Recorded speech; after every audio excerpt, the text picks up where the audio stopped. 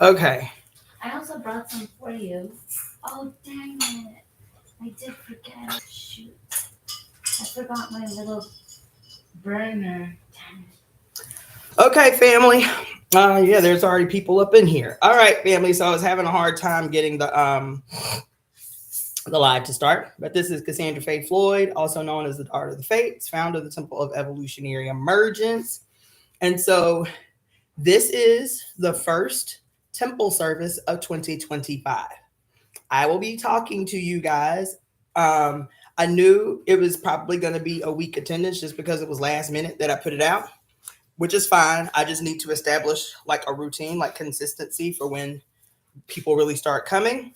So it's just me and another sister, and who just waved out of Sally, and then we're still going to be talking today about what I talked to y'all about this afternoon, and and so on and so forth. In the future, if it ends up being like a light attendance like this, what I may do instead of doing a live stream, I may do it as a Zoom. Like if I find out by Thursday or Friday that the attendance is going to be, like 2, 3, 4, 5 people, instead of doing it this way as a live stream, I may end up sending out a Zoom link, and we do it as a Zoom, and that way it can be more interactive. You guys can ask questions. We can actually have, a two-way conversation as opposed to me just delivering, a message. So this is the process, y'all. Like I helped build my ELA in Tampa, and we went from an ELA of 5 people to 75 people in less than 3 months. But this is the process. You feel me? Greetings, voiceover by Stephanie Marie and everybody else who's tuning in. Greetings, Balance, Power Kismac, Taja Lee. Hey, woo, how you doing? Greetings, Reavers. Right? So, Shy Boy Shades, what's up? It's been a minute. So, tonight, because it's gotten chilly in California, go. Do not be begging. Go. Stop. Go. Stop. Go. Stop begging. Go.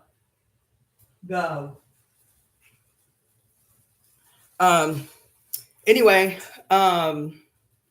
it's Miss D. Greetings. So we're using her living room. Her partner is actually closing in an outdoor area that eventually we will be using. It's chilly right now, so we're using the indoors, but in a few weeks he'll have that space enclosed, which is gorgeous, so that we can use that space while the numbers are small. And then eventually, once the numbers get bigger in terms of local attendance, then we'll have the use of the bigger outside areas that y'all saw when we did the ritual on November 19th. Okay. So basically I'm gonna sit and talk with y'all. I'm gonna do a service just like I would if there were 30 people here. I'll do an introduction. I will talk about what we're going to talk about, whatever like the topic for the evening is, and I have a lot to talk to y'all about. And and then eventually what I would like to do, and I think I've told y'all this before, is start doing what I did when we first launched the temple 2 years ago.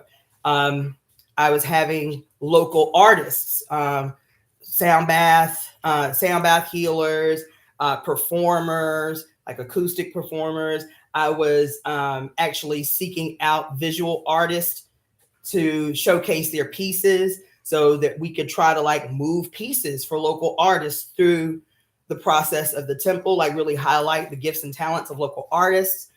So eventually I would like to start hiring a DJ. You feel me?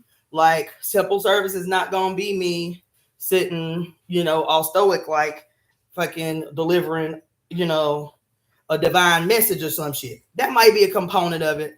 But what I would like to see, which is why I decided to start doing this thing at night, what I would eventually like to see, ideally in my mind's eye, we have a building, we have a space. This is our temple where we are finally up and running as a temple. That temple service will actually compete with Saturday Night Life. like straight turn up shit, like a DJ, like, you know, turned up.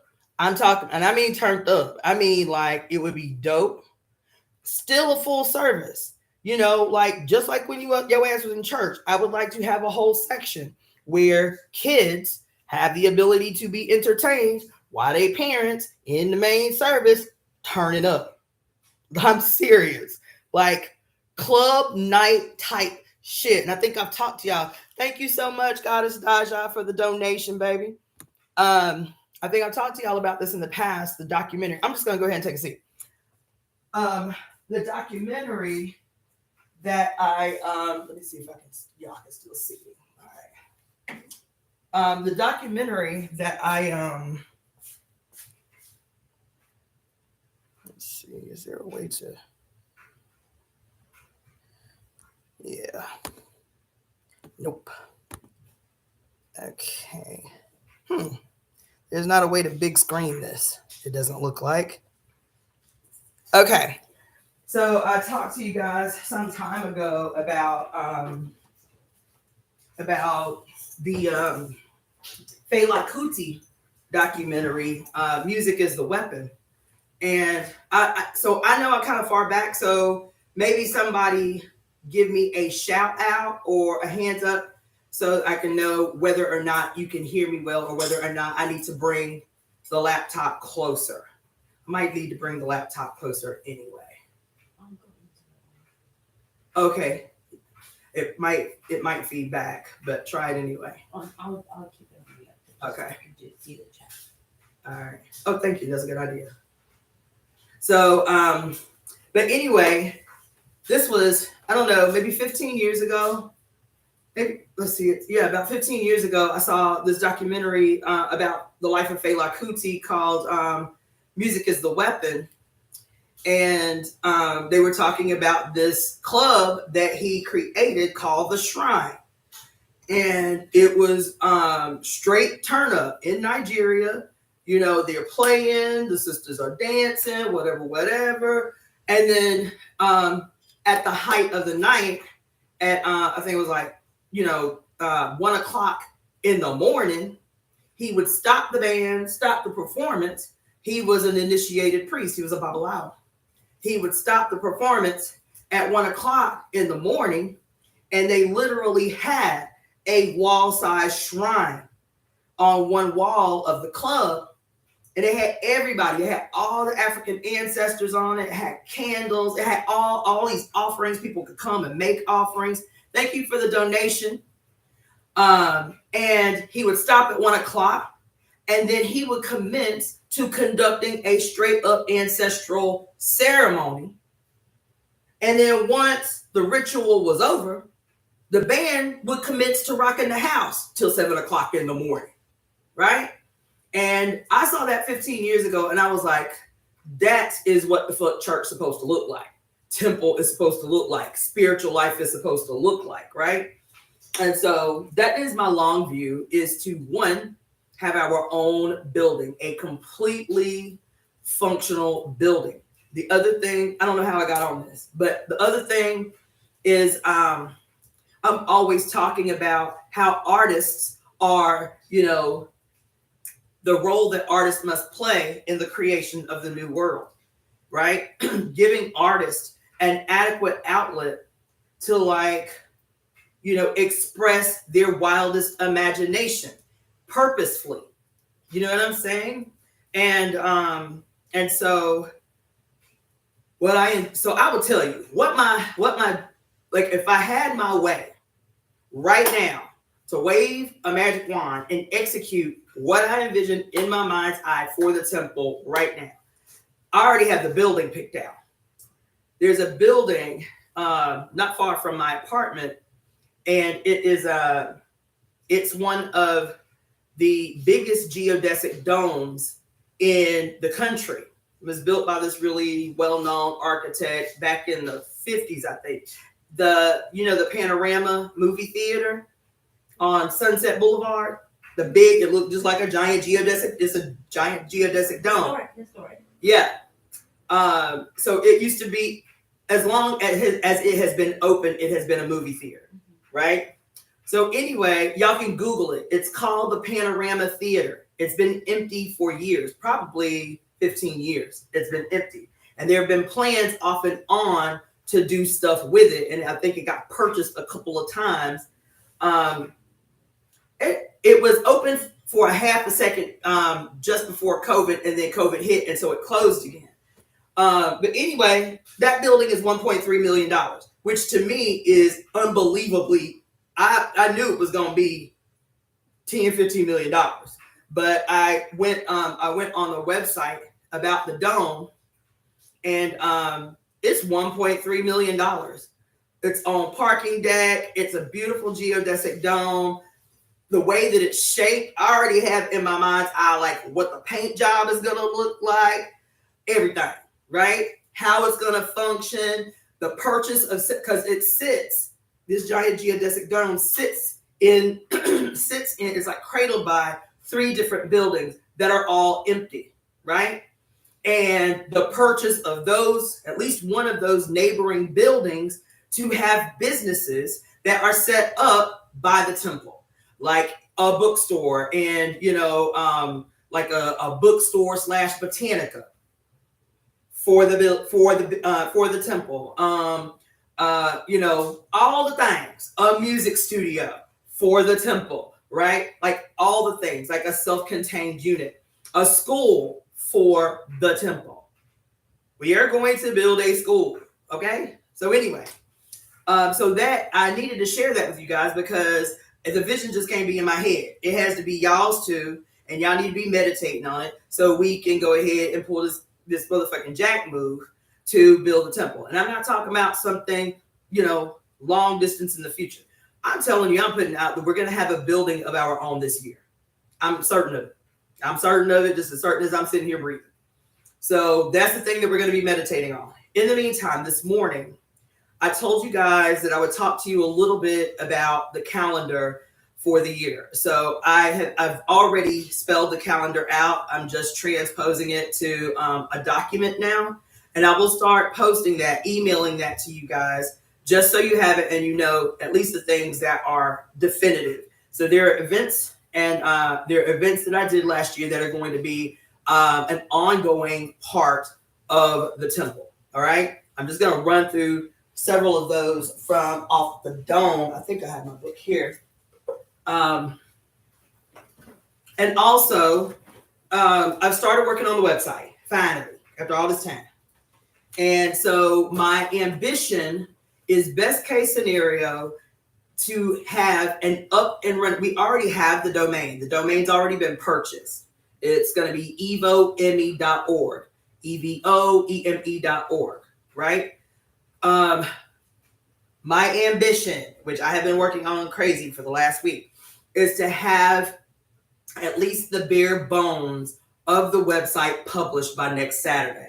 And by the end of the month, have the website complete. So I will be updating on that. And once the website goes live, I will let y'all know so y'all can start going to the website and checking that out. Because one of the first things I'm going to do is post the calendar of events on the website. Okay, so these are my ambitions for the year, right? Is I need to travel. Now, I've been talking to you guys about this for 4 years in general. More urgently since we read the Sibyls, the prophetesses of Mami Wata. I need to be traveling. Right? And so what I've made up my mind to do is that my ambition is to do 1 trip a quarter this year. That's 4 trips. Okay. And that's not unreasonable. And I have some places in mind. My sister lives in the Dominican Republic, and I haven't been there since she's lived there. So I'm thinking about that being 1 trip. I have a friend in Puerto Rico. I'm thinking about that trip. Trips that are relatively easy to make and still give me the opportunity to meet this commitment to start traveling. I just got contacted yesterday by this woman who lives in Guatemala. And she has also mentioned the possibility of me coming and kicking it with her in Guatemala. And the work that she's doing in Guatemala is like straight revolutionary gangster shit. I am obsessed already. So, and then some of the things that I talked to you guys about is also some of you personally, or some of you who had been participating in the book club when we were doing the book club for Pure Lust regularly, about the idea, and I'd started doing it for a while, but the interest just wasn't consistent, where I was orchestrating personalized retreats for families. So I would develop a retreat for them and stay at their home and treat them and do spiritual work for them for, said number of days, 3 days, 5 days. The longest one I've done so far is a 9-day personalized retreat for 2 adult daughters and their 2 parents. And I was there on their land for 9 days facilitating for them. So that's something else I would like to start doing, but I have to start getting around. I have to build locally, but I also have to start getting around. Okay. So this quarter, January through the end of March, the big one thing that we have to do, is not the only thing, but the big one thing that is going to happen every first quarter, the end of the first quarter actually, is the death, inception, and rebirth ritual. Now, the first one that we did was last spring equinox, on the spring equinox last year on March 20th. That was the first one we did. It was me and 7 other women. And it's going to be at the same place this year. It's going to be at the retreat center in Desert Hot Springs. So we rented a house, the 8 of us, and then the owner, who is a friend of mine, gave us really radical use of the property. And I'm going to tell you, we have to take blessings, radical blessings, where they come from, because we have to see them as divine interventions. This dude that lets us use the property is a very unassuming, stereotypical, upper middle class white guy from goddamn Pittsburgh. The most unlikely of people, right? And I met him through a friend that, rented the place officially to do ayahuasca, right? And I didn't do ayahuasca, so he and I ended up talking most of the night while they was doing ceremony. And the night that we met, we talked for 6 hours. We talked till 4 o'clock in the morning. And he was like, look, I really like what you're talking about. The ideas are exceptional. Here we were just talking about doing weddings and stuff. He was like, I want you to see this place as available for you to execute your wildest dreams. Whatever you can think of, I'm up for it. I was like, are you sure about that? Are you sure about that? And so the next thing that I asked him was, can I bury some people in the yard? And he was like, yeah. Not only did he let us do this ritual on his property, he dug the holes for us. He got out there and dug 4, human-sized holes, 3 feet deep. And then we buried each other in the ground and facilitated this death, inception, and rebirth ceremony. So that is going to be the first quarter. I also do locally, for those of you who may still be local, in February. I started last year, but I had done it for years in Tampa. I do a day long, it's usually 5 or 6 hours, a day long mini couples retreat, where I provide food and wine and chocolates and a private environment. So it's not open, it's a private event. And I send out invitations, well in advance. I've already started working on that. I hired musicians last year. And so I teach a workshop, and then I do hands-on demonstrations for couples. Last year, and I think it's going to be the theme for this year too, it was healing as a love language, teaching couples how to put their hands on each other therapeutically between their trips to their professional therapist. You feel me? And that was really well attended. It was really dope. The performances were really great. The environment was very cool and quote romantic and shit.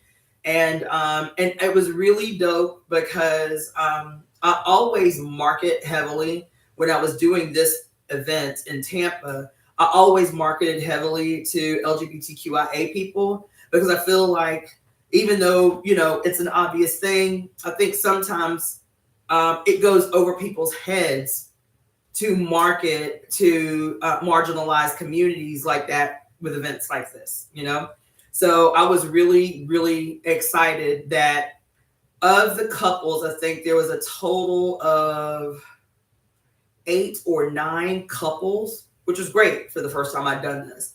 I think we were a total of 8 or 9 couples. Half of them were LGBTQIA. So that was really dope for me. So that is going to be happening. I've already consolidated the location for that. So that'll be happening on February 14th, which is on a Friday this year. And then the equinox ceremony. Now, I do have a bad habit of being overly ambitious, especially without a functional committee, like trying to execute enormous shit by myself, right? Which is why I need the committee, because there's a lot that I want to happen. I know can happen because I've done it before. I've done this work before with a committee. When I was in Tampa, I was organizing, and I partnered with 2 other organizations. Every March, which is Women's History Month, we just had a lot of really great relationships in that city between the local news, like the local newspapers, the local radio stations.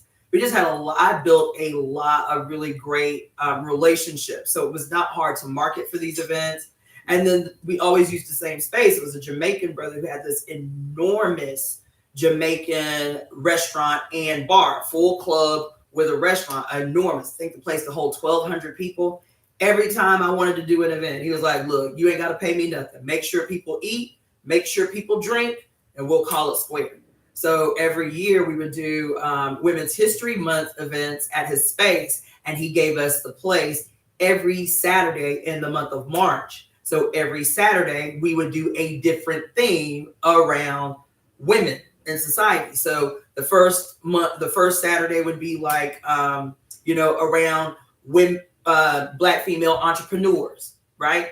And I actually focused on women of color because there is a huge Latino population in Tampa. So it was, like Islander people and, people from Cuba and the Dominican Republic and Puerto Rico. And so I always focused the event on women of color. So the first week would be a whole giant marketplace. Each one of them, we would have vendors.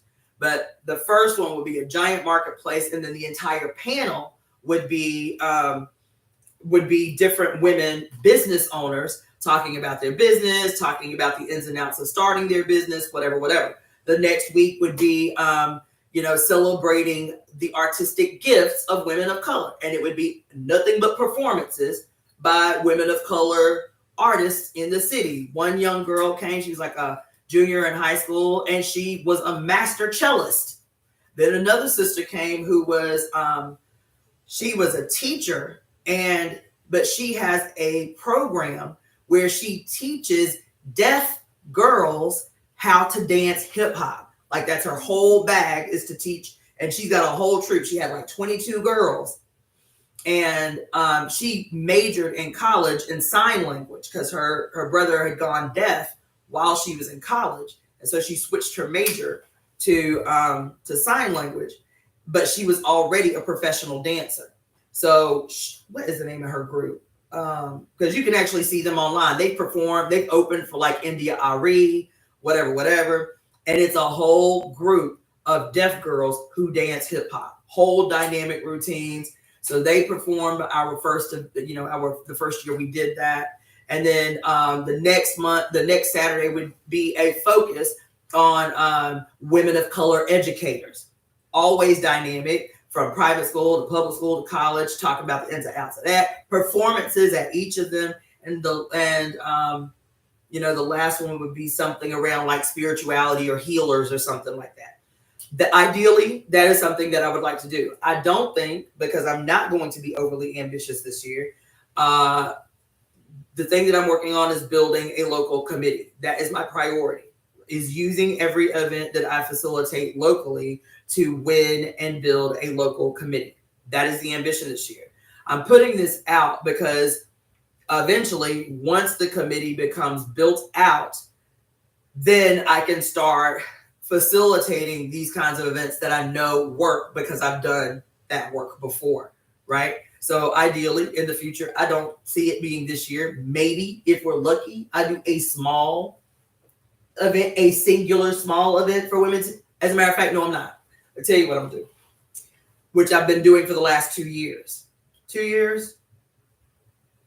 2 years. For the last 3 years. 3 years. For the last 3 years, I have been organizing an event to honor the birth and death date of Harriet Tubman, which is March 10th. So that's the one event that I will do this year for Women's History Month. And I'm going to tell you why. The first year I did it, do you know that in Los Angeles, there is, I haven't been there yet, but there is an organization called the Harriet Tubman Center in the city. And they have not in the last 3 years because I reached out to people. I was looking around. I was like, okay, is somebody else in this city doing something around Harriet Tubman? Because if they doing something around Harriet Tubman, I won't build shit. I'll go to their shit. I'll go support their shit. And then I was Googling and I found this organization called the Harriet Tubman Center. I was like, oh shit, let's go. And I called and they were like, no, we don't do events for Harriet Tubman Day. I'm like, the fuck? You know what I'm saying? Like, wait, what? And so when they were saying they weren't doing anything, I was like, well, fuck it. We got, as a matter of fact, it was when the, it was right after America's first Pluto return began. February 20th of 2022, March 10th is the day that we acknowledge both Harriet Tubman's birthday and her death day. She was born in March and died in March. We don't know the actual day of her birth, but we do know that the date of her death was March 10th. So around, at least in the South, is a big deal. In the South, everybody celebrates both her birth and death on March 10th. So I'm looking around this city. This city has such a militant, like, Black revolutionary history, and it still stupefies me 7 years later that there is not a huge revolutionary presence in terms of ongoing events that keep it in the forefront that this city has this really radical history. Long Beach is different, but LA, man, it's really interesting. I want the temple to be able to do that. In the absence, there is not in this city, not once have I been to a Marcus Garvey event that celebrates the life of Marcus Garvey, yet there's an active branch of the UNIA here, right? There is now an active branch of the APSP here. Like there's an active branch of the AAPRP here.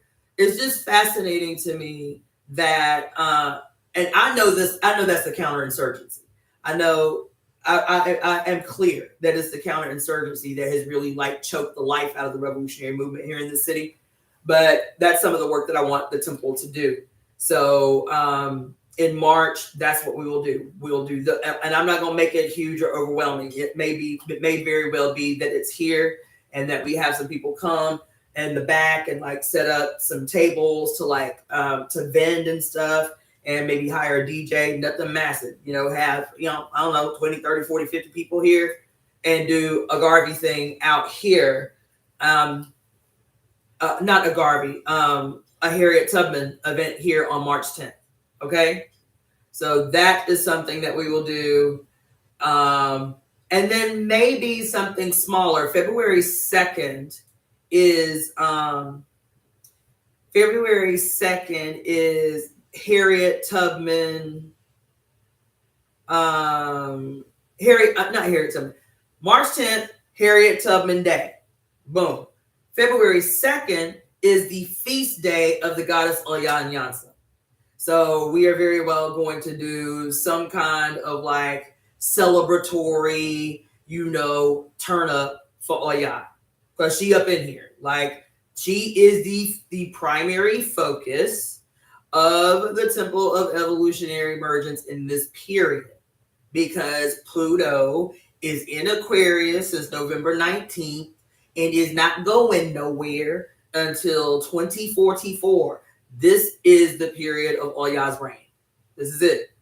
And so while we will be bigging up all the goddesses all the time, the She who sitteth upon the throne in this moment is the goddess Leia. So her feast day is February 2nd. We'll do a little something here for her feast day. And I'm going to tell you, I told y'all this morning that the first and third Saturday of every month will be the temple service. This is correct. This will remain. But I'm not going to. I'm on location here at the new space, right? But what I decided today is I'm not going to be doing something weekly here. I'll do the first and third Saturday here for the temple service. And then I will still do the second and fourth Wednesday temple study. That will be straight Zoom. That will be Zoom. That way, because the temple study, like I was telling you guys, we always, when we were doing the book club study, that was. Let's see. Okay, it says I'm live. Yeah, here. Yep. Everybody.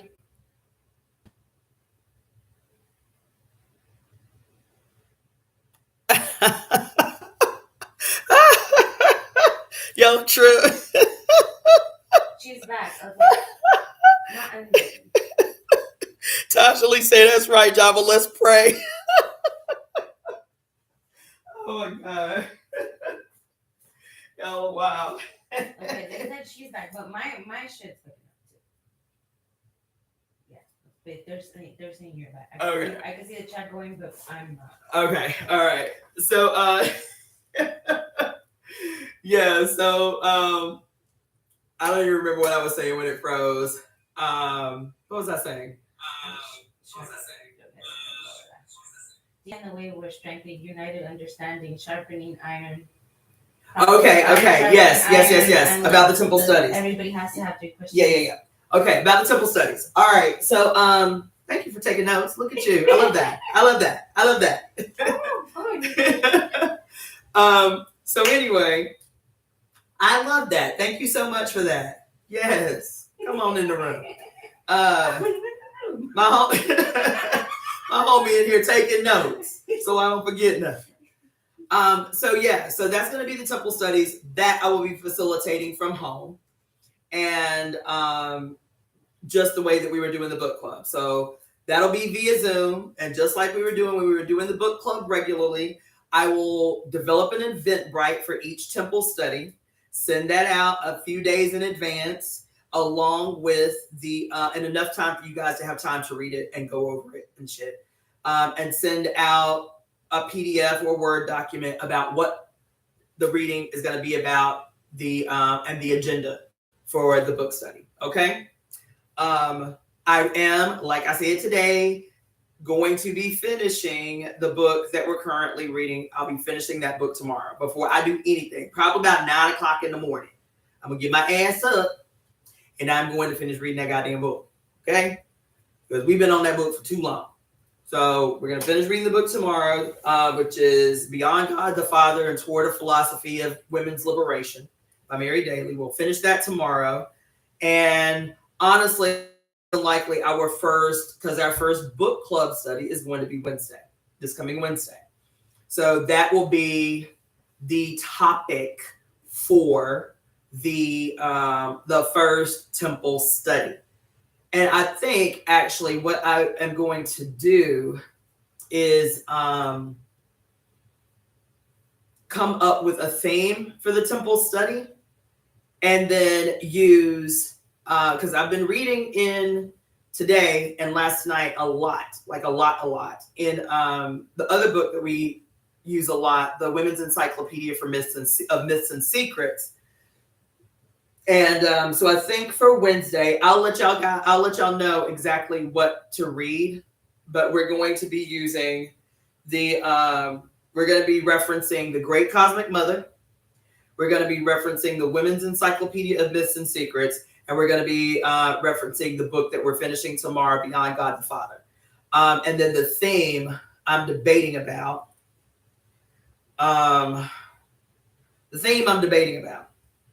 because there's a couple of things that have been heavy on my spirit the last week. So it's either going to be the discussion I was talking to y'all about yesterday, the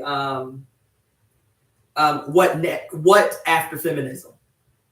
Since feminism has failed, what next? What next? What do we create next? Okay? To me, it's a huge, huge, huge issue and discussion that no one is having. And it's been my soapbox for a very long time about the failures of the Black movement, of the Black liberation movement, and of the Black, the civil rights movement. And the fact that all these years later, 50 years later, we haven't come back to the table and say, okay, this shit don't work no more. This same little thing that we've been doing since the 50s and 60s, that shit don't work no more. Shit has been 70 years. That shit don't work no more. So how we coming to the table to revamp this shit? We still gonna be doing kumbaya demonstration type shit for forever, or we gonna do something different? And if so, what's the different? And it being based on an honest historical analysis of the strengths and the weaknesses of these movements. And the problem is that we have a bad habit. And you know what? It's interesting. This wasn't even what I was going to talk about, but it's interesting because the reading that we did today, it's just like so on point with what I'm talking about now. This thing that she talked about, when she talked about language, when she started, as I was ending the read today, when she was talking about the weaknesses of these philosophers that are still to this day being held up in great and high esteem, and men are in these, prestigious spaces and institutions, you feel me, jacking each other off verbally about the brilliance of Aquinas and Aristotle and Plato. And she's like, this some bullshit. Like, how are we still holding on to this shit? And we're holding on to this shit. We're holding on to this shit because we treat philosophy like a religion. We treat psychology like a religion, which prevents evolution. So you still asking these same, damn near 1,000-year-old questions by, quote, great Greek philosophers, questions that have no answers because they're not intended to be answered. And when she started talking about, it was fucking me up because I'm always talking to you guys about the difference between qualitative and quantitative transformation, right? Like the elements that are needed to. Today's reading was crazy, y'all, and I didn't have time to go into it, but I was moved by the reading today because I'm constantly talking to you guys about that particular thing, which is so important to Marxists and Leninists and, all these, quote, great scientific thinkers of the past, particularly like historical and dialectical materialism, right? The science, quote, of the political science of dialectics and what that looks like in any given time. And it always blew my mind because dialectics is so dynamic. I'm like, yes, that makes so much sense. And I'm like, how can Marx and Lenin come up with an idea of dialectics and then, quote, Marxists and Leninists and socialists be so fucking anti-dialectical, complete and total dogmatists, stuck in the same tiny little box called socialism that hasn't changed and hasn't evolved in 130 fucking years. Because all of these things are male-centered orchestrations that are developed to prevent evolution. And that's what she was saying today. She's talking about the history of philosophy and how it's dogmatic for a reason. And how she talked in a previous chapter about how men use words and language as weapons for the sole purpose of preventing women from being able to be engaged in the. So, we talk about it all the time. How you saying a lot of big words, but you ain't saying shit. That's what we used to say in the South. Like how pretentious and arrogant, particularly white men can be in so-called intellectual discussions. And their idea of intellectual discussions is saying every big word they ever learned and can muster, and they ain't saying shit. You saying all the big words, but you ain't saying shit. And how that is, it's a part of this whole mystification of everything.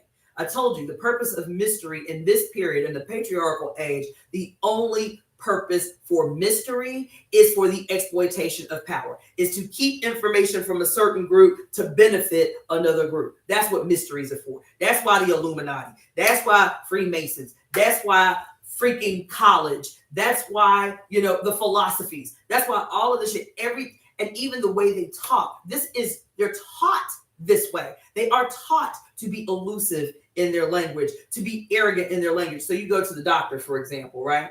The doctor is not trained. This is from somebody who went to medical school that was both Western and Eastern medicine. Doctors are not trained to take the complicated ideas that they learn and filter it in a way that when they're talking to an adult who may have an 8th grade understanding about what is going on with their health and why they're in the emergency room, to take the complicated ideas, filter it, break it down, and communicate with this person who is having these problems in a way to empower them and help them be proactive in whatever their condition is. So you go to a goddamn arrogant doctor and he's talking deliberately over your head. They are trained that way. They are trained to make you feel embarrassed about what you don't know. I'm telling you. They're trained to make it as difficult for you to understand as just trust me. Just take this script. You don't have to know what it does. You don't have to know what the side effects are. Just take this prescription. And then they talk to you like you're a piece of shit for the sole purpose of maintaining this chasm between health and sickness.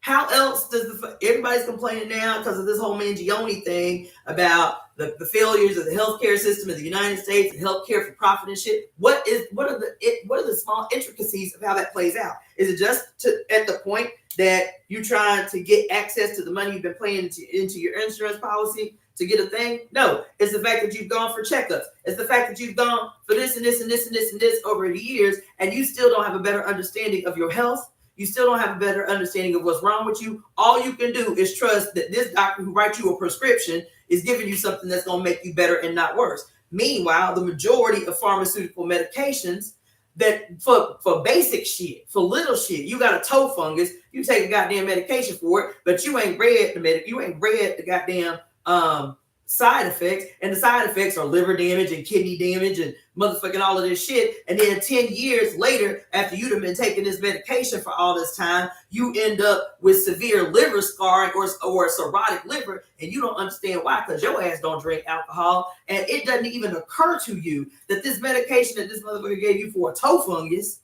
was destroying your liver. This is how the system is maintained. I'm all over the place right now because I'm hyped. You feel me?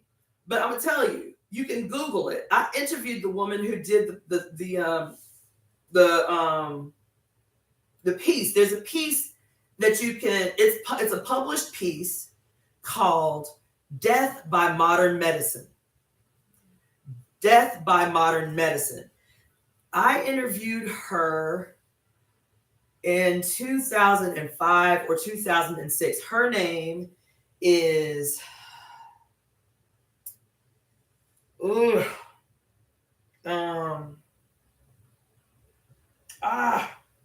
right on the tip of my tongue. She also wrote a book called The Magnesium Miracle. What is her name? Yes, girl, look at you. I like this. I like that. Oh, I like having an instant research team in the clique. I love that. Carolyn Dean. Girl, it was right on the tip of my tongue. I interviewed Carolyn Dean a few times when I had my radio show. I'm going to relaunch the radio show, by the way. Well, I'm going to do it as a podcast. I'm going to probably do 3 different podcasts. I know it's ambitious. But I'm going to do I'm going to relaunch Colonialism is Bad for Your Health. I'm going to start with interviews that I have saved from the archives when I was doing that show for the party. It's only a few, maybe 10 recordings of the archives. I did that show for 6 years, though. And some of the interviews that I had, I didn't get access to all of them because that's just how the party be doing shit. You feel me? But 6 years of that show, I had the most radical interviews you've ever heard. And Carolyn Dean, I ended up interviewing her 3 times. But she is a naturopathic physician from Canada. And she partnered with a couple of MDs, other doctors of different fields. And they published this, it was a peer-reviewed article called Death by Modern Medicine. And what she was talking about is what I was telling you guys about when I interviewed Dr. Albayati about his position on HIV and AIDS. So there's this whole HIV is AIDS, controversy. And Dr. Albayati was one of the big outspoken, leaders of this movement. And his specialty was called, he was a PhD pathologist who focused on differential diagnosis, okay? Differential diagnosis sounds complicated. I know I'm all over the place, but just walk with me. Differential diagnosis sounds complicated, but when you break it down in layman's terms, it's like, yeah, duh, everybody should be doing differential diagnosis. Like, why don't that happen? Differential diagnosis is similar actually to when I was just talking about dialectics and how even though dialectical materialism sounds really complicated, when you read it and break it down into layman's terms, it's like, oh my God, yes, this makes so much goddamn sense when people demystify the shit. You feel me? Differential diagnosis in medicine is very much similar to the this is a breakthrough I'm having right now in real time. Is very, very similar, if not almost the same, theoretically or philosophically, to dialectical materialism in political science. Okay, so in health and medical science, it's differential diagnosis. In political science, it's especially kind of like revolutionary political science. It's historical.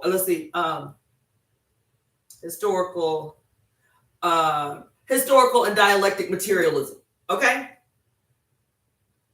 Or historical and material dialectics, something to that effect, right? Same thing, different sciences. But essentially what differential diagnosis is, what Albayati was doing, because he became famous not because of his views on HIV and AIDS. He became famous because y'all remember back in the 90s, just like seemingly, and y'all ain't heard nothing else about it. Here we is, all these years later, you ain't heard nothing about it. For about a good 8 years of the 90s, every time you turn on the TV, every time you turn on the news, you were hearing stories of shaken baby syndrome. All of a sudden, parents all over the countries were shaking the shit out their babies. Everybody was just all of a sudden, out of nowhere. It was all you heard on the news was somebody was arrested for, quote, shaken baby syndrome.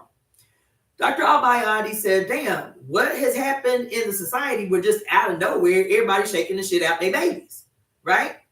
And so he started following cases of people who had been convicted and in prison for killing their children, quote, vis-a-vis shaken baby syndrome. Guess what had happened? He starts going into researching people who had been arrested and then going into, because he's a doctor, requesting the medical records of the babies who had died, right?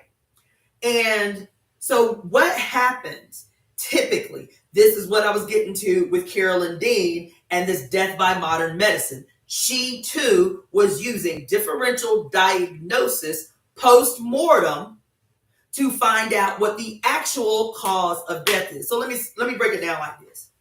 Say you have a heart attack, you have a heart attack and you go to the hospital, your family done resuscitated you, they got you to the hospital and you end up having another heart attack and you die in the hospital, okay? Typically, those doctors and especially the coroner is going to determine that the cause of death was death by a heart attack. And that is what will go in the medical record, is that you had a heart attack. Okay? That seemed like it makes sense. But the problem is, whether it's differential diagnosis, and I'll get to that. But the problem is at the point, so let's talk about phenomenon. Phenomenon simply is the presentation of a thing or an event or whatever in that moment. And most of the time, because that's how narrow our fucking worldview and our education is, we see a quote phenomenon, and that's all we focus on is the phenomenon as it is in that moment. We don't consider at all any of the factors, any of the endless factors that may have given rise to that phenomenon, that action, that event, that thing as it presented in the moment. What differential diagnosis, so the phenomenon in this scenario is the person that had a heart attack and died. And so everybody around them will say, oh, they died of a heart attack. That's the end of that. They close the medical record, put the person in the ground, and go on about their life. There is a reason that the majority of us are taught to observe phenomena that way. Just the point, just the thing, just the event, and not consider anything else around it. You understand what I'm saying? Because when Carol and Dean, when Dr. Albayati were deliberately using differential diagnosis to understand what they were looking at. So let me talk about Carol and Dean first, because I think that will make more sense. She said, we compiled the medical records of people who had died. So that's what I meant when I said postmortem. People who had died from different hospitals from around the country. Okay.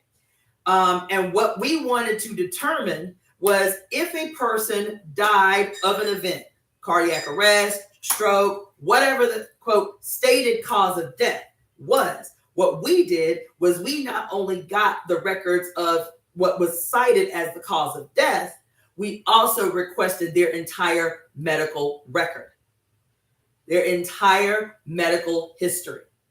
And then we started the tedious work of combing through each person whose death we were investigating to see if there were any other factors that gave rise to what was stated as the cause of death. Do you understand what I'm saying? I hope I'm being clear. Because in this analysis called Death by Modern Medicine, what it does, I'm talking to y'all about the goddamn insidiousness of the healthcare system. Because you have a heart attack and they say, okay, they had a heart attack, close the records, put you in the ground, and done with it. When you, as the regular person, or even the doctors, because I'm not saying every doctor is a terrible, insidious, complicit piece of shit that is propping the system up. I'm saying even their education prevents them from analyzing and observing a phenomena through the lens of differential diagnosis, right? So what she was saying, the short version, was that they determined that so many, and they broke it down by causes of death by cancer, causes of death by heart attack or cardiac event, causes of death by like aneurysm or stroke, causes of death by pulmonary embolism, on and on and on. Diseases as causes of death, and then determined by acquiring all these people's medical history that the leading cause of medical death in this country is death by pharmaceutical medicine cross prescription. And a lot of the ways that these quote deaths occur is as cardiac events or pulmonary events or stroke or aneurysm. So the diagnosis is they die by aneurysm, not that the aneurysm was caused by cross medication, right? Taking medications that are contraindicated, right? And she was saying that the reason that happens, and it happens a lot, is because people have various doctors. Why? Because the human body is dichotomized. You understand? Unlike me, when you come to me as an acupuncturist, I can treat you for anything. You broke a bone, I can help you with that. You feel me? You tore some ligaments in your knee. Guess what? I can help you with that. You got some gastrointestinal issues. Guess what? As an acupuncturist, I can help you with that too. Guess what? You got psychological disease. You got psychological disharmony and disorders. You feel me? You got psycho-emotional shit. You got some spiritual disharmony. You feel me? I can help you with all that shit. That's what it means to be a holistic practitioner. Is there isn't too much that you can't come to me for as a practitioner of this medicine, right? But in Western medicine, you are chopped up into a million pieces. So you cannot go to your quote primary doctor for you can only go for general health care. You need some blood work done, you feel me? Whatever. But anything outside of that, if you break your toe, you need to go to a toe specialist. What is it called? A pedorthist or whatever, right? If you tear some ligaments in your knee, you have to go to an orthopedic physician. You feel me? If you got bladder issues, you got to go to a urologist. If you got gastrointestinal issues, you got to go to a gastroenterologist. If you got some ear, nose, and throat shit, you got to go to an ENT. What? You are literally dichotomized. This is a part of the maintenance of healthcare for profit. So you have to go to these different doctors for these different issues that you may have in different areas of your body. And these doctors do not fucking communicate with each other.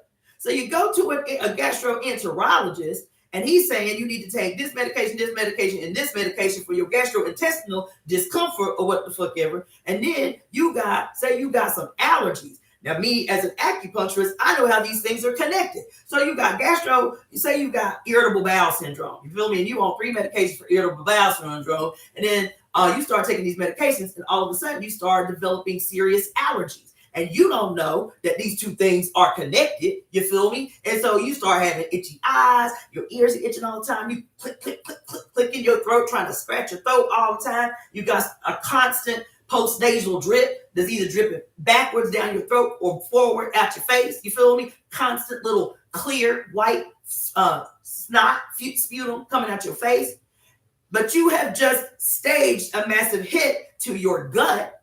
Your gut, your large intestine is the external partner to your lungs. So now you start taking these medications that is fucking up your gastrointestinal system under the guise of helping your gastrointestinal system. And now you done fucked up your lungs. So now you got allergies where you never had allergies because these are partner organs. You feel me? So now I'm thinking like that. But now you done gone to the ENT because now you got this allergy that just, mysteriously appeared from nowhere. And so now you are on what?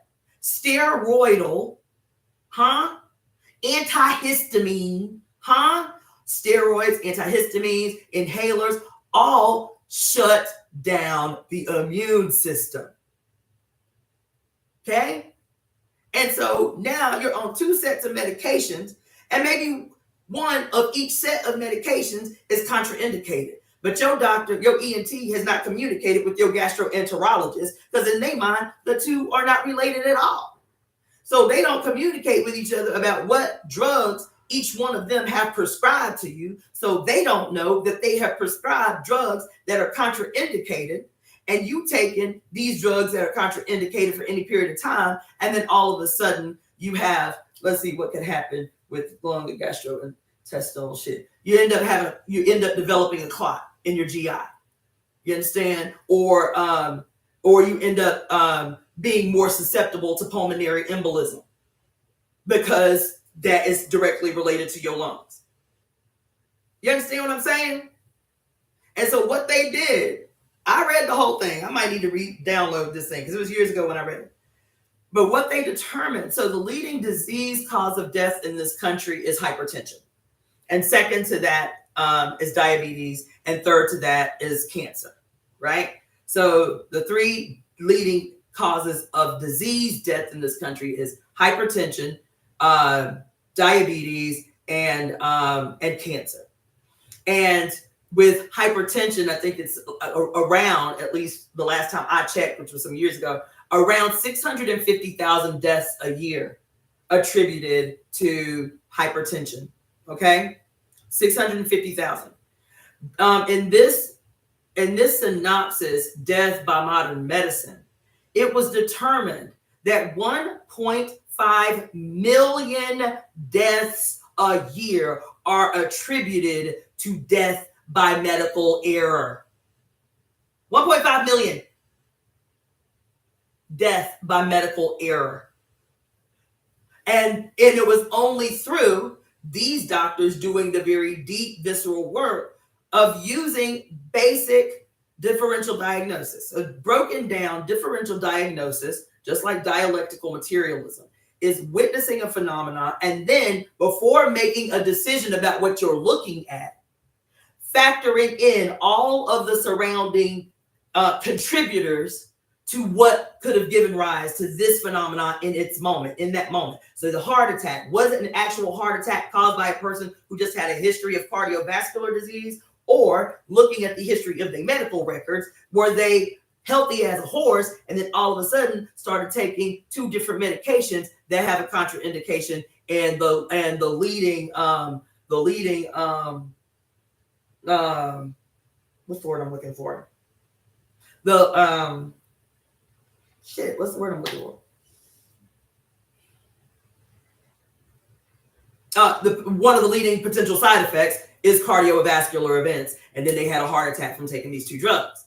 And once you start to see the world that way, as holistic, because that's what differential diagnosis does, it forces you to see and observe everything holistically, just like dialectical materialism. It forces you to look at everything in history, everything in the present, everything in the future holistically. You're not just looking at a thing as it is. There are an endless contribution of factors that gave rise to the phenomena that you're looking at in the moment in real time. And are you even considering 3 of those factors?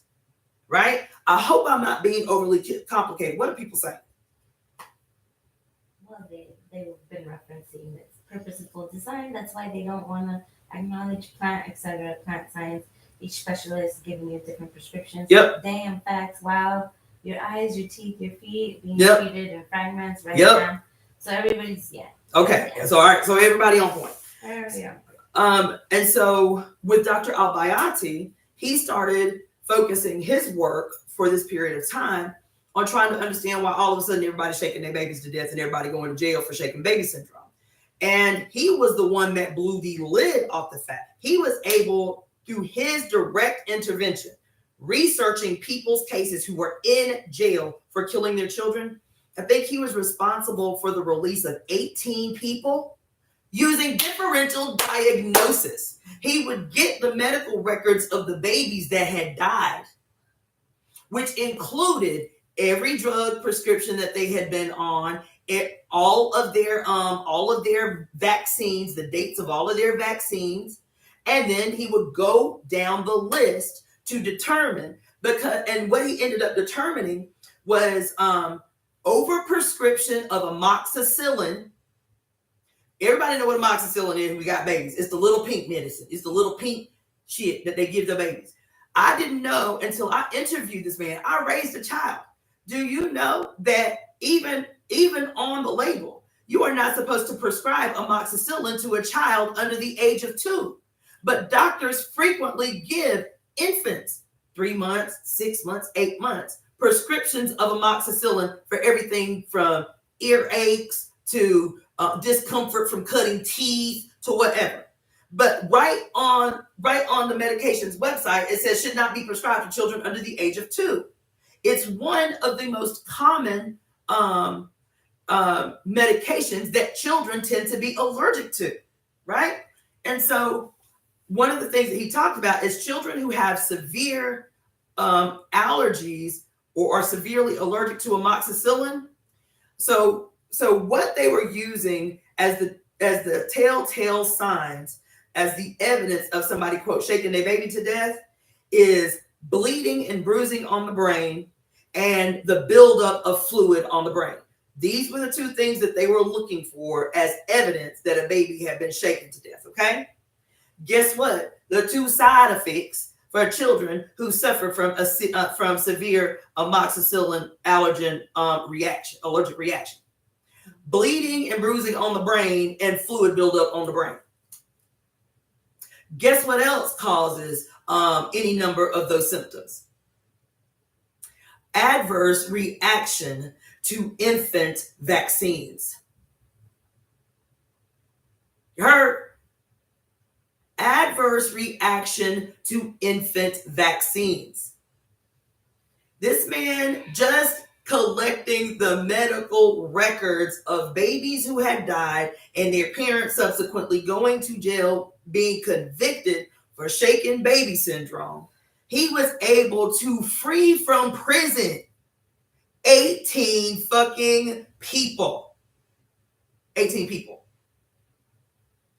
One man had served 7 years in prison for killing his daughter. And he and his wife both, they built this massive campaign. He was in Florida. I was trying like hell to interview him. He and his wife had built this massive campaign to get him out of prison because they're like, this, what y'all are saying happened did not happen. The baby was born premature, 3 weeks premature. But their pediatrician, after the baby was born, the first round of vaccines they want to give the baby is at the age of 6 weeks. But the baby gestationally was not 6 weeks old.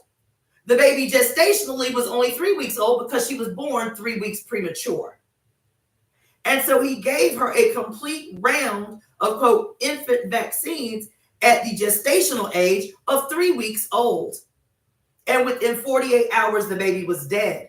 And because the baby's adverse reaction to the vaccines was bleeding on the brain and bruising on the brain, they arrested the man at the fucking hospital and he spent 7 years in prison before being exonerated based on this doctor taking it upon himself to just research the cases of people who have been hemmed up for shaken baby syndrome.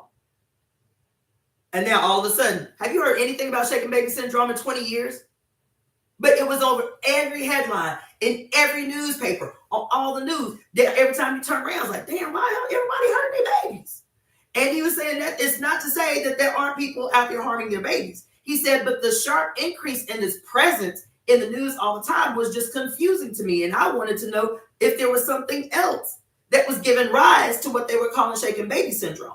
He said that he conducted a study himself that showed not only that shaken baby syndrome at that time was primarily allergic reactions to overprescription of amoxicillin and adverse events to infant vaccines. He said, but what people were calling sudden infant death syndrome, he said when he started investigating the cases of sudden infant death syndrome, there was a direct correlation between sudden infant death syndrome, SIDS, and the proximity to their vaccines. That most of the children that he researched had died within a week of receiving a round of vaccines. Not, quote, because I don't want anybody to get on no shit about, quote, these weirdo anti-vaxxers and none of that shit. Vaccines have served a real purpose. What I am saying is that the amount of vaccines that are given to children without the consideration that they may be immunodeficient, that they may have had some kind of in utero trauma, none of those things are factored in when your regular pediatrician says you got to get vaccines, you got to get vaccines. Those pediatricians are not looking at your baby's medical record. They're not looking at your baby's complete medical record. Just like that woman's pediatrician, right? She was like, is it okay? She asked, is it okay for the baby to get, these vaccines? Yes, she was born 6 weeks ago, but she was born three weeks premature. So technically she's 3 weeks old. And the pediatrician was like, no, she'll be fine. And her baby was dead 48 hours later. And he said of the hundreds of cases that he investigated personally around sudden infant death syndrome, there was an extraordinary amount of sudden infant death cases that were directly related to a period of time where children had just received within 3 days to a week of having received a round of vaccines. That's what differential diagnosis does. So they will just say the baby just died in their sleep and close the book and not investigate any further than that. It's real tragic. The baby died in their sleep. Differential diagnosis poses a problem in a for-profit healthcare system. You understand? Differential diagnosis poses a problem because if parents knew that they could ask, well, goddamn, why did my baby die of sudden infant death syndrome? If I had a healthy pregnancy, my baby went to term, we had a non-issue delivery, and you say my baby just couldn't sustain life? And they don't know to ask. They don't even comprehend in their mind that there may be a correlation to this baby's round of 6 goddamn vaccines at the age of 6 months old.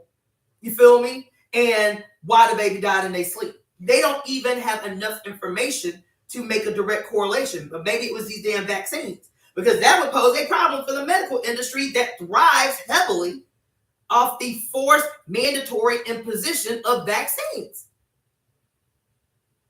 So you'll find a lot of like naturopathic physicians, right? Licensed NDs who are, who are fine with vaccines, but their position is that no child should be getting vaccinated before the age of 2 years old. That it's not until the child is 2 years old where they have a viable, healthy, self-functioning immune system. Because up until the age of 2, ideally, a baby would be breastfeeding until 2 years old, and all of their immune defenses are coming from their mother's immune system through breastfeeding. They don't have an independent, self-sustaining immune system on their own. That's why we are supposed to breastfeed for 2 years, is because all of the baby's antibodies and immune function is directly coming from the mother's milk, right? And so based on that information, most NDs and other like licensed holistic doctors would tell you, vaccines are fine, get, high quality vaccines that don't use any mercury or any kind of like fucked up heavy metals, and wait to give your baby their first round, because your babies ain't in school anyway. Your babies ain't in school, they at home all the time from the time they born till they around 2 or 3 years old when they may start going to daycare or some shit. You feel me? So since your babies ain't in school, don't worry about it. Don't start doing your baby's rounds of vaccines until they're about the age of 2 years old, where they have a stronger self-sustaining immune system. That makes sense. But guess how much money would be lost without terrorizing the fuck out of parents and telling them you got to get vaccines at 6 weeks. You got to get another round of vaccines at 6 months. On and on and on and on and on.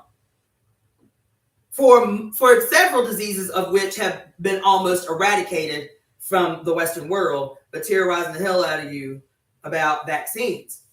I know that seems like I'm going all over the place, but in terms of even dialectical materialism, that's what I'm always trying to teach y'all.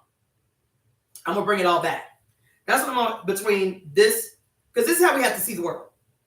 When I'm talking about medicine, when I'm talking about politics, when I'm talking about spirituality, when I'm talking about history, we have to see the world in completion all the time. We have to be able in an instant, because I was just mind blown. That's the first time I've ever said that to y'all. That's the first time I've ever even thought it. That, oh my God, damn, differential diagnosis and dialectical materialism, that's the exact same thing in a different field, in a different science. But it's exactly the same thing. Right? That's why also even in the like temple studies, it's the engagement and the talking out loud ideas that you might have been thinking about that make shit connect. So that's why I'm always harping on why I teach the way that I do. And those of you who have participated in any of the book club studies know how deep we get. And I'm always stopping. Do you understand what I am saying? I don't assume that you understand what I'm saying, because it took me a long time to get this shit. Are you following? Do I need to slow down? Do I need to reel back a little bit? Feel me? Because I want you to understand how to see the world. Mysteries, dichotomizations, the splitting apart, this shit was deliberately done. It is the primary thing that has been used against us as a weapon of ideology, so that we can't in any moment even understand what the fuck is happening to us, because we don't understand how to look at the world in a complete way, right? Yeah.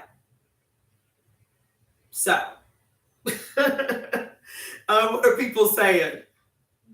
Did 18 suits follow? The what? Did 18 suits follow after the? Oh, yeah. You know what? I should follow up on that. Because there were a lot of there was like 18 people I think totally that he was able to get released from prison. I should follow up on that. I did that interview a bunch of years ago, but yeah, that'd be something good to know. Preemies should not be bagged. The poison needle is what it is. SIDS is directly related to shots. What's the story on colic? Okay, so I don't want to try to get that specific for here. I am going to relaunch Colonialism is Bad for Your Health, because that was what that show was for, was to give like big ideas and to see how it directly impacts us, and then give people the opportunity to ask those questions, health and wellness questions. Like I was doing all that shit. What herbs do I take for this, that, and such and such? Those are the kind of questions that I was answering specifically when doing the health show. I don't want to get that deep into that discussion. I was giving kind of like a broad overview of how these things are related and how differential diagnosis is used in medicine to understand phenomena, and how that directly in a different science is exactly the same. I have to write that down because that was really like a eureka moment for me. How the explanation of historical and dialectical materialism is used to analyze social and historical phenomenon, right? That's why, and that's so I went on about the medicine aspect of differential diagnosis, but let me say very shortly a little bit about historical and dialectical materialism. Y'all don't have to go out and study that shit. You don't have to go out and learn that shit, okay? I was a socialist, and so that was what we were learning, and we were digging into deep. It's an interesting idea, and I'm telling you, it is what we may talk about it. It is what gave rise to me being able to understand phenomena the way that I do and as deeply as I do. I told you guys last week that I'd always had the memory of an elephant since I was a child, right? I could see a thing or hear a thing or read a thing, and it was just always there. I didn't know if it ever had a purpose, but the reason it became my memory, and people, even since I was a little girl, being like, oh my God, do you just remember everything? I'm like, yeah, every single thing, every detail, everything. It wasn't until I went through these processes, especially my time in the party, my time in the African People's Socialist Party, that where the study of historical and dialectical materialism made my past make sense. Why? For me, particularly, the need to hold and compartmentalize and to categorize all of these seemingly unimportant and random bits of information that I was holding on to, because now with an understanding of how to use that shit in real time, it makes it so that I can see a thing over here and a thing over here, and they don't seem related at all whatsoever, and I can understand the connection between the two of them using historical and dialectical materialism. Because what historical, one day I might just bring a dry erase board and draw for you what I am trying to articulate right now, right? So let me say it like this. So we're always talking about Sister Tajali is always saying, hey weavers, how y'all doing, right? Because I'm saying what? Women are the fates. What are the fates? The weavers of human destiny. How are they pictured? As grandmother spider, according to the native population. You know what I'm saying? Grandmama with some silver hair and a body of a spider, weaving the webs of human destiny over the planet. You feel me? Every culture having an idea of this tapestry of life woven together by some divine maternal spirit. You feel me? Great grandmother Crone or whoever, Iami Ajay, what Hecate is the weaver, all that shit, right? And now the web, right? The web of destiny, the web of time, and all of that shit is pervasive through every culture on earth. Okay?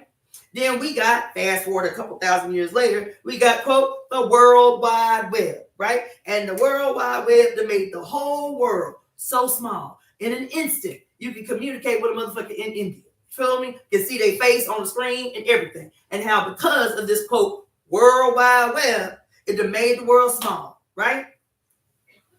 Think about the web or the matrix. We talk about the matrix all the time. And I done gone in on y'all about how patriarchy took the concept completely historically, scientifically, mathematically,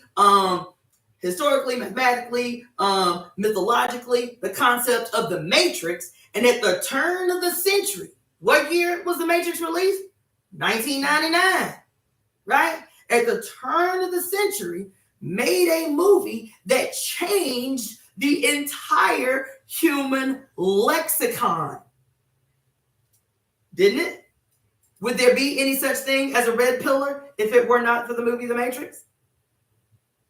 Red pill directly descends from this concept of called the Matrix. Would there be a global discourse on the matrix. Man, you stuck in the matrix. Man, you caught in the matrix. And the matrix is this big, bad, diabolical orchestration of the mind of a great white patriarch called the architect. Isn't that right? About the matrix.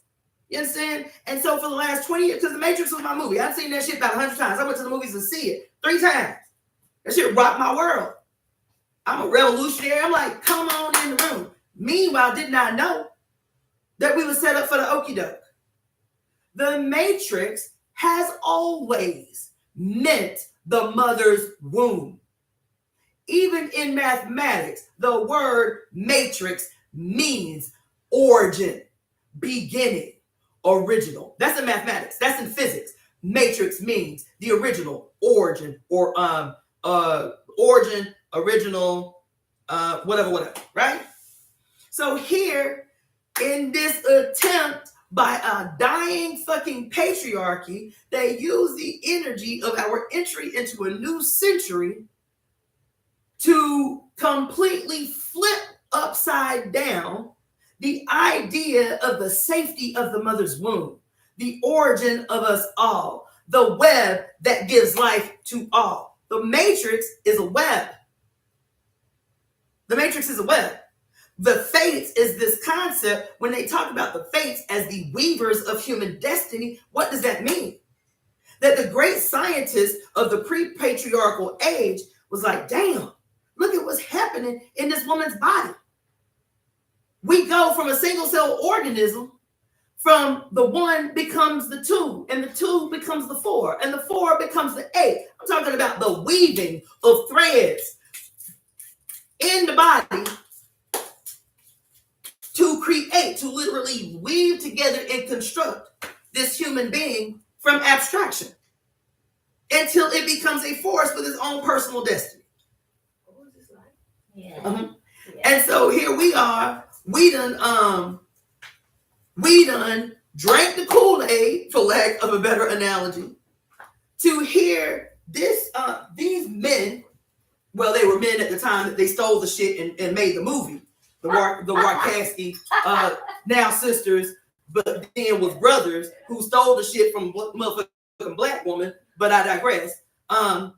Use this story to get the whole world thinking that they are on the side of a revolutionary concept against the system, while literally walking them back into the embrace of God the Father, God the Son, and God the Holy Spirit. Morpheus, God the Father, whose name literally means the owners of dreams. That's what Morpheus's name means. He's supposed to be the great liberator, but his name means the owner of dreams, Morpheus. And Neo, his name is Neo, which is an anagram for the one, Jesus. And Trinity, they ain't even have to change her name. Trinity, who is supposed to be the representation of the Holy Spirit in this Trinity called Morpheus, Neo, and Trinity. They literally walking you back into the embrace, thinking you're a revolutionary, and that these 3 motherfuckers are the revolutionaries trying to, quote, liberate the minds of the sleep masses. You feel me? Anyway, I ain't trying to go into the matrix, but what I am saying, back to historical and dialectical materialism in this analogy that I'm trying to make.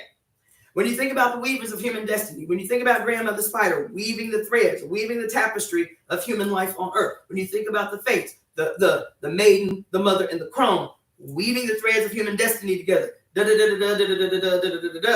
right? And why this symbology is pervasive throughout every culture. Think about, y'all remember the movie,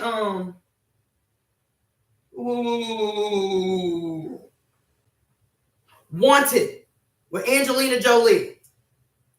Remember that movie where she an assassin and she meet the white boy who got like, what he got? Anxiety disorder, some shit. He taking tons and tons of pills because he gets so stressed out all the time about the smallest thing. And she was saying, you don't have anxiety, boy. You have a heightened sense of things. And because you are untrained to use that, it comes off as anxiety. But when you can focus that, you can shoot the wings off a fly, right?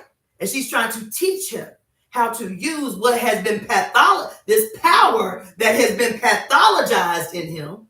You heard, y'all? Y'all walking with me? She's teaching him because he is this great assassin who is the offspring of the greatest assassin the organization has ever known. And she's trying to teach him how to harness and focus this inherent power he was born with, but had always been told was his weakness, which was what made him odd, which was what made him a weirdo who needed to be on medication his whole life, right? I'm trying to walk y'all through the story, y'all, right? And when he finally accepted that he wasn't a weirdo, that this was his power, that this medication was trying to suppress, that's what it was doing.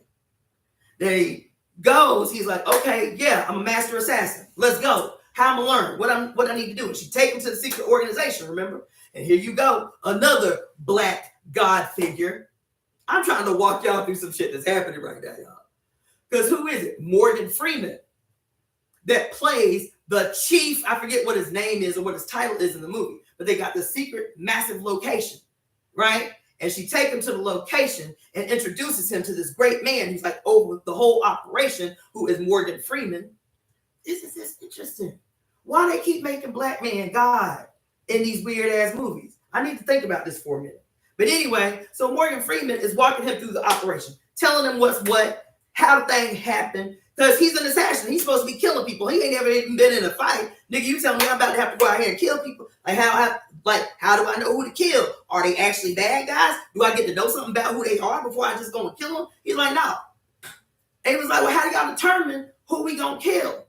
They said it is an ancient secret tradition.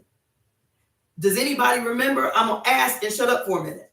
Does anybody remember in this movie Wanted what the secret tradition was that had taught them for millennia and millennia and millennia whose life needed to be taken and why? Does anybody remember?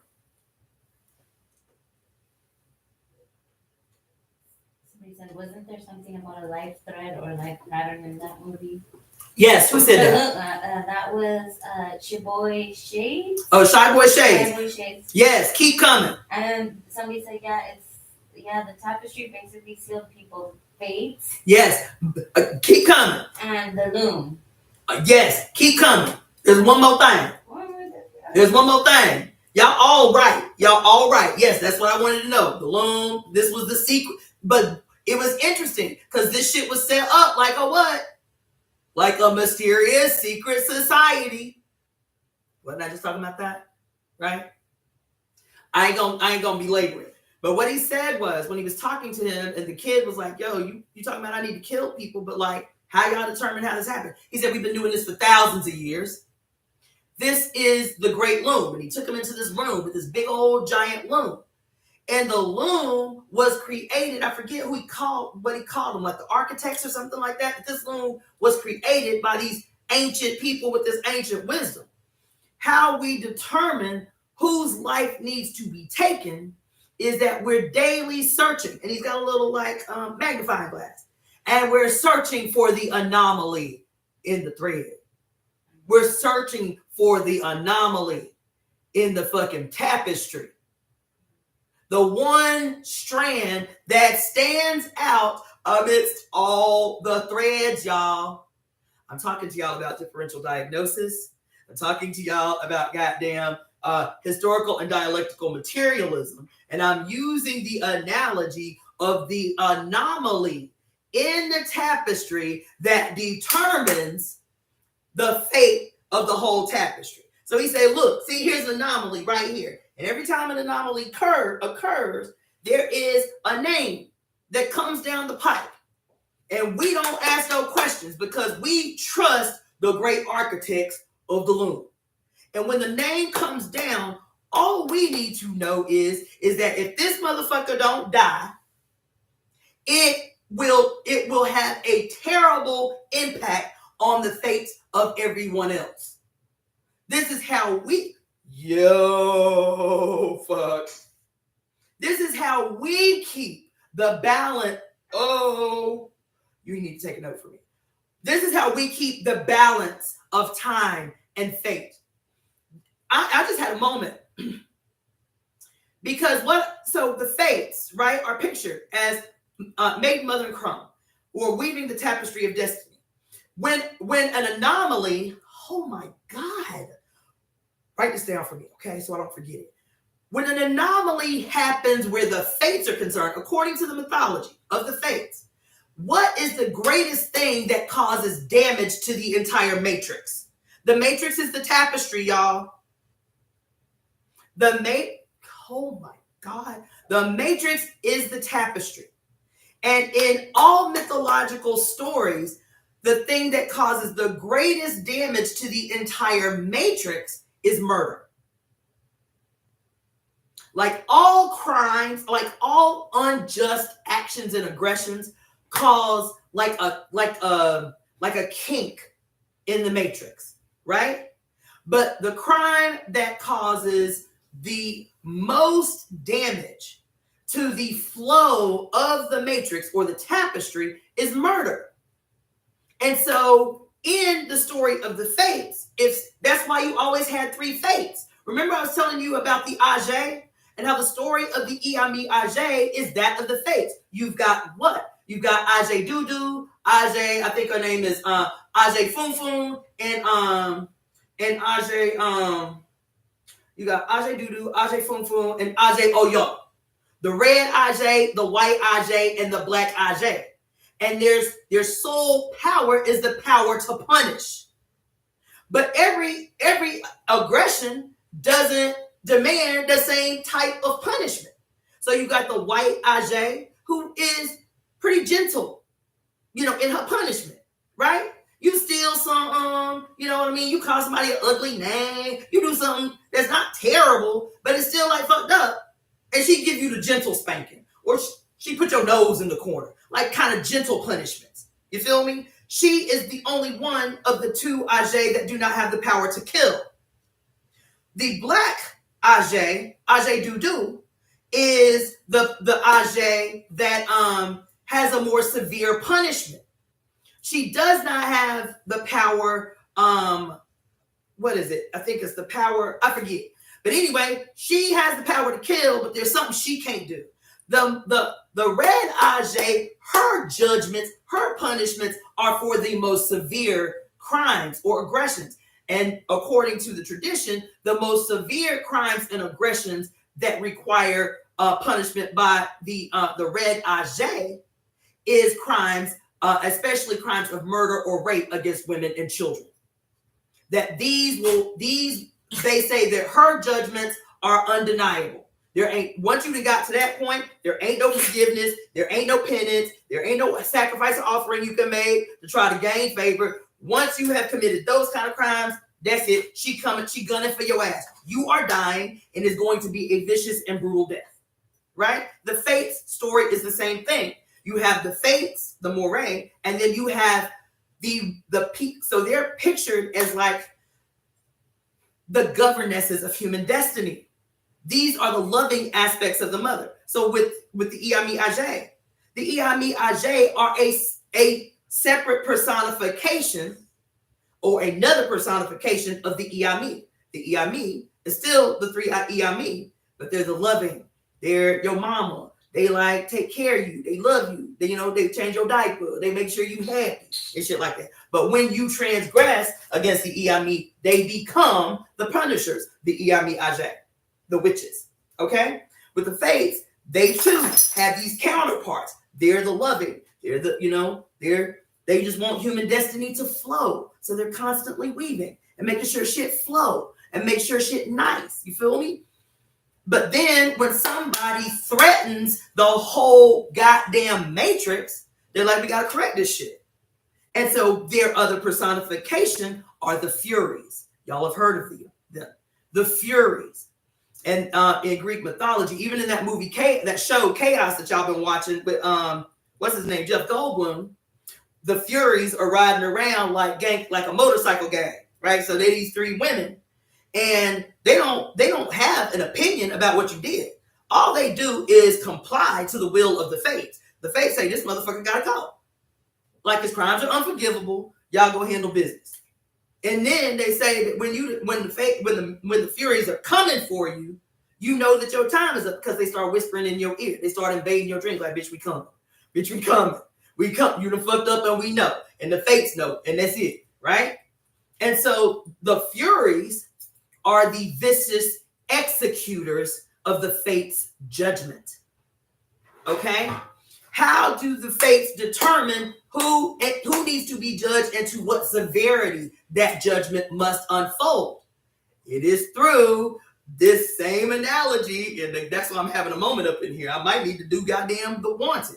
Is because of the tapestry, and when somebody commits a certain gravity of crime, their particular thread in the tapestry of human destiny, that's what it means when it says we are all one.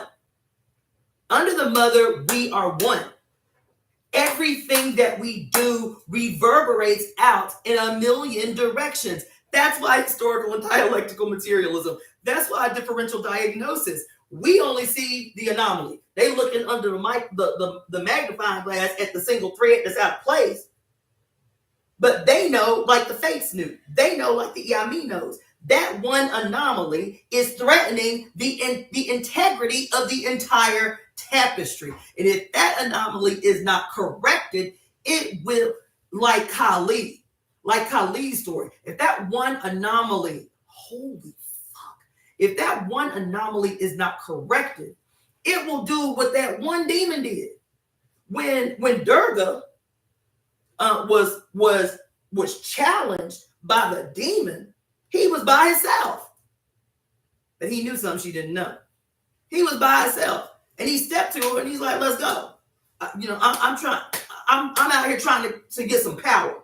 And you in the way of me acquiring power. So let's go. And she was like, okay, I can bring the heat. And so she pulled out her sword. But Durga is the mother.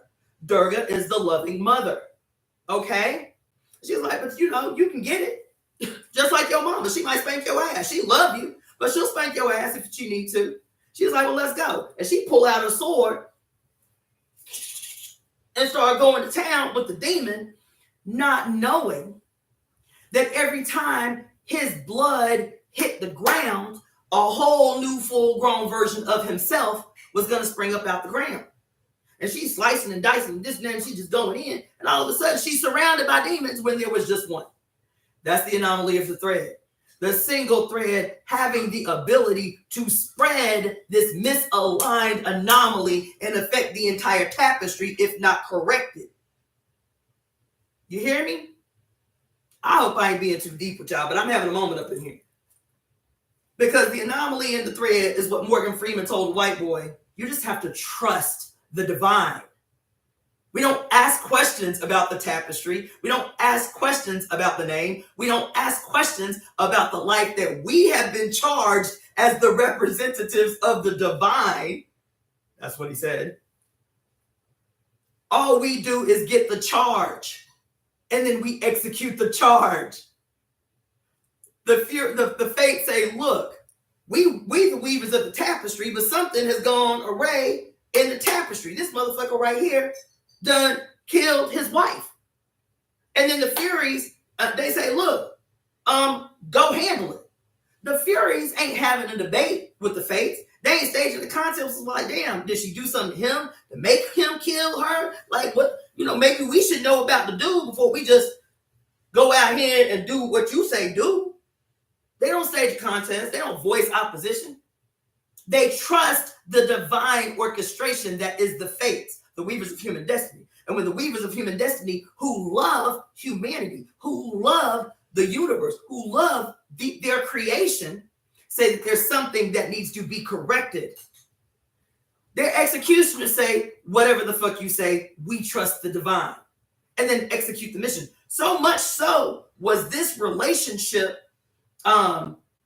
feared that they say Zeus himself would not challenge the fates. That Zeus himself feared the fates. So that's why I was telling y'all when y'all was watching that bullshit ass chaos, how fucked up it was that in this retelling of this story, they allowed Zeus to kill the Fates.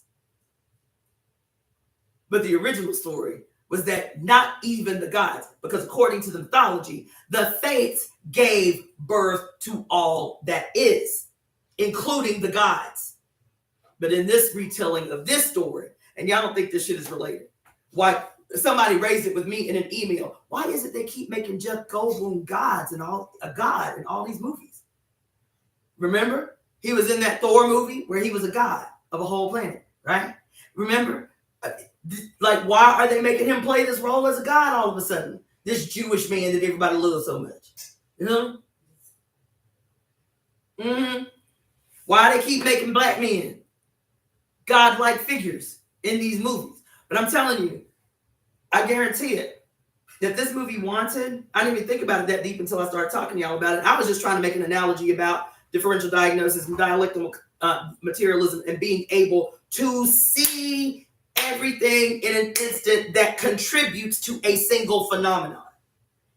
Because the single phenomenon is the misaligned thread, is the anomaly in the tapestry that must be corrected before it negatively impacts the entire matrix.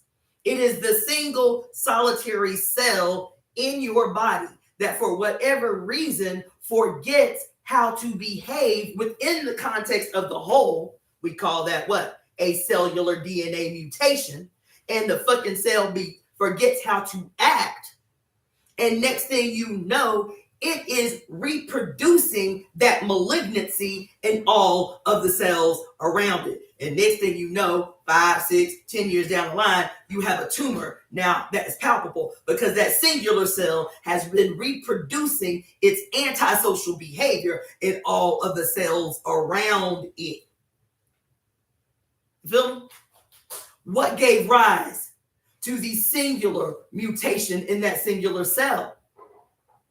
What gave rise to that singular anomaly in the tapestry that informed Morgan Freeman, this the next nigga you need to go kill? You feel me? This is how we have to see the world. This is how we have to see everything. Was that clear and easy to understand, or was that too deep? Was that too complicated? Folks definitely said, oh damn, that's deep.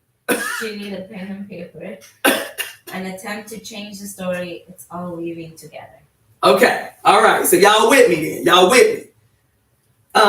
What does this have to do with building the temple?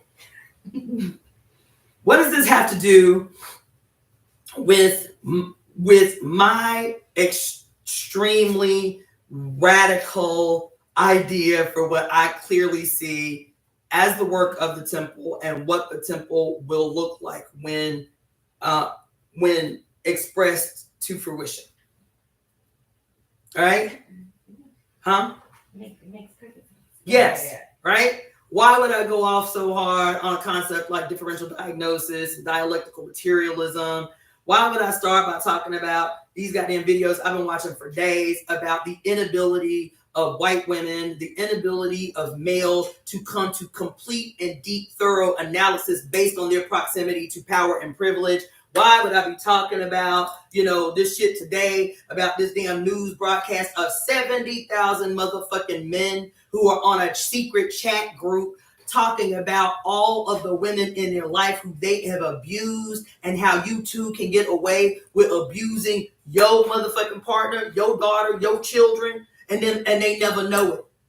About a Giselle, Pellico in France, 72 years old, who had been consistently raped by her fucking husband of 40 years because he would drug her every night while they was eating dinner to the point of unconsciousness and invite 82 men to come and rape her while she was asleep. This is the evidence of exactly what I am talking about. The failure, even these two men that were talking about the 72,000 women, the fact that they could not make a deep and thorough, to the heart of the issue analysis about how this could even happen. How this phenomenon of 70,000 men being in a secret chat group talking about all the women in their life they'd raped or molested over the years, right? And how these, quote, good men couldn't come to the right conclusion is because the entire matrix is run amok with unchecked anomalies in the motherfucking tapestry, bitch. That's what it is. That's what it is. 6,000 years of unchecked anomalies in the tapestry. And this is where we at. 6,000 years of unchecked. That's why patriarchy has been able to thrive. It's because when the first anomaly emerged and the mother's power had already been subdued, she had no warriors. She had no furies. She had no age. She had no witches. She had no executioners. She had no Libre. She had no Athena. She had no Diana. She had nobody left to correct the anomaly. She had nobody to send out into the world to make sure that these malignancies that were occurring could not infect the whole. So here we are. In 2024, where the whole planet is subdued by a tumor that has been allowed to fester in this bitch for 6,000 years. I got something else I want to say. I remember going to this event. It's called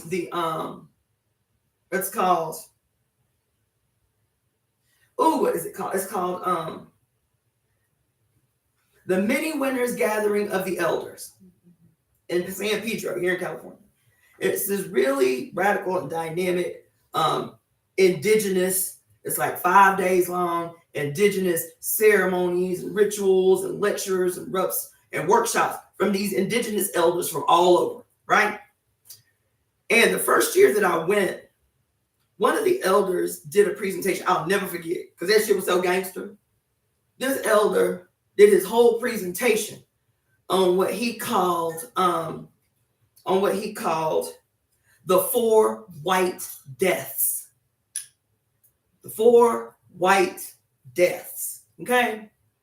And he talked about how until we face the fact that we must completely overturn the 4 white deaths in our communities, talking about Native people, that we will forever be victimized by genocidal colonialism, right?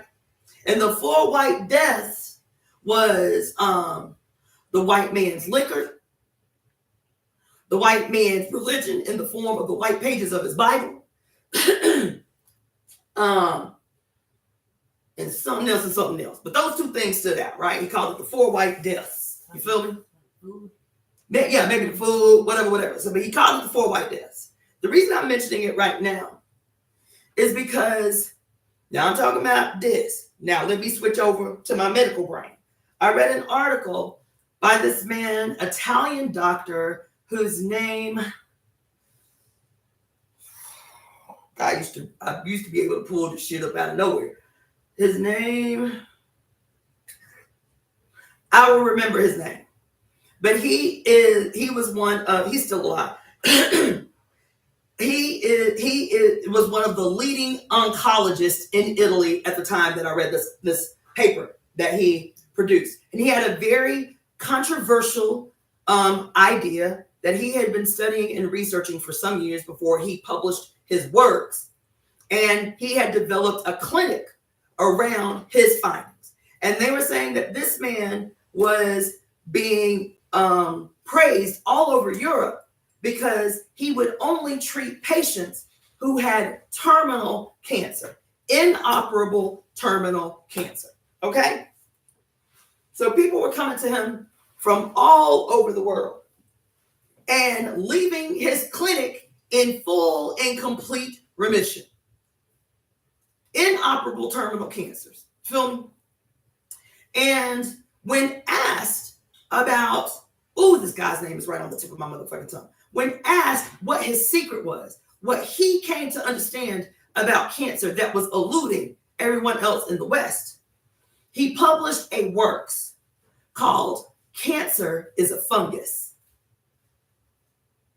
Cancer is a fungus. Ooh, god damn, I want y'all to walk with me right now. I am. Ooh. Cancer is a fungus. You understand? And so the way that he was successfully treating terminal inoperable tumors was that he was doing a very controversial intravenous treatment he would do alternating treatments of, I don't want to misquote. I know he was using vitamin C intravenously, which was very controversial. And I want to say there was an aspect of his treatment that he was incorporating sodium bicarbonate. Don't quote me on that because it's been well over a decade since I read the article, but I will reread it just so I can give y'all the 411. But they were asking, why are you using these particular things to treat cancer? He was like, well, one, we all know now that cancer is fed or thrives in an environment just like a fungus would. What does fungus need to survive? It needs it to be dark, it needs it to be damp, and it needs it to be oxygen deficient. Okay? And he said, knowing that about cancer, I started looking at cancer differently and trying to analyze what other phenomena that we observe in the world that behaves and thrives in the same way. And so I started viewing cancer as a fungus. I would do biopsies and watch the cancer cells behave exactly like a fungus. And I was like, well, if it acts like a fungus and it looks like a fungus, maybe it can be treated like a fungus, right? And so the reason I'm mentioning this in juxtaposition to this elder's presentation on the 4 white deaths, and also Dr. Hulda Clark, she had a whole nother idea about cancer that was kind of in alignment with Dr. whatever his Italian name is. I'm going to remember it. Simoncini? Yes! Say that loud. Simoncini. Simoncini. Oh my God. I love that.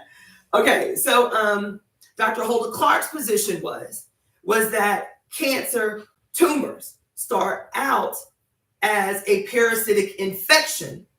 And because parasites have an immune system, just like humans have an immune system, that when they invade and infect, it to fight our immune system trying to get rid of them, the parasite will build a protective shell around themselves to protect them from our immune system. And over time, if left untreated, that parasite will become a cancerous tumor. That if you dissect a tumor, at the core of every tumor is a parasite. That's what her position was in her book, The Cure for All Cancers, was that the seed or the origin of most tumors is a parasitic infection. Okay? And then the parasite's immune function causing or being the cause of the mutation, the cellular mutation that creates this, this avalanche, if you will, that becomes a tumor, a palpable tumor. Okay? Cancer, the reason cancer is called cancer is because of its behavior.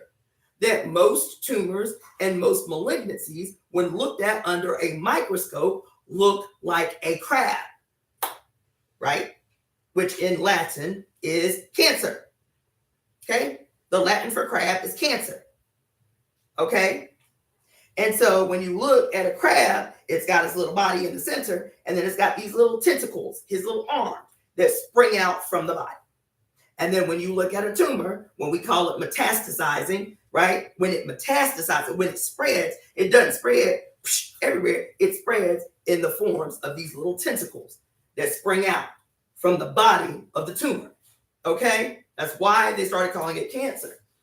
And I'm just always using the medicine and the science to understand politically what's happening in the world. So you remember I was telling you how the philosophy of Rome was what? That all roads lead to Rome. Rome was the greatest empire. After all this conquest and colonizing everybody around them and beating the Egyptians and beating everybody and stealing their shit, that the word in the world was because it said all roads lead to Rome, because after they dominated the world and were extracting everybody's resources, these trade routes all led to the same destination, whether those trade routes started in Europe or in Asia or in the Middle East or in Africa. All the goods were coming to Rome. All roads lead to Rome. So even in my mind, I picture this motherfucking, quote, epicenter called Rome and these tentacles branching out all over the place, right? And the reason I got on the fungus thing with Dr. Simonici, right, is because and the correlation in the 4 white deaths that the indigenous brother was talking about is because fungus, cancer, when looked at under a microscope, they're all white. They're all white, right? And when in food, so like when I was in medical school getting my undergraduate in alternative medicine, in my first dietary class, she talked about the 4 deadliest foods. My first professor in my dietary nutrition class. Listen, y'all, now I'm drawing a circle. In this class, my first dietary class, my first year in med school, she talked about the 4 most deadly foods: white flour, white salt, white sugar, and I think white liquor or something like that. Maybe I'm wrong. White flour, white salt, white flour, white sugar, white salt, and white fat. That's what it was. White sugar, white salt, white flour, white fat were the 4 deadliest foods. So fast forward 20, let's see. I finished med school in 2014. I started in 2005. So that's what it is, 2025. So that's what 15 years? That's 20 years. That's 20 goddamn years. So 20 years later, my first dietary class, she talked about the 4 deadliest white foods: white flour, white salt, white fat, white sugar. Fast forward 20 years, I go to a goddamn Native American goddamn spiritual event, and the old head is talking about the 4 white deaths of imperialism. You feel me? That was able to allow these people to subdue the natives, to subdue a whole 2 continents of people, right? I'm like, oh my God, mind blown. Then I see this dude talking about how he was able to cure cancer by looking at how funguses behave, and funguses are white in general because they are this anomaly in the environment that literally take up all the space wherever they invade. Feel me? And can you treat cancer the same way you kill a fungus? Oxygenate because fungus needs an oxygen deprived environment to thrive. Oxygen needs a damp and dark environment to thrive. So can you oxygenate the area to kill the fungus? You know what I'm saying? Can you use light therapy to cure the fungus? You feel me? Can you resolve dampness with cloying herbs to kill the fungus? Which is what he did, curing cancer through those kinds of therapies, right? The opposite of fungus, this is where I was having a moment. The opposite in terms of behavior of a fungus, I'm talking about in the environment, in the world. There is something that has characteristics of a fungus, but do not have the detrimental impact that fungus has on the environment. Guess what it is? Think about it for a moment. What kind of behaves like I'm telling you? Rome with the little tentacles, cancer with the little tentacles. You know what I'm saying? A singular malignant cell branching out to reproduce itself in all of its little healthy neighbors. You feel me? So what in the environment has a similar function as fungus, but is beneficial as opposed to detrimental? Yes!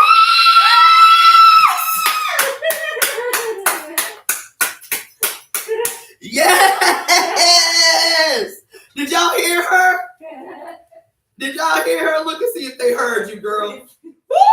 Girl, I'm having a moment in here. I'm in here with her. Yeah. They haven't responded. But mycelium. Mycelium is the opposite. It functions the same way. Think about the oldest living organism on Earth, supposedly. The oldest living, consistently thriving organism on Earth is the mycelium network below the redwood forest.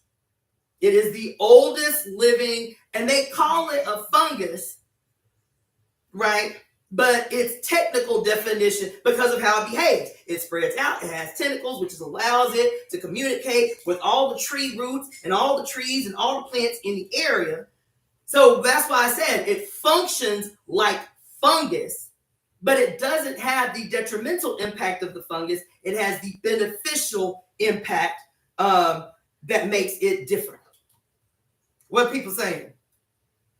Do you have to have ceremony then? Oh, absolutely, yes. They couldn't hear, hi everyone, and that's awesome. Okay. Did y'all hear?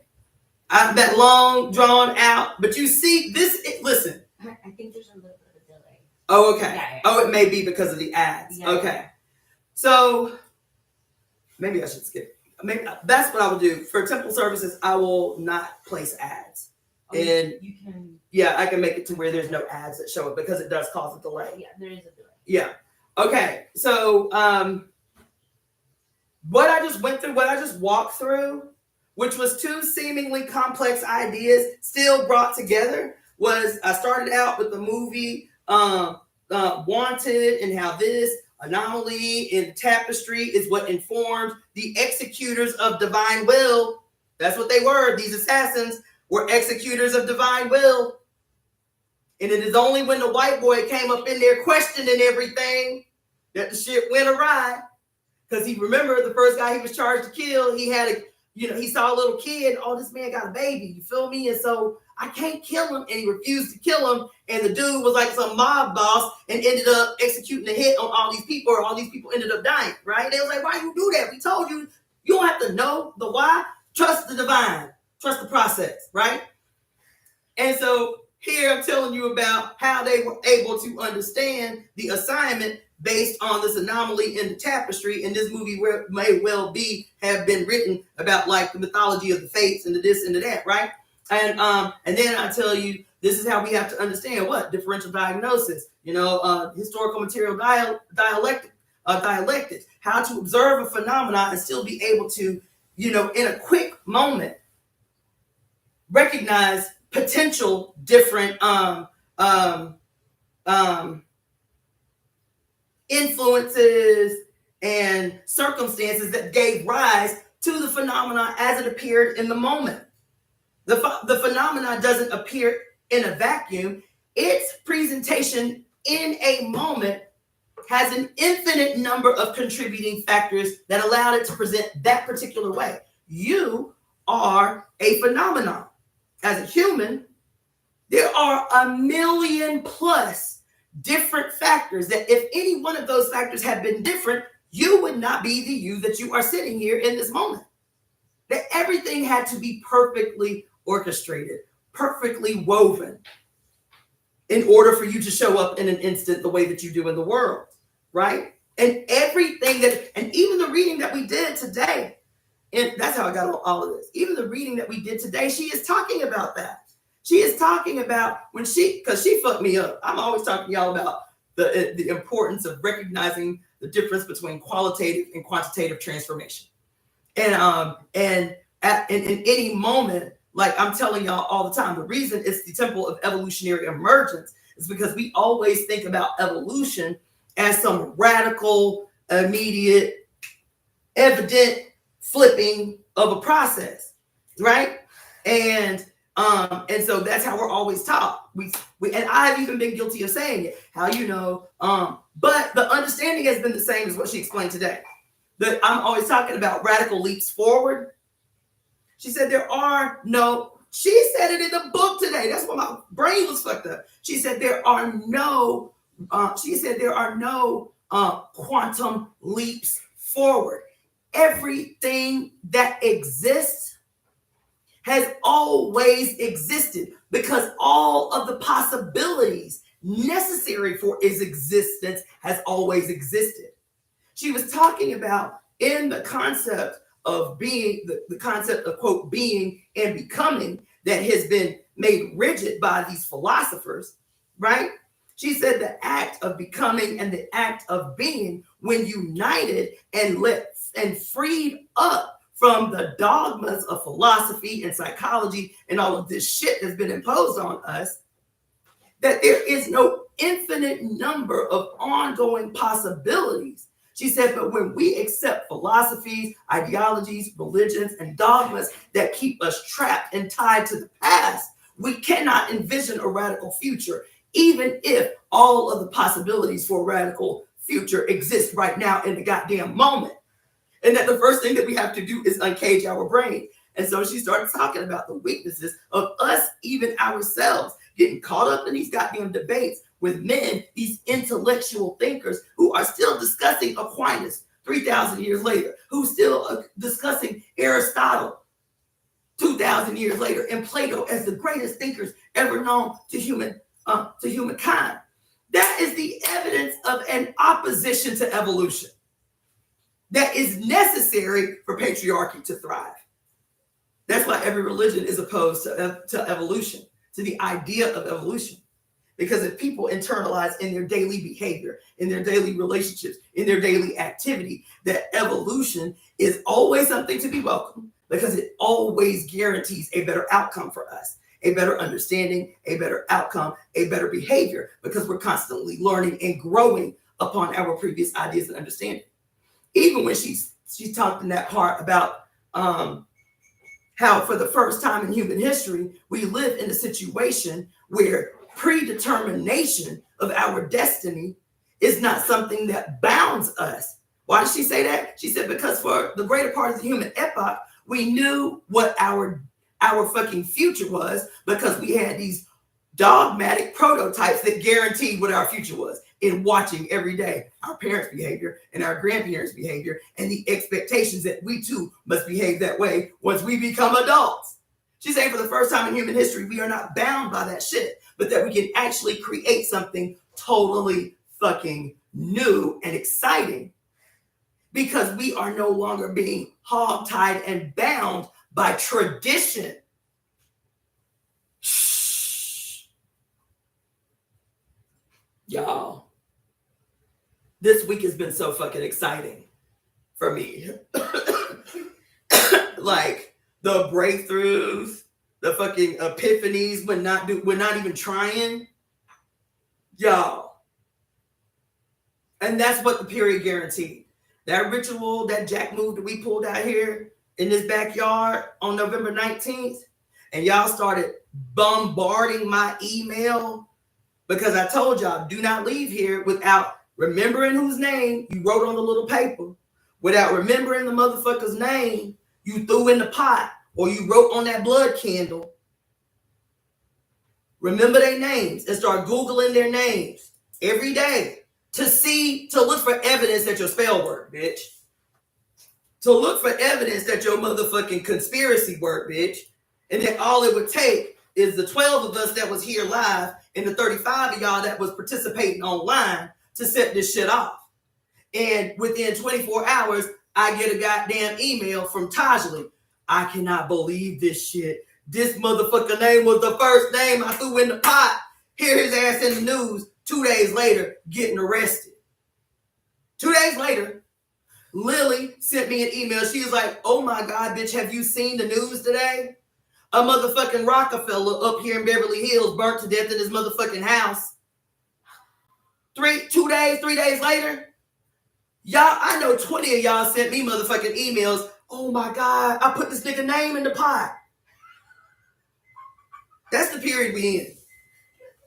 And if what was it? 45 of us? It wasn't even 45 of us out here on a really relatively thrown together ritual. Because I started putting that shit out a week before we did it. Okay, this is what we gonna do. So it wasn't even like well organized and well orchestrated. Like, let's just get out here and get it done. If it work, it work. If it don't, then okay. Let's go back to the drawing board and try some motherfucking shit. And the mother was like, bitch, I want y'all to know, I want y'all to see that even a very few of you can be the cog in this machine that has been constructed in opposition to your mother.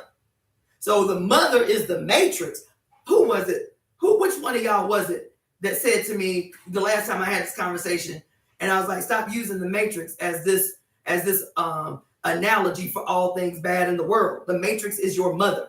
This is who we are attempting to return to, is the mother. Is to restore, is the matrix. And somebody said, yeah, I like that. Let's call it the Patrix from now on. I was like, oh shit, let's do that. The artificial web created by the Father God. The artificial web created by the Godhead of war. Y'all feeling me? Woo! This is a direct analogy to what I was just saying about the fungus versus the mycelia. The mycelia is beneficial. It allows us to communicate with each other no matter where we are. It allows us to thrive and be restored when we put our bare feet in the motherfucking mycelium. I just posted on here just a couple of days ago about the science of why children are so ecstatic when they play in the mud.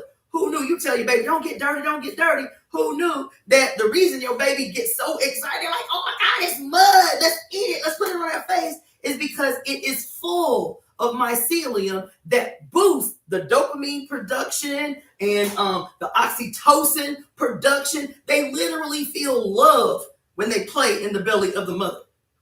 And you tell them, don't get dirty, get the mud off of it. You feel me?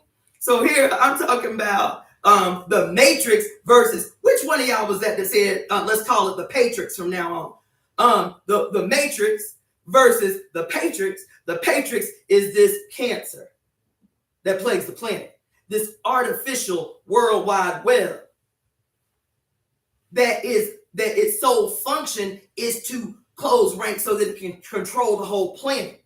That's the Patrix. The father, the history of the Father God creating something based on the mother, directly opposite to steal the mother's power, and then to create a false replication of it that is deadly as opposed to life-giving. You understand? So here you got the Patrix versus the matrix. You got the cancer, the fungus, versus the mycelium. That is the only reason that it spreads is to reproduce itself to gain control of the whole. Like that motherfucking demon that approached Durga. And she didn't know. She thought it was just a single cell, a single demon. So she's like, let's go. And did not know that every time she nicked him and every time she cut him and his blood hit the ground, that it was going to pollute the earth by raising up a whole nother him until she subdued by thousands of reproductions of his malignancy, threatening the destruction of the whole world. And Durga, the loving mother, was subdued. And it was only then she's like, I can't do this shit. I'm overwhelmed. And then when she checks out because of overwhelm, because she is just a loving mother, like, bitch, I'm not trying to be a warrior. I'm your mama. I love you. You feel me? And so I cannot fight this battle as the loving mother. So she go to sleep, and Kali, her alter ego, springs forth from her fucking forehead and say, don't worry, baby, I got it. I'm the one that can come out here and get shit done. You don't have to do that. You don't, your phase of yourself, your phase of us is to love and to nurture and to care for. You can punish a little, but this ain't your work. That's why I need to come and take over as your alter ego, your slayer, your moray, your Ajay, right? Because I ain't got no guilty conscience about destroying evil. I don't feel no kind of way about slaying a bitch and drinking his blood to make sure none of his malignancy spread nowhere. Don't infect nothing else that would threaten to destroy what we've created. Oh, fuck. Y'all. I done had a whole moment up in here, y'all. I hope y'all get this whole journey that we done been on of all of these seemingly unrelated topics that are directly and intimately related. Kali was functioning as an oncologist, as a spiritual oncologist, removing malignancies from the planet. That's what she was doing. It was Nura Allah who said the movie The Matrix, The Patrix. Yes. Okay. There's a lot of comments. So go back a few comments because somebody wrote like a dissertation. Was that Shy Boy Shades? Dissertation. Transformation has been coming up. Which district? Okay, let me see where I stopped. An attempt to change the story. The death penalty loom. Absolutely. That's awesome. Different cat. Transformation has been coming up. Just today, I saw a brick wall being destroyed and rebuilt. Breakthroughs have to be made to evolve. I said we should call the movie The Matrix, The Patrix. The next set of eclipses are March 14th, Lunar March 29th, solar. Put on the event calendar so we can get to do some magic. So getting you back to the calendar. Oh yeah! Oh my God! That's how I started this whole thing. And we ain't even get past March, and we got a bunch of shit coming up. Mycelium, matrix, beneficial, patrix, cancer, fungus, among us, detrimental. Oh, that's deep. Oh my God! That's Okay. Today. That's awesome. All right. Trying to get you back to the calendar. Yeah. No, that's good. That's good because there's a lot coming up. But that's the first quarter. But anyway, so all of this is what is going. All of this shit, everything that we talked about today, and I'm really gonna have send me those notes that you took. Yeah, I'll copy because they're almost, but I feel like one word, you know exactly. Yeah. And then I still have the video. I can go back. Yeah. But there was something I was gonna say. Wrapping up Durga Kali. Oh yeah. Okay. So whether it's the 4 white deaths, whether it's the 4 deadly foods, which she said were all white foods: white flour, white fat, white salt, white sugar. You feel me? Whether it's cancer is a fungus or cancer is a parasite. Dr. Holt Clark, cancer is a parasite. Dr. Semenici, fungus is a cancer. You understand? I think that we are well informed about what it is we need to do. And so let me just say, I am called the daughter of the fates. I have gone into great detail over many videos about why I call myself the daughter of the fates. Okay? And then Tajali always greets you guys. Greetings, weavers. That is in direct response to these lessons that I have been giving you guys over the period. We as the weavers, we as the great weavers of human destiny, that we will have the ability through what? Casting conspiracies out of our open mouth. You understand? To counter the conspiracies that have created the world that currently exists, right? So when you think about these concepts, so like I've been spending so much time. I've written. Y'all don't understand my life. I've written about since the 30th. I've written about 52 pages. Okay, just trying to like narrow and consolidate. Mostly, this writing was about the text that I need to give my my web guy, so we can have a fucking website. And it's more complicated than it sounds. So I'm trying to narrow. But I'm mentioning this because from now on, every time I talk about ambitions, ideas, about the Temple of Evolutionary Emergence, okay? Programs that we need to facilitate, ideas that I want to see executed. I want you to think about these concepts that we've discussed tonight. I want you to immediately go to this discussion that we had on, what is this, January 4th, the first temple service of 2025. Okay? We, the weavers, we, the fates, we, the daughters and sons and children of the mother who have taken it upon ourselves to be the conscious and enthusiastic architects of the new now. Of the new now, right? And what are the multiplicity of ways that unfolds and appears, thinking about that idea as the mycelium network that allows us all to communicate no matter where we are and what we're doing. Because what I envision is not, for the Temple of Evolutionary Emergence, is not the Temple of Evolutionary Emergence becoming this international, worldwide, quote, temple that everybody is just in. That's not what I envision. Never have. Even I got little poster boards right out here where that I've been just drawing ideas on, trying to conceptualize what I see ideally the Temple of Evolutionary Emergence unfolding to become. But I've always pictured this project as more like a like coalition work.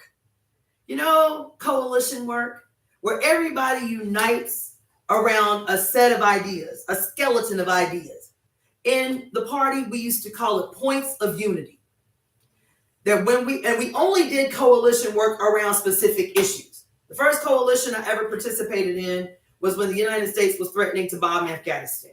And the anti-war movements jumped off everywhere on the continent of literally millions of people trying to convince the United States not to invade Afghanistan, right, in 2001. And the party put out a mass call to build a coalition with all of the organizations in the city of St. Pete and Tampa that could get down with it. So the party called a meeting of the heads of all of these organizations that they had sent this communique out to. And I'm telling you, there were organizations of people that we had been at odds with, organizations that we hated and did not agree on any level of their organizational or political ideology, people that we had public conflict with, you feel me? But we were like, fuck that. We don't care about none of that. We don't care about your line. We don't care about what your angle is, what kind of work you're getting involved in. What we want to do is consolidate numbers of people who, wherever you are and whatever the nature of the work you are doing, these 10 points of unity you can get down with. All of those points of unity were based on the various expressions of our opposition to the U.S. invasion of Afghanistan. And so we called this meeting, it ended up being like 50 heads of organizations in this closed door meeting. So the party presented this skeleton of principles of unity. And then went around asking all the heads of these organizations, you know, do you not unite with these points of unity? Is there something that you see necessary to add? Is there something that you see need to be removed? Let's debate about it and see what we can come up with together as points of unity that are unwavering and that we all agree with and we uphold while we're doing this piece of work, which ended up lasting maybe about 8 months, this coalition, right? And then one of the points of unity is that we will, within the body of this coalition, we will never debate or be in disagreement about the peculiar political nature of any of the organizations that have expressed political unity with preventing this war in Afghanistan. Like, this is our basis of unity. We want to prevent this invasion of Afghanistan. And so every organization was able to maintain its organizational autonomy. Outside this coalition, your organization is still your organization. Your peculiar area of work is still your peculiar area of work. When we come into this coalition, it's about the things that we've agreed on and nothing else. You don't have to agree with African internationalism. I don't have to agree whatever the fuck you with, you feel me? And I will never ask you about what you with over here. When we come together as an organism, when we come together as a singular a singular organism expressed as a unity of will, oh my God. I don't need to know what you do. Think about this. I'm always teaching y'all 5 elements theory. I'm always teaching you about how our body is a singular organism, but the way 5 elements teaches us is that within this singular organism that is in our body, we have 5 primary organ systems that all have a peculiar expression, a peculiar job and function. They have their own spirit. They have their own emotions. They have their own tastes and desires. Each organ functions like a whole human being, right? And they work harmoniously together. And it is only when one organ is trying to impose its will on another organ that we experience disharmony. That when everybody is working harmoniously, they are communicating, but they are not, and this is the literal word, they are not invading. They are not overacting on. They are working harmoniously, meaning I'm doing my job, and I don't need to know what your job is. I just need to know what my peculiar so I'm talking about like the liver and the spleen. The liver say, look, I'm over here doing my thing. I got my job, I got my function, my execution, what I need to do. You feel me? And I know that my particular relationship with this organ and this organ and this organ and this organ is very peculiar to each of you. And I'm only going to do what is necessary for me to do to communicate to you. That function and that function alone. It is only when an organ that is experiencing something, whether that's emotional, which most times it is, an emotional anomaly, that organ responds by overacting on its next organ or depleting its other organ or what do they call it? Functioning in rebellion. This is the language. Functioning in rebellion to another organ that you experience disharmony.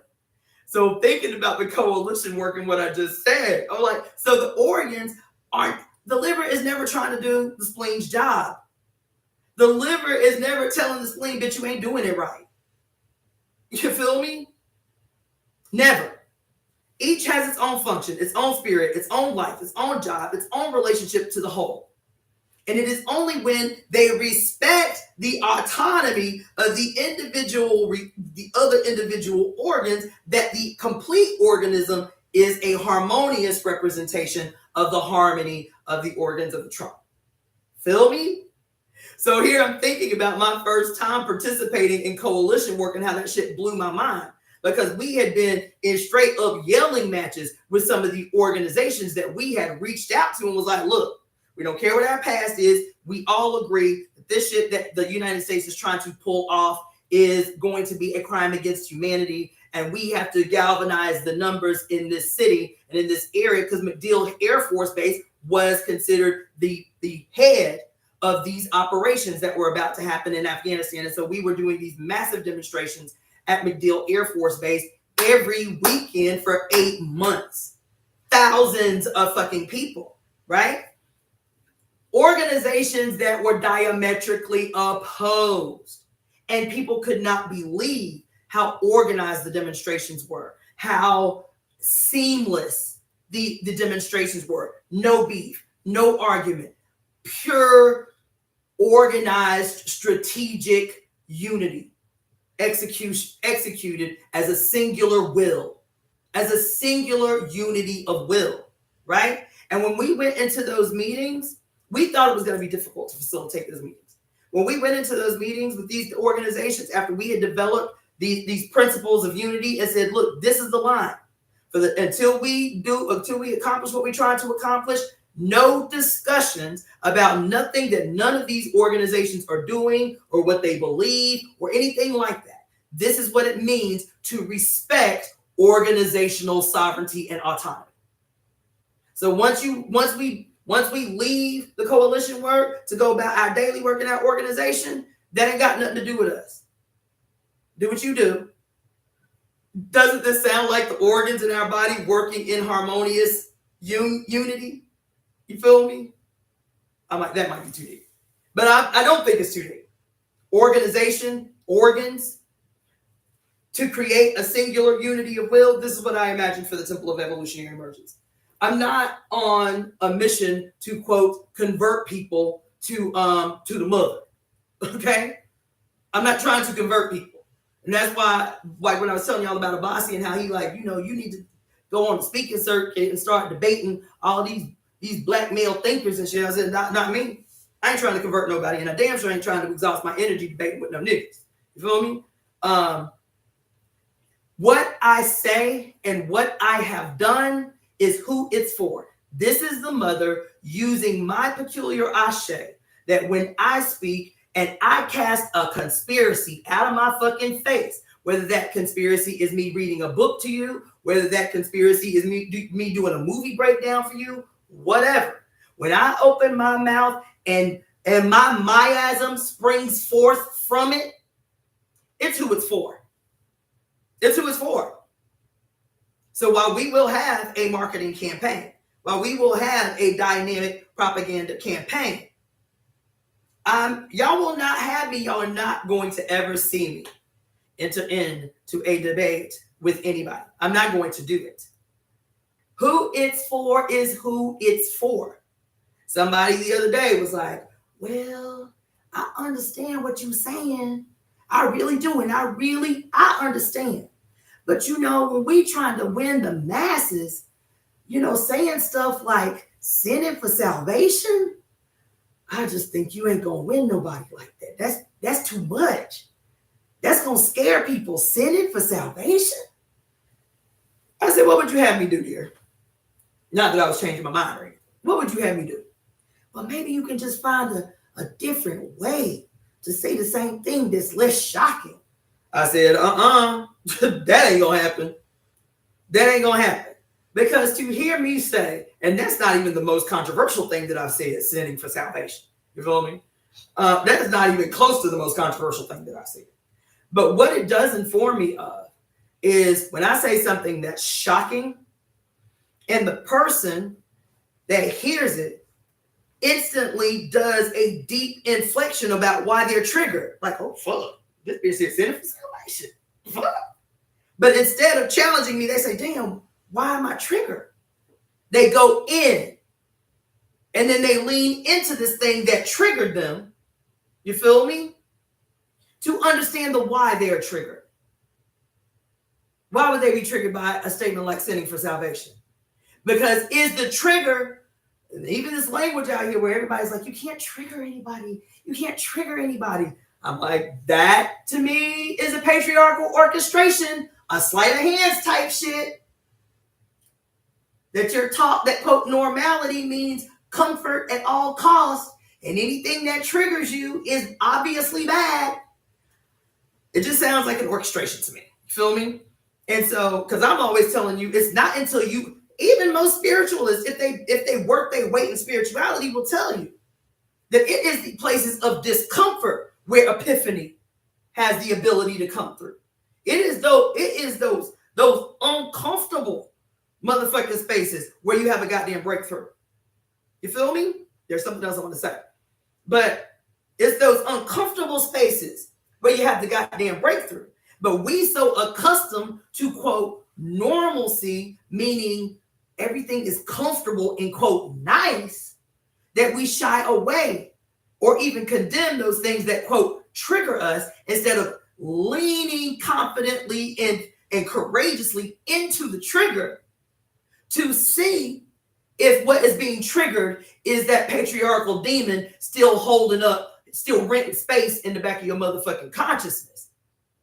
Is it that secret misogynist that you thought was dead, but his ass was actually just in a coma, waiting for his opportunity to spring the fuck up on your ass?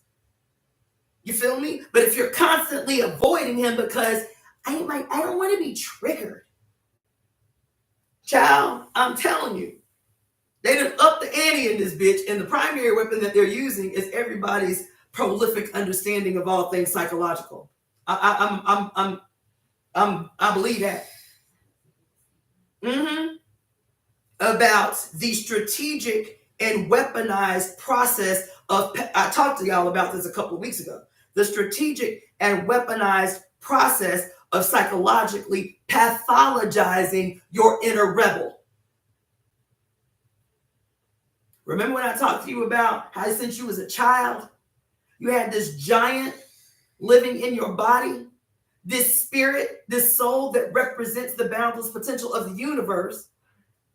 And from the moment you were a toddler, everything around you through its conditioning was attempting to make small this giant thriving to live through this little body. That's why when I read to you out the book today, what did she quote? What was it? 1 Samuel? Rebellion, baby. I grew up hearing this scripture. Rebellion is as the sin of witchcraft. What does the Bible say about witchcraft? The only punishment for witchcraft is death. Rebellion is as the sin of witchcraft. You understand what I'm saying? And so you spent your whole life being told that if you are rebellious, you are next to the devil, not knowing that you have this giant asleep inside you, fighting to break free. And since religion no longer works to cage the giant trying to emerge in you, now psychology has become the priest. Psychology has become the priest that has successfully tamed and subdued your inner giant, boo. Just like the white boy in Wanted, who thought he was crazy, who thought he was suffering from anxiety disorder and shit. And so he's swallowing pills every time his boss is on his dick about a deadline, and he's sweating and he's breathing heavy and shit. Not knowing that this was his inner giant trying to break free. That this was a symptom of his caged power trying to be let loose. And so he's taking pills. And every time he's taking pills, the giant is shrinking and shrinking and shrinking. The power is weakening and weakening and weakening.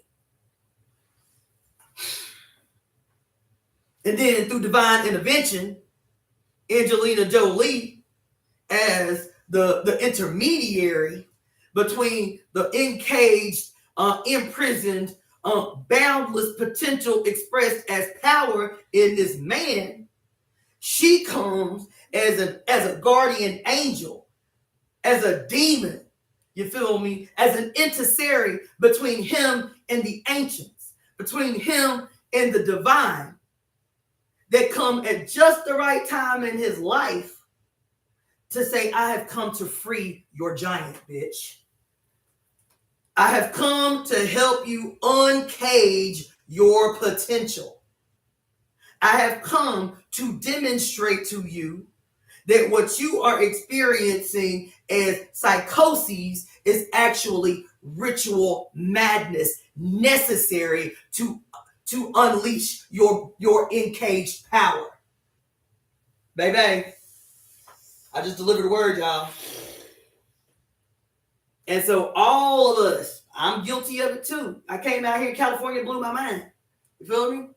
But what I am noticing today is that everybody from 15-year-old teenage girls to elderly women are so prolific through TikTok and YouTube and shorts. Everybody has become a professional psychologist, able in an instance to, quote, self-diagnose some socially imposed pathology, to pathologize the symptoms of a caged giant trying to break free. The symptoms are the every now and again evidences of this power trying to break loose. And then you turn around and say, damn, I did it in medical school. Every time we read about a new disease, every time we read about a new syndrome, they call it medical student syndrome, where when you go to medical school and you learn about these different diseases and shit, and you're like, oh my God, I have that. Oh my God, I have that. like, every medical student does it. We begin to self-diagnose, right? What do we call it? What do we call those people? Like hypochondriacs? Oh my God, I got everything. We become psychological hypochondriacs because we have accepted, like the scriptures in the Bible, the dogma called science, that is the science of psychology, that literally pathologizes every aspect of human life.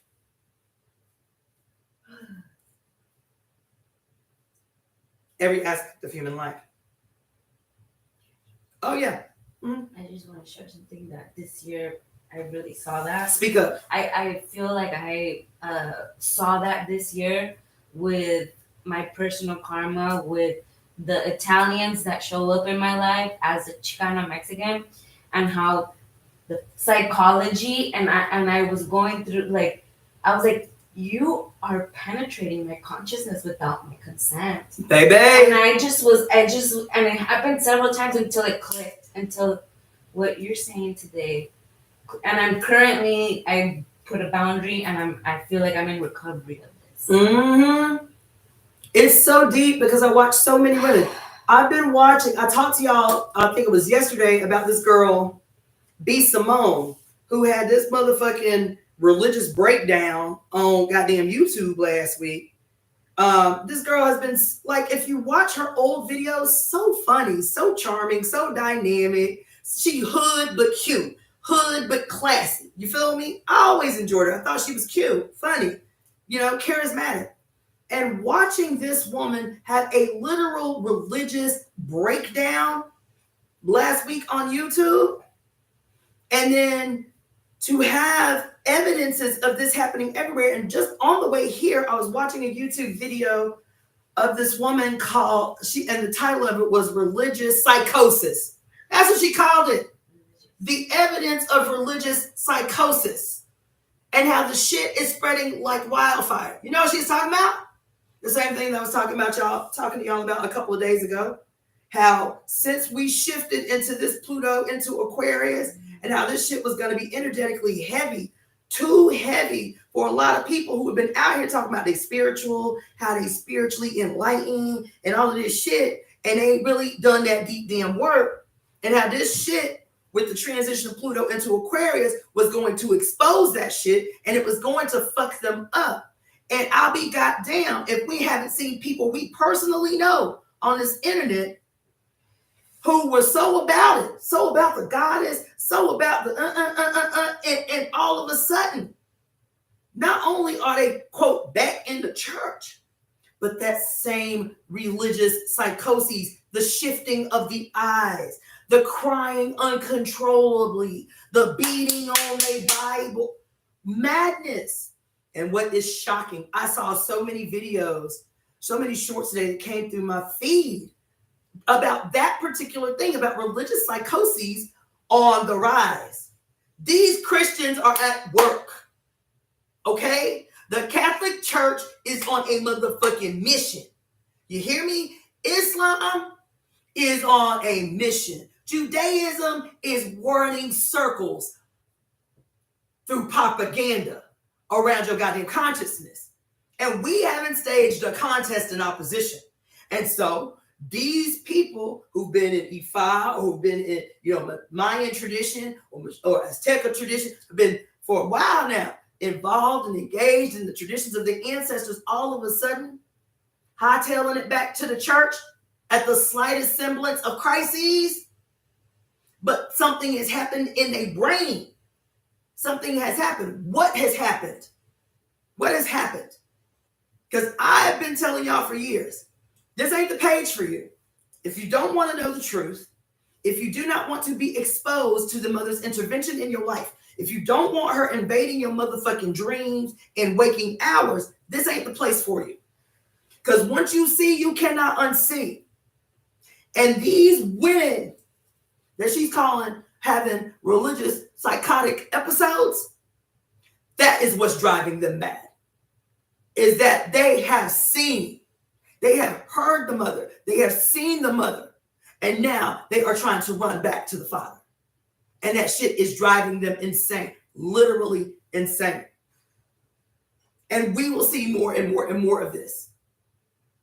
We will see more and more and more of this. And the thing that was concerning, the video started out where she was walking down the street minding her business. She had just left the gym, so she had her gym clothes on. You feel me?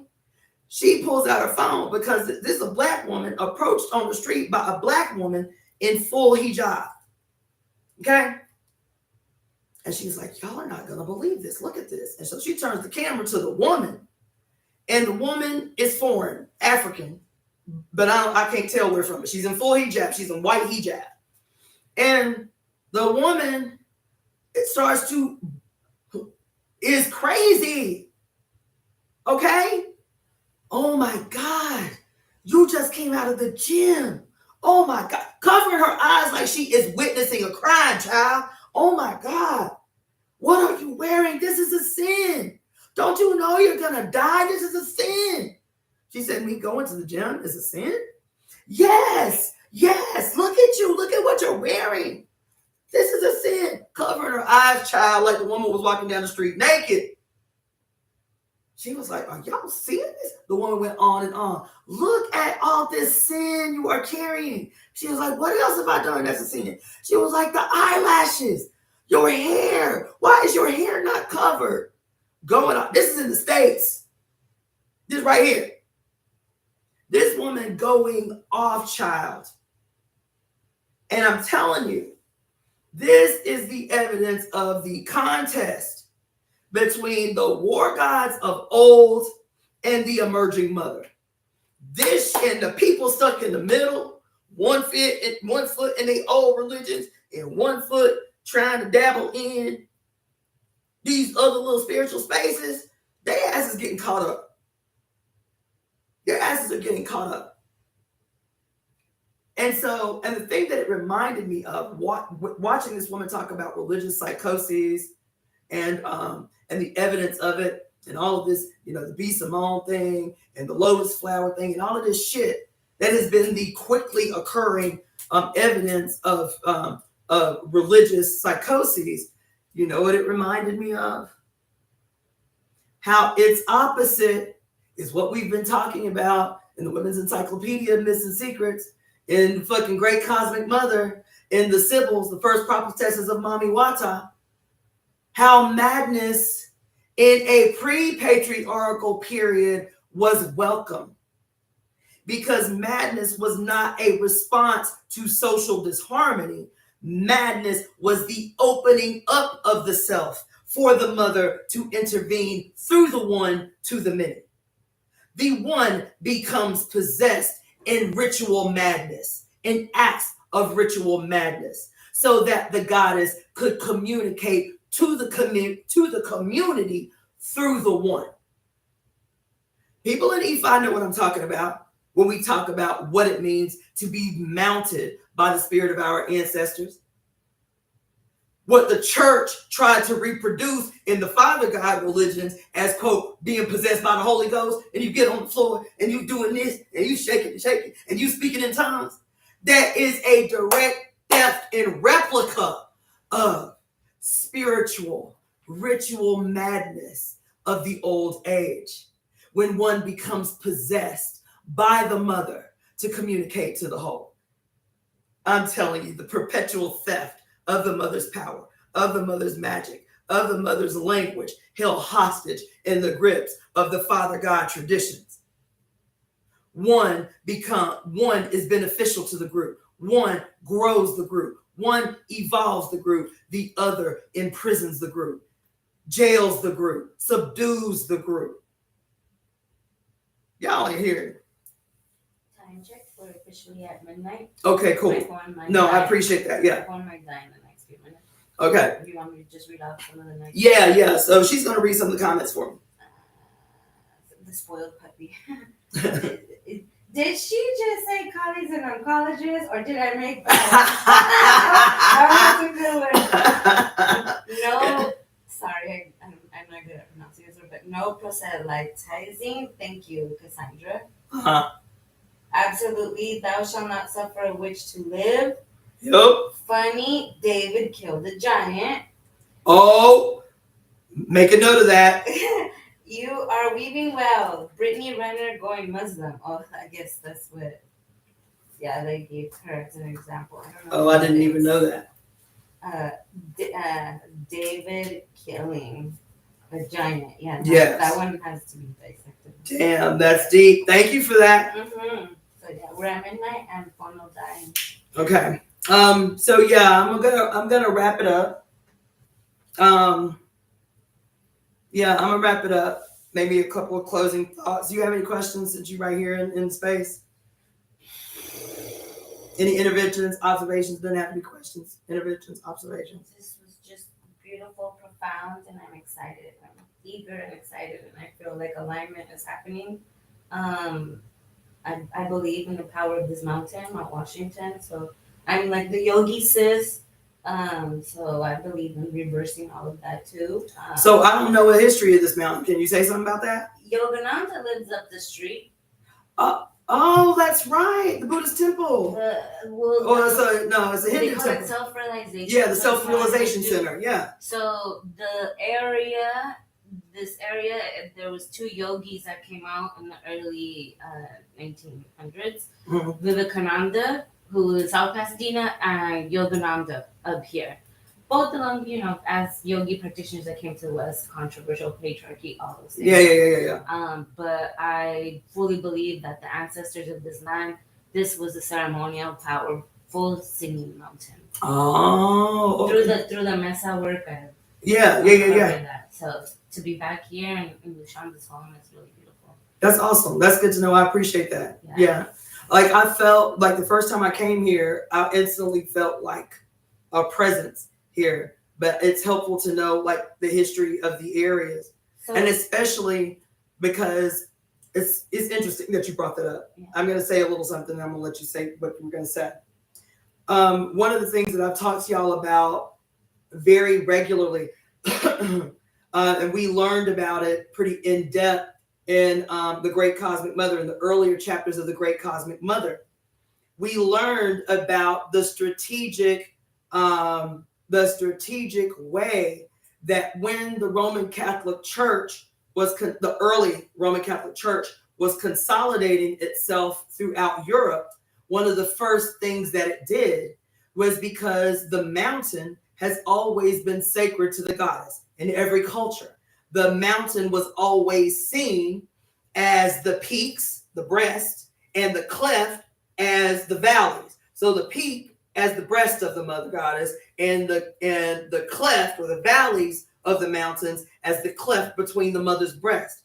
And so throughout the world, there are many mountains that are sacred where people are even forbidden to climb these mountains, but that goes back to goddess worshiping societies. The mountain was always seen as the seat of the mother, right? And so knowing this history in Europe, when the early Roman Empire turned Roman Catholic Empire, the first thing that they started doing was throughout Europe, most of the mountains had temples to the goddess on the peaks of these mountains. And they strategically went to these mountain temples, whether they were in caves of the mountain or on top of the mountain, and destroyed the temples, and then placed a church on top of what was formerly a temple. And so now it's not so evident in the South because it's not very mountainous, but here in California, everywhere you turn, the highest peak of mountains got a big ass well-lit cross that you can see from miles around, right? And so even when I'm talking about the temple, yes, I want to own that geodesic dome, but I'm like, I want to build a motherfucking temple on top of one of these goddamn mountains with our temple logo, which is the cosmic egg and the Ouroboros serpent around the cosmic egg that outshines every cross on every mountain in California. You feel me? Seizing back ownership and territory that was dominated in the burgeoning Roman Catholic Empire. And the first thing they strategically did was to destroy the mother's temples and place the Father God churches on top of them, right? So it's interesting that you mentioned this about the history of Mount Washington, which is the mountain that this property is on top of. I appreciate that. And then just really quick, there was an artist, poet, that was a white man but tried his best to preserve the native culture. His name was Charles Loomis. He built the Southwest Museum that's just right below Lushanda's, right here, in efforts to try to preserve the culture. Mm-hmm. Growing up, there was Tongva families still in the neighborhood. Now I believe they're all gone. But I just wanted to share that with you. No, that's important too. A white man tried, to a certain extent. But yeah. No, that's helpful. I appreciate that. So yes, that. Did you have anything else you wanted to offer or observe? Grateful for everyone. I'm just grateful to be in action with our sister here.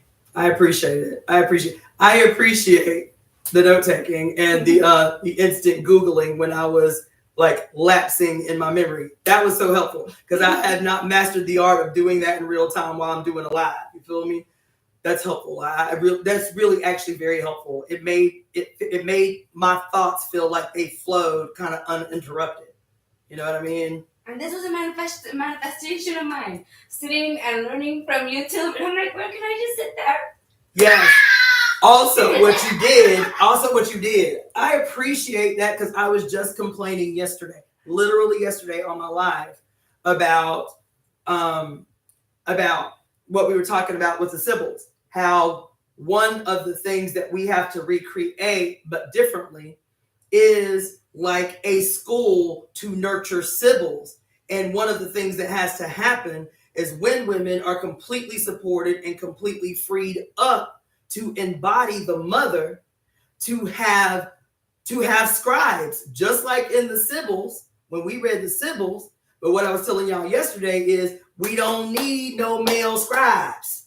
Every picture that you Google of, quote, illustrations or images or paintings of the Sibyls was always this one divine intermediary between the goddess and the people, surrounded on all sides by men, right? By armed men, and then by the two male scribes. So she is in here trying to be the full and complete embodiment of the goddess's will while surrounded on all sides by males, and how it reminded me of that goddamn movie with Eddie Murphy, The Golden Child. And the Golden Child represented this saving the world. This child, his destiny was to save the world because he was a pure and perfect embodiment of all of these ancient people or whatever with all their power. And the way that the devil was encaging the child's power so he couldn't save the world, right? Was this child was in this golden cage, surrounded on all four sides in the cardinal directions by praying, chanting monks, praying and chanting 24 hours a day so that the child's power could not escape from outside this cardinal direction.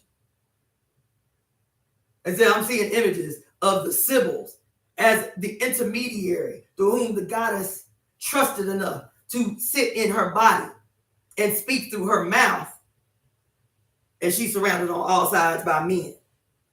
We left with the male's interpretations of the divine utterances of the mother in the form of the Sibylline oracles and shit. You feel me? We have to recreate that. I don't even say recreate it. We have to re-seize ownership of that lost tradition or that stolen tradition. It wasn't lost, it was stolen. That stolen tradition of the Sibyls. We have to reinvigorate it. We have to recapture it. And then we have to execute it on the terms that we set. All these women that we know who are, I know 1,000 healers who are powerful women. I know that their potential is not, the potential that they present in this moment isn't even 100th of a fraction of what their true potential is because of the noise around them and the society around them and the fucking bills and obligations and all of these things that are constantly suppressing their ability to fully become, to fully step into that power because they are not supported, because of this, and this, and this, and this. That we have to recapture that. We have to reclaim ownership of our stolen traditions and then execute them in a new and dynamic way, not a dogmatic recreation of the old, a remembering of the old, a remembering of the stolen, and then transform it through our lens and our peculiar worldview to create something totally new that allows the dragon sleeping within every woman to fully become embodied, to fully emerge. So creating Sibylline universities or some shit. You know what I'm saying? Like a Sibylline university. And then a woman got to go through a certain type of training. And in that training, she is not doing anything for herself. her life is fully supported. If she got children, her babies are cared for. Her bills are paid. Then all she is doing is going through this apprenticeship of becoming a fully realized Sybil. A fully realized Sybil. You feel me? And then once the training is complete, and then she goes through the initiation, and then she sits in a service in the Temple of Evolutionary Emergence, and she, through the use of plant medicine, grown by the horticulturalists and the divine herbalists of the Temple of Evolutionary Emergence, using incantations and conspiracies and prayer charged water to raise the herbs and to tend to the herbs, these magical herbs. You feel me? And she consumes the plant medicine, is completely safe and open to fully embody the goddess. And this is how ritual ceremony is conducted. Everybody in the motherfucking congregation ain't doing ayahuasca. Sorry. Everybody in the congregation ain't doing any number of plant medicines that's become so popularized and bastardized. The oracle, the Sybil, who is initiated and trained to and supported and safe, sits where the goddess can come down through her head and up through her motherfucking vagina and sit squarely in her heart. And then she opens her mouth.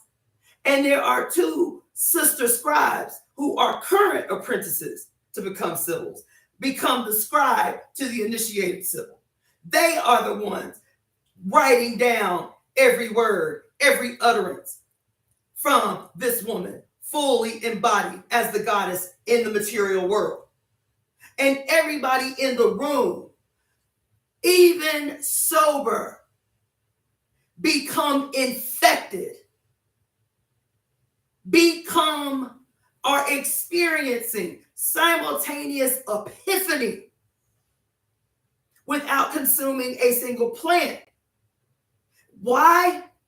Because that Sybil is functioning as an origin site, as a healing anomaly in the tapestry, that when she goes into ceremony, she is going to touch the heart of everybody in the room, and they are going to experience in real time what she is sitting there experiencing. Like the mycelia communicating to everybody for miles around. This is how I see this shit happen.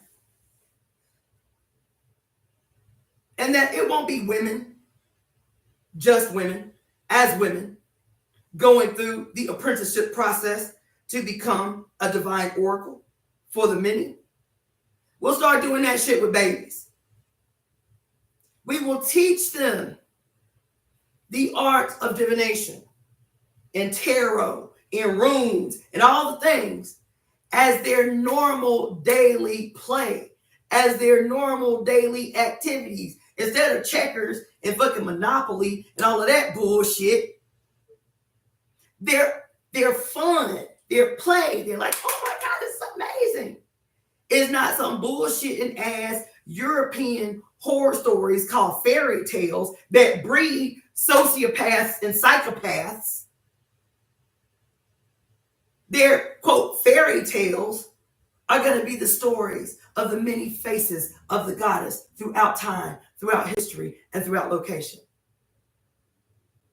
We're going to teach them that the fairy realm is real, and all they need do is to maintain the open-heartedness and the open-mindedness to be able to see the fairy realms while they're still children, so that the fairy realms don't disappear as they become adults.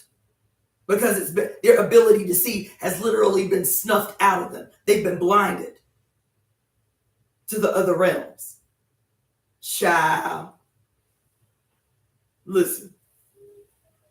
We teach them like the people of Bali. The people of Bali, believe that their children are the many, and I mean many as in M-I-N-I, the many incarnations of the different deities of their ancestors. So their children are treated with reverence and adorned.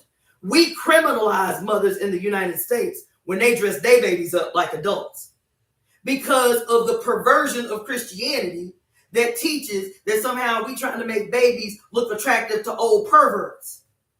Well, in Bali, they adorn their babies in full makeup and full regalia, in gold dresses and gold sequins and long fingernails and the headdresses of the deities and full makeup. And they parade their babies. These are poor people.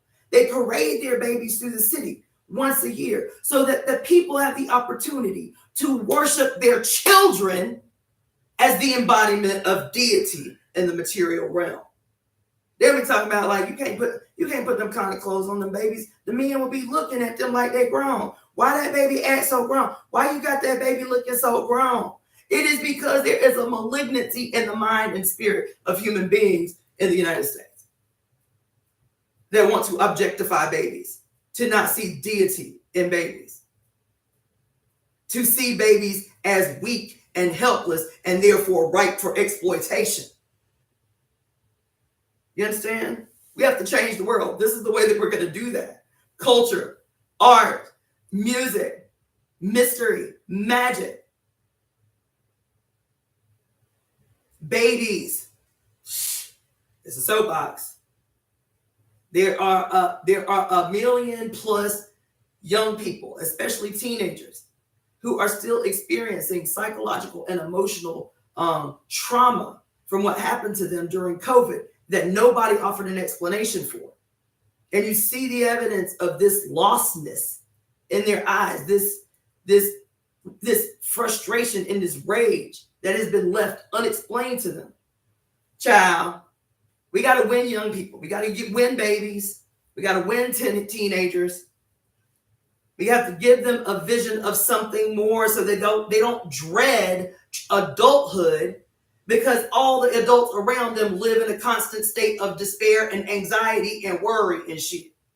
So they dread becoming adults because adulthood equals despair and stress and shit. We have to give them something to be excited to look forward to.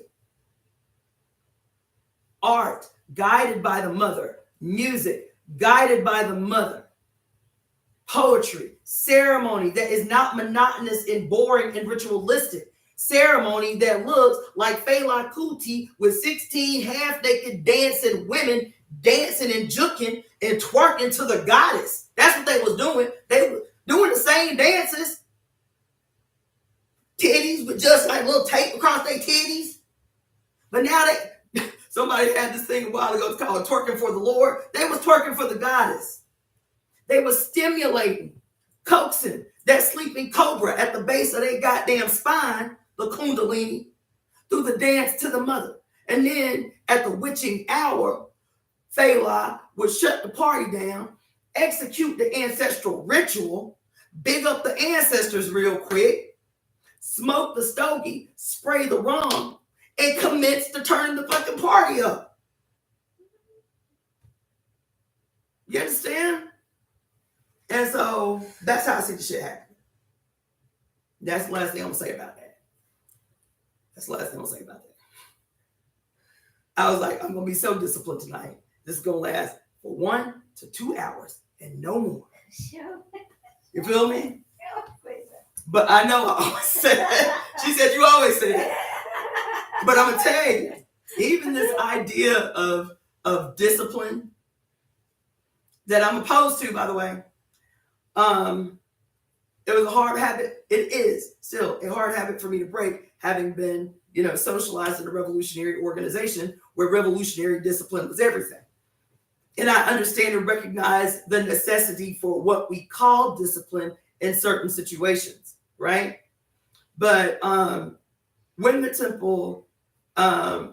temple exists the way that I intended to exist, I will never say again, we're going to stop it this time. We're going to start and we gonna turn all the way the fuck up. And when the mother says it's time to take y'all asses home, that's when we will shut the party down. That's when we will shut the ceremony down. Because I imagine when I was talking to y'all about the cult of Dionysus and the psychotropic, ritualistic, orgiastic music provided by Pan, the turn up man, on the flute, you feel me? Coaxing the women through music, medicine, and sex to descend into ritual madness so that the goddess had a place to come into. That these three rites were necessary for the goddess to possess the maenad, right? Dionysus was the son of the mother, was the son of the divine virgin, Dionysus was. And he, as the son of the divine mother, became the intermediary between the mother and the females on earth, who were the only ones at that time recognized that had the ability to descend into ceremonial ritual madness.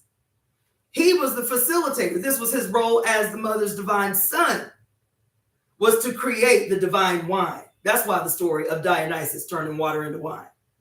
He was the one that created or turned the water into divine wine. What was the divine wine?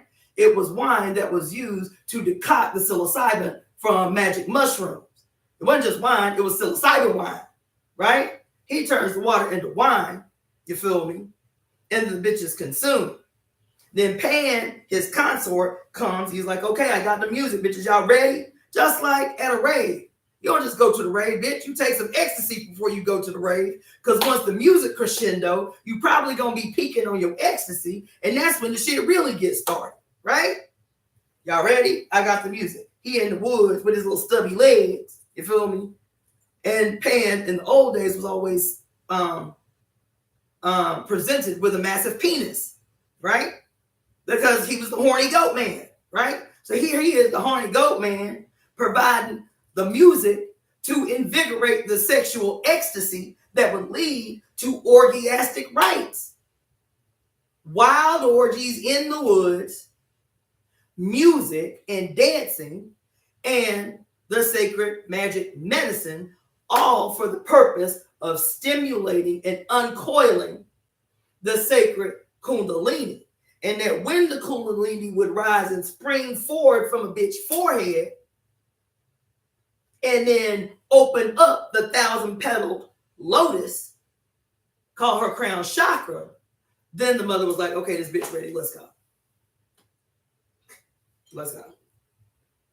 So the orgiastic, the pre-Roman, Dionysic, orgiastic rites of Dionysus and the Maenads, which the Maenads were in the wild. They were in the woods. They was in the trees. They was in the mountains. You feel me? This environment created for them to descend into ritual madness, to become the speakers of sacred utterances of the mother's tongue, right? Fast forward, the Greeks get conquered and colonized by the Romans. They like the story, but they don't like the wildness of the women.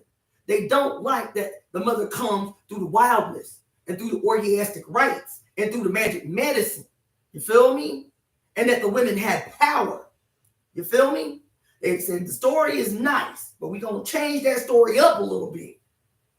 And so Dionysus becomes Saturn. You feel me? Dionysus becomes Saturn. And Pan in Greek mythology becomes the horny goat man, Capricorn, the half goat, the half fish man. This is how the Romans changed it. And instead of it being, quote, wild women dancing in the woods, having sex with whoever they wanted, any sex was valid enough to stimulate the kundalini, the Shakti. You feel me? It's like, we can't have that shit. We still need these bitches. We still need a direct route to the goddess so we can orchestrate wars and orchestrate the takeover of empires. We still need the divine utterances. But we can't have these bitches out here in the wild having power and having sex and shit. So now what we gonna do is we gonna put these bitches in caves. You feel me? We gonna build temples around fault lines. You feel me? And then we are going to control the divinatory process. That's what you're looking at when you're looking at the Roman images of the symbols, the oracles. These women being made to sit in a chair designed for them to end up in the birthing position, in the squatting position, where their vagina is open over a fissure that is spewing steam out of the fissure.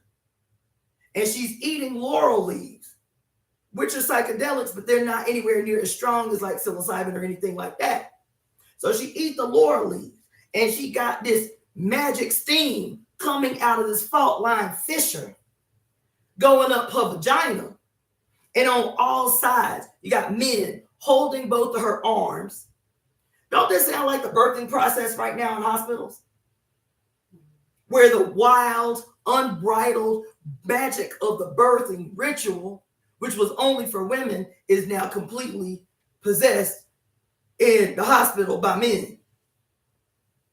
So much so that in the 50s, when gynecologists were delivering women and babies, and women were leaving their midwives, they had the women strapped down to the table to give birth. They arm strapped, they leg strapped. This is the evidence of men controlling now the magical process of the birthing ritual. This is what happened with the oracles, because the oracles are giving birth to the divine utterances of the goddess. But men had to control that shit. So you've got these images of two armed men holding the bitch arms and two scribes trying to write down all the utterances. But now the process is controlled by males and used to serve male imperial ambitions. Where before, the only role that males played in the dynastic cults was to stimulate the Shakti of the Maenads. The males weren't given the divine utterances. They was allowed into the party so they could fuck the women and open up their Shakti, stimulate their Shakti so they could be possessed by the spirit of the mother. And they knew what their role was. Anyway, we have to recapture our stolen history and then evolve it. We have to capture our stolen history and then evolve it. This is one of the things that I'm envisioning. Is a sacred Sibylline school, a shule for the emerging Sibylline prophecies and prophets of the new age, so that they can be the new womb holders of the sacred utterances of the mother who has been put asleep for 6,000 years. Now she awake and she like, bitch, I got something to say, and ain't nobody opened up yet for me to say what the fuck I got to say. Y'all catch glimpses of it. Y'all catch glimpses of it. This bitch talking to y'all on YouTube right now. Every now and again, I'll come through and y'all all recognize the moment when it happens. But even she is not in a place to be able to express my complete and total unbridled will for the world, because even she is subdued by the imposed madness of this fucking society. And there are too many women, my mama is one of them, who have always known were powerful women and could see in real time how their power had been completely suffocated. Completely suffocated. I have met indigenous women since I've been in this state who are powerful fucking women and could only begin to imagine what that power would look like if it was completely unbridled and at the same time completely foundationally supported. We didn't have to worry about a single aspect of their life. All they had to do was to be, to exist unbridled. And the mother would have the opportunity to come through in all her goddamn blinding majesty. This is what we have to create. This is what we have to create. That's what that fucking ceremony on the mountain was about. I don't know if y'all really have internalized yet how radical that shit we did was. And how quick and radical and audacious her response was. But y'all taught me, y'all like, this shit crazy. I put this nigga name in the pot, girl. His name is in the news 2 days later. So, I'm gonna shut up. I'll just say that I was in the Amazon drinking ayahuasca, Uh-huh. and the mother vine told me no more serving to motherfuckers. I sat there for 2 ceremonies where the vine and the abuelas told me experience the medicine without drinking, because the traditional medicine is them drinking, you being a patient, and you receiving the Icaro, the plant language technology song. That Through the facilitator. Through the facilitator. See, I was look with at instant confirmation. I was with the abuelas. If any sisters, any brothers wants to go, please, I want to refer them to these grandmothers that are working in integrity of their lineage. Mm-hmm. And that's what I was calling in, and that's where I'm at right now. So I not that I'm gonna call myself medicine police, but yeah, I like after this. You said what? Medicine police? Medicine police. I love it. It's just like no, I love it. No, stop fucking drinking. I have a book. It's in Spanish. I'll send it to you. The son who has his own center. So the mother, the great mother, mm-hmm. and her daughters work together because they all have to take care of the children. Mm-hmm. For them to do their isolated work in the jungle, they gotta take turns taking care of the babies. Yeah. Mm-hmm. So then the son has his own center, and he wrote a book with some other fam to basically put down the Shipibo position on what's happened. And just in a nutshell, the same thing that happened to Mother Coca, the coca plant, cocaina. Yes. They are calling it ayahuasca-ina. Wow. It's a raping of the medicine. Yes. There's an article that I read by this white psychologist, and I started sending it to all the white people I know who've been doing ayahuasca, because I was like, I know y'all can't hear shit. Medicine, please. I know y'all can't hear shit I got to say. So maybe y'all will accept it if the white boy say it. If the white boy with a PhD behind his name say exactly what I've been saying, y'all can't hear it. Maybe y'all hear it if the white boy say it. You feel me? So this white guy, I'll have to find the article, but it's the only like extremely progressive position that I've read from anybody about ayahuasca and other plant medicines. And so he was talking about the story of how he went to ayahuasca started getting a really big reputation when people started recognizing or started hearing stories. Psychologists started hearing stories about how people were going to participate in ayahuasca ceremony and were completely cured primarily of their alcohol addictions. Like people were deliberately going because their life was either overrun by drug addiction or alcohol addiction, and doing ceremony and being completely cured of their addiction. And psychologists started getting wind of this. And so there was a period, maybe about 10 years ago, where you started hearing stories of psychologists going to do the medicine in an attempt to understand how to better facilitate for their patients who were victims of addiction. And so this guy, that's how he went. He went as a scientist trying to understand how the medicine was curing people from alcoholism. He talked about his initial experience, how it changed his whole life. And he, like other people, started going a lot, doing ayahuasca a lot. And then he had a breakthrough in ayahuasca that told him this is not the proper use of the spirit of this medicine. And so this whole article he wrote was after he had this experience, how he started to approach all sacred plant medicines from the same perspective that was shown to him when he did ayahuasca the last time he ever did it. He said, I don't do ayahuasca. He said, there are plant medicines I do not do because it is not ethical. He said, it is not ethical for Westerners to do this. This is a white boy, PhD scientist. I'm on a list of medicines. These are not ethical. There is no circumstance where it is ethical for Westerners to use these plant medicines. Ayahuasca is one. And he started going, he talked about Cambo, and he talked about other medicines. And he said, there are psychotropic alternatives for each one of these medicines that have chemical constituents that have similar impact on the consciousness, and they are ethical to use. These are the alternatives that I want to present to people so that we as Westerners can stop participating in the unethical use of traditional people's plant medicine. I was like, that's radical. That's a real stand up, dope ass fucking position, right? And I sent it to several of my white friends, and of course they ain't have nothing to say about it. Because, you know, everybody know everything, and everything is for us. Everything we set our sights on, we have a right to possess. You feel me? Well, the flip side is the curanderos down there, they'll give you what you want. Yeah, Why? Pay because of money. Why because of money? I mean, they'll if you want initiation so you can survive. Why are they doing it? Why are they giving away the secrets of their ancestors, baby?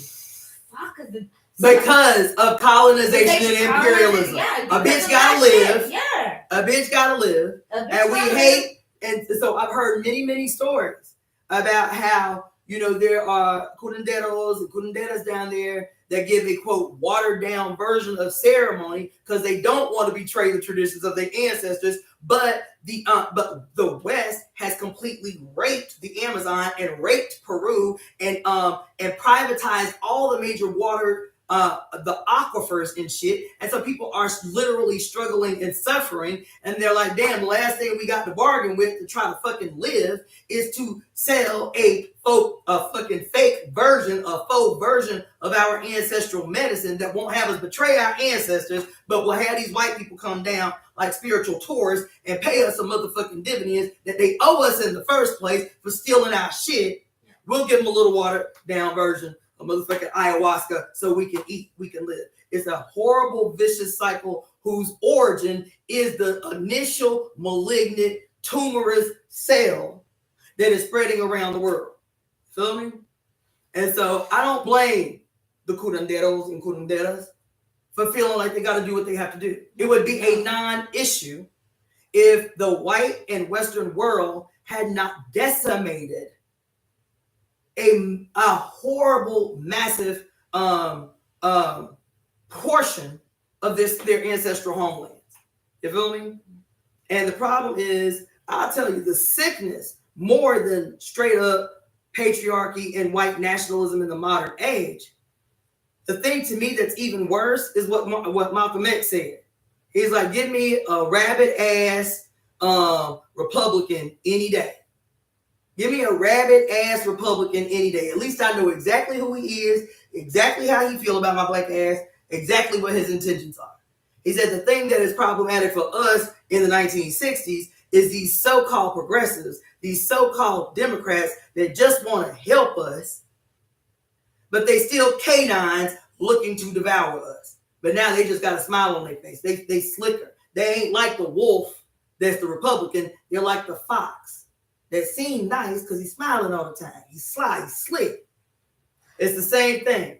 It was never more evident than moving to California. All these so-called white progressives, so well versed in all things socialism and the environment and feminism. Apology. And they are wicked as the day is long. What their progressive ideas provide for them and their mind is a shield of protection that always absolves them from the role they play in the world the way that it looks right now. And they all play a role. They all play a role, and not a passive role. 99.9% of them play an active participatory role in the way the world looks. But because you got so-called progressive ideas in your head, and you can say them very well articulately, don't mean that your behavior has to match the ideas that's in your head. Your actions in the world don't necessarily have to match the ideas in your head. All you got to do is be a white boy with some dreadlocks, you feel me? And talk about how many ayahuasca ceremonies you've done and how your master teacher is guru so-and-so, and you ain't got to do shit else. People will take you at your word that you progress. That's all you got to do. Is have an existential experience on motherfucking ayahuasca or Cambo or some shit. You know what I'm saying? I was sitting there for years. I'm like, why all these white people around me get the calling to be a Shipibo shaman? And I'm not getting that calling. Ain't that something? I was sitting there for years. Ain't that something? Girl. That same girl. I continued to ask myself this on that motherfucking full moon that you invited me to. Yeah. That you had a ceremony in your backyard. We saw the motherfucking raccoons, and I was like, see, that in real time is how the goddess shows up, bitch. While y'all two, the girl that I brought, the half Asian girl, and the little white girl that she was resonating with, you feel me? While the French girl and me and you, we was on some other shit. They trying to have their own ceremony because they ain't with what the colored women with. Feel me? Talking about my teacher, and shit. All right? And that same girl that I brought up there was talking. Sorry, guys. I'm sorry. Y'all can leave. We banter. It's relevant, but we banter. I bring her up there, and a few days later, and I told her, I said, it's really interesting that the white girl that obviously had conflict with me, the lone black bitch up there, is the one that you resonated the most with. It's really interesting. And she's always talking about, oh my God, Cassandra, I've learned so much since, I've always considered you one of my most important teachers, but you don't ever listen to shit I say. You listen to repeat what I say, but you don't ever hear to comply to the suggestions that I make. Never. Right? And so I did a reading for her. As a matter of fact, the very first date I met the girl, I told her, because she told me her whole life story. We were going camping together. And on the ride to the location, she told me her whole life story. Child, I know everybody in the family, everything. I said, I can tell you what your problem is. All the things that you think are separate in terms of like therapy and all of this shit has its origin in your familiar ancestry. One whole half of your family tree is absent, and it's the colored half. She grew up with her white mom in a white town, and she told me her mom was a racist, and that was very hard for her, being half Asian, growing up in a very obviously racist household when she didn't have a relationship with her father and that part of her family. She don't know none of her siblings, anything like that, right? I was like, that's what's happening to you. She had not done ayahuasca at this time, okay? She had never done ayahuasca at this time. Exactly. The very first fucking day I met this girl, I said, I can tell you right now in this car what you have to do to begin to resolve this inner conflict, this inner turbulence that you have. I said, what's happening to you is that the ancestors of one half of your family tree are trying to intervene in your life. I said, so my suggestion would be the first thing you need to do is set up an ancestral altar. That's the first thing you would do. And you start working your altar. The second thing is as immediately as you can. Now, we met 5 years ago. As immediately as you can is to take your ass to Japan. You know the town where your father lives. You ain't even got to see him. You and your partner go to Japan, go to the land of his origin and where he was birthed in that vicinity. Take your motherfucking bare feet. Take your shoes off. Put your bare feet in the jet black rich dirt of Okinawa. You understand? Eat yourself a fistful of mushrooms and wait to hear what your ancestors have to say to you. I told her that the first day we met. Okay? Fast forward 5 years. She has not been to Japan once. Her partner is Greek. She done been to Greece 4, 5, 6 times. She done been to Greece 4, 5, 6 times. She done gone to all the ancient goddess temples and god temples in Greece. Okay. She done been to Stonehenge and all the sacred sites in England. Okay. Nice. That's nice that you go try. She done been to Peru to do ayahuasca 6 times in the same 5-year period. Damn, that's a lot. 6 times. Where's she have the money? She works in the medical industry. Oh, shit. 6 times. Each time she goes, she's there anywhere from 2 weeks to 6 weeks. Right?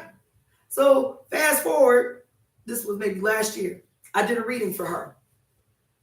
And I'm telling her, I'm repeating to her with new information, the same thing I said the first day we met. I said, have you set up your ancestor altar yet?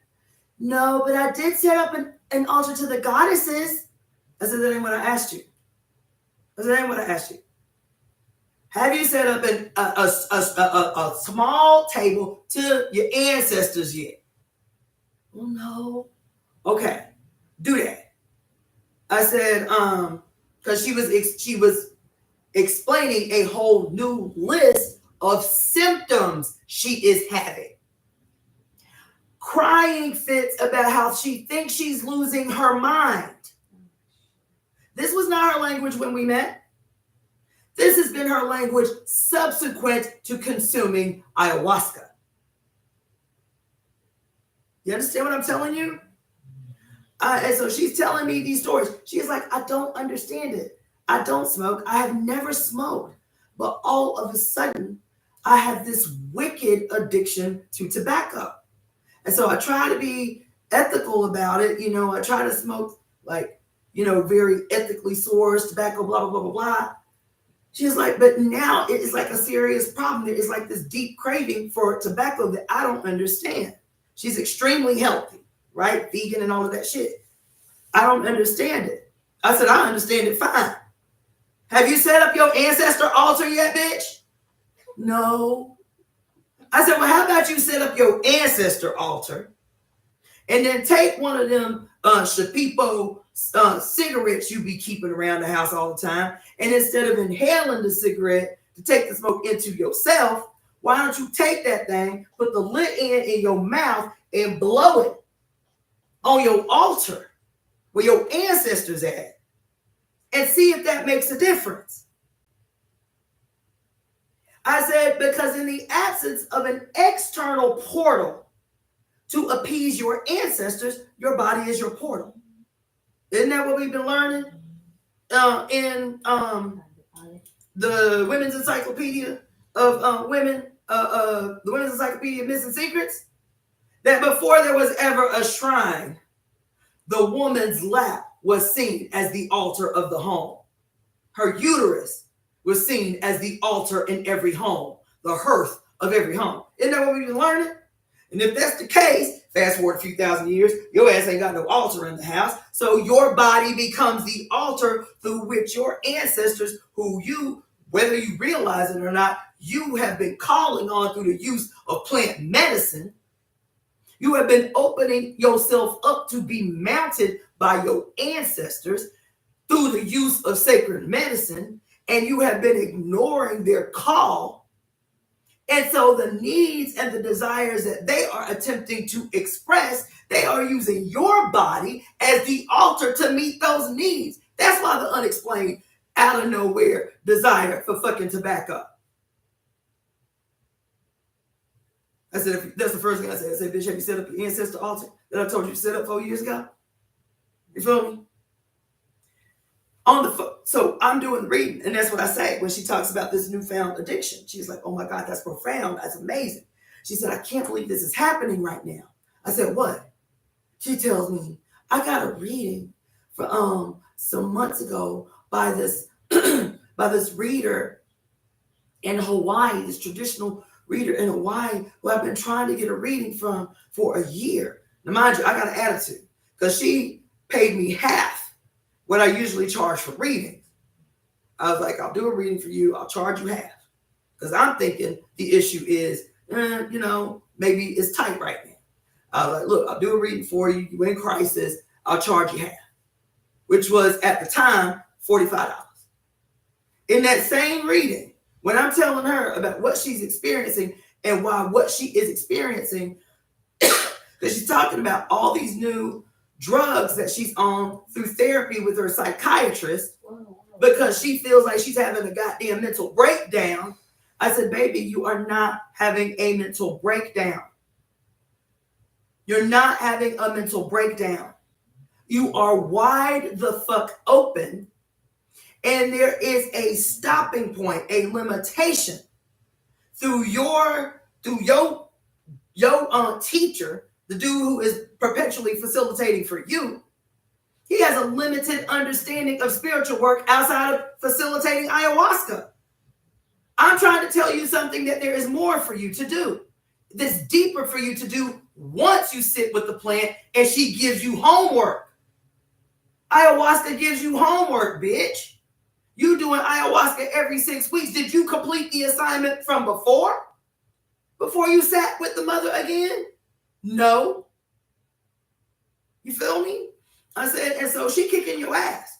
You wide open, but you don't have an avenue outside of the consumption of the medicine. So the medicine and the experience from the medicine becomes the addiction. You become addicted to the experience. You become addicted to the little breakthroughs you have in the medicine, not realizing that the medicine is a walk that you're doing. And for months after you do the medicine, she's on you. She's with you. Listen, yanking your motherfucking chain that's making you think you going crazy, trying to get you to comply. That's what I told her. I said, so your ass, you understand, think you going crazy. You taking new fucking psychiatric medications, but you won't do something as simple as erect your goddamn ancestral altar and blow the motherfucking smoke and spray the goddamn liquor or give your ancestors coffee so they stop harassing the fuck out of you. You feel me? Then she tells me, this makes so much sense, because I'm going off about her ancestors. This makes so much sense. I can't believe this is happening right now. I was like, what? She's like, I've been trying to get this reading from this Hawaiian reader for a year, and I finally got an appointment, and it was so expensive. I said, oh, word? How much was it? She paid $1,200 for a reading from a woman in Hawaii who told her, guess what? I'm giving this bitch gold for $45. Told you the same thing. No. Didn't tell her half what I told her. You know what she told her? She said, the reader told me that I had to get deep in my ancestral work. 4 years after I told her that on a road trip to the camping trip. But you know, you feel me? I ain't some, quote, ancient ancestral reader from Hawaii. So somehow what I done said in the road trip is less convincing than the bitch in Hawaii doing your $1,200 motherfucking reading, where guess what her takeaway from the reading was? Yes, you need to get deep in your ancestral work. But what I'm sensing is that the reason you were drawn to ayahuasca, the reason that you were drawn to this medicine so much is because in your past life, you too were Shapipo. I said, oh my fucking God. I said, oh my God. And you don't know if this reader was actually Hawaiian. I don't know who the fuck she was. I said, and the problem that she got with me, and the problem all y'all gonna have with me once I am in a position to facilitate the way that I do, is I'm not gonna let you get away with saying no dumbass shit like that. So in the same reading where she telling me, first of all, I'm mad as fuck because she telling me she in good conscience paid me $45 for this profound reading that I'm giving her. She paid this bitch $1,200, didn't have no problem telling me that she paid the bitch $1,200 for this bitch to say, oh, yeah, ancestral work is great, but your ancient ancestors from your past life was the Shapipo, and that's why you drawn to ayahuasca. You need to be venerating the Shapipo. I said, no, the fuck you don't. In her reading, I said, no, the fuck you don't. She's like, what do you mean? She was so offended. I said, this woman told you exactly what you wanted to hear in this $1,200 reading. She told you in a soft voice, and I ain't gonna talk to you like that. She told you, based on what you fed her, exactly what you wanted to hear. And why did you exactly want to hear that? I don't know what you mean. I don't know why. I said, you didn't want to hear that because the trauma of your family tree has you always evading the simple. The simple answer that is right in front of you, which is the DNA that is alive in your fucking blood right now. The simple answer that I gave you in a 3-hour road trip 5 years ago that could have helped you to evade and avoid all this conflict that exists in your life right now. You have constantly ignored that which comes from my mouth that everybody becomes the authority to which you need to comply, but the lone black bitch who know more than all of them, who older than all of them, who older than your teacher facilitator of ceremony. You feel me? Who older than his great aunt, who was at the first ceremony that we went together.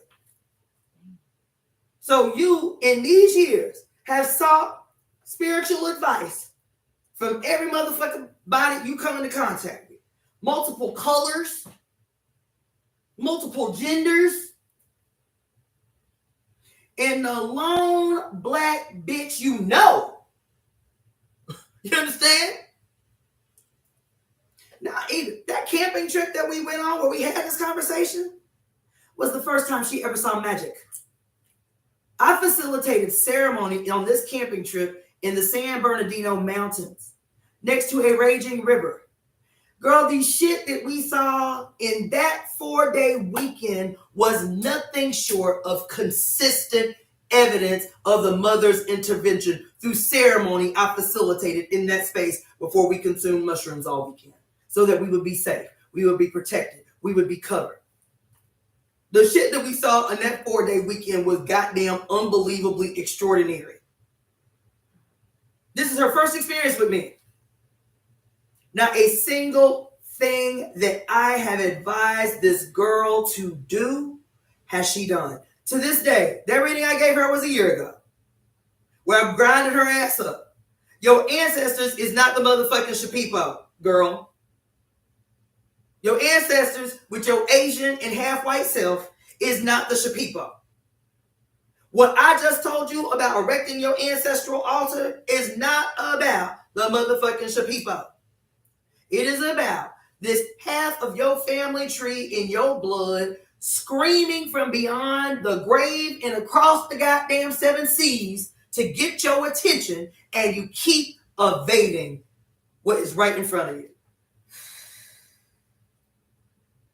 And to this day, that girl has not erected an ancestral altar in her house.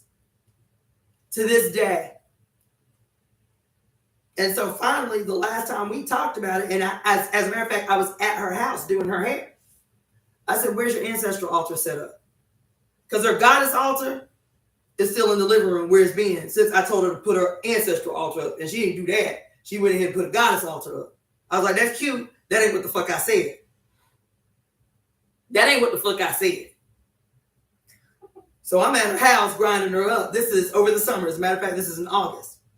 I was like, where your ancestral altar at? She looked down. I said, girl, you still have not put... I said, it's a $10 fucking wood card table from Walmart and a white pillowcase and a glass of water and a little plate and a white candle. And Can y'all see me?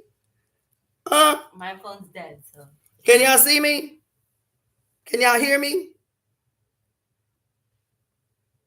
Hello? Thumbs up? Thumbs down? Can you hear me? Can you see me? It says that I'm back online.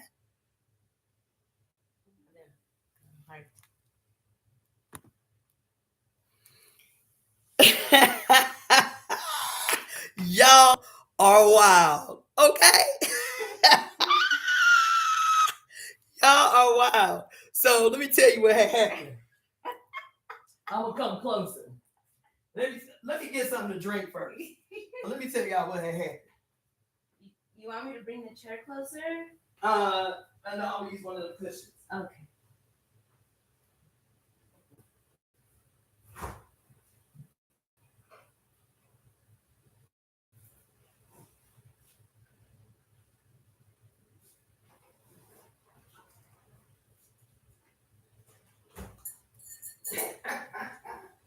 Oh, wow. So, let me tell you what had happened. So, apparently, the police had a problem with what we was talking about. You feel me?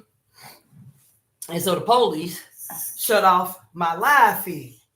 And Sally, who is here, she had already been giving me a time check. And then y'all heard me. I was already like, okay, I'm gonna stop talking. You feel me? It is late. I said I was gonna try to do 2 hours. Here it is. We 4 hours in. You feel me? Whatever. And so when the whole computer shut down, it wasn't that the screen was just frozen. The whole computer just out of nowhere shut off at exactly 101. And so I was like, I guess that's the cue to go ahead and shut up, because my computer don't behave like that. It ain't never happened before. It completely shut off and it came right back on. But when it came right back on, all the open apps that I had open were closed.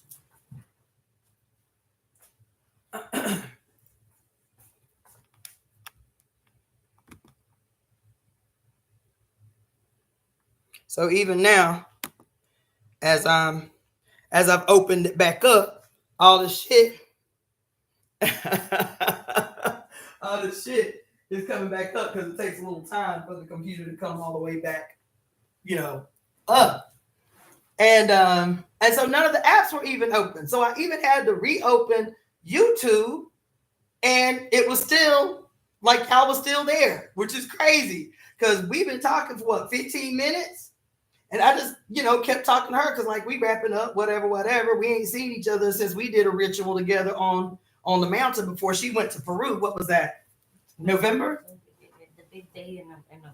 Yeah. No, it was before. It was in October. So yeah, last time I saw her. Oh, as a matter of fact, I told y'all, me and her went up on the mountain to do a ceremony, and how the demon of patriarchy be irritated when they see witches doing suspect shit. So we had a little candle lit, little candle lit on wet ass grass on a blanket, and automatically this dude came from out of nowhere. Y'all can't have no candle out here. First it was the parking. We couldn't drive all the way into the. Oh, that's right. But I'm talking about this dude going out of his way. He like a maintenance dude. He ain't even nobody. Like the trash man or whatever. Y'all can't have no fire out here. I said, this ain't fire. It's a candle, child. You know what I'm saying? And so this was the sisters that we were, and this was right before the November 19th, because she was in Peru when we was doing this ritual up here on the mountain.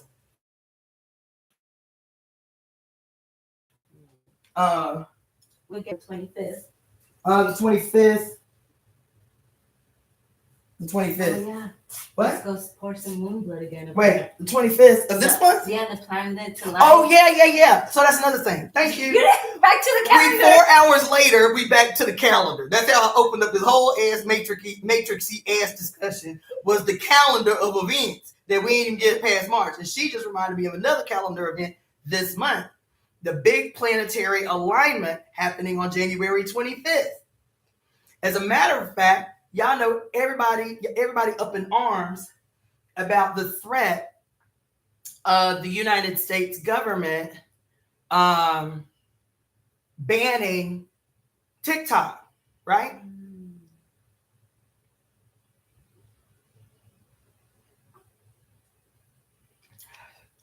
So, you know what? Let me skip these ads.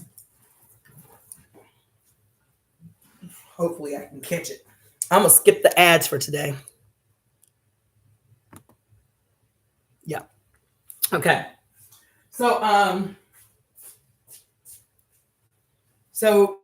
before or during the holidays, at the 1st of December, everybody was talking, about, oh my God, the United States government has finally said it looks like the TikTok ban is going to be in effect if, and the condition is, it's like a hostile economic takeover is what it is. They're saying it's to protect the American public from fake news or some shit, but they're saying we won't ban TikTok if y'all sell us y'all shit.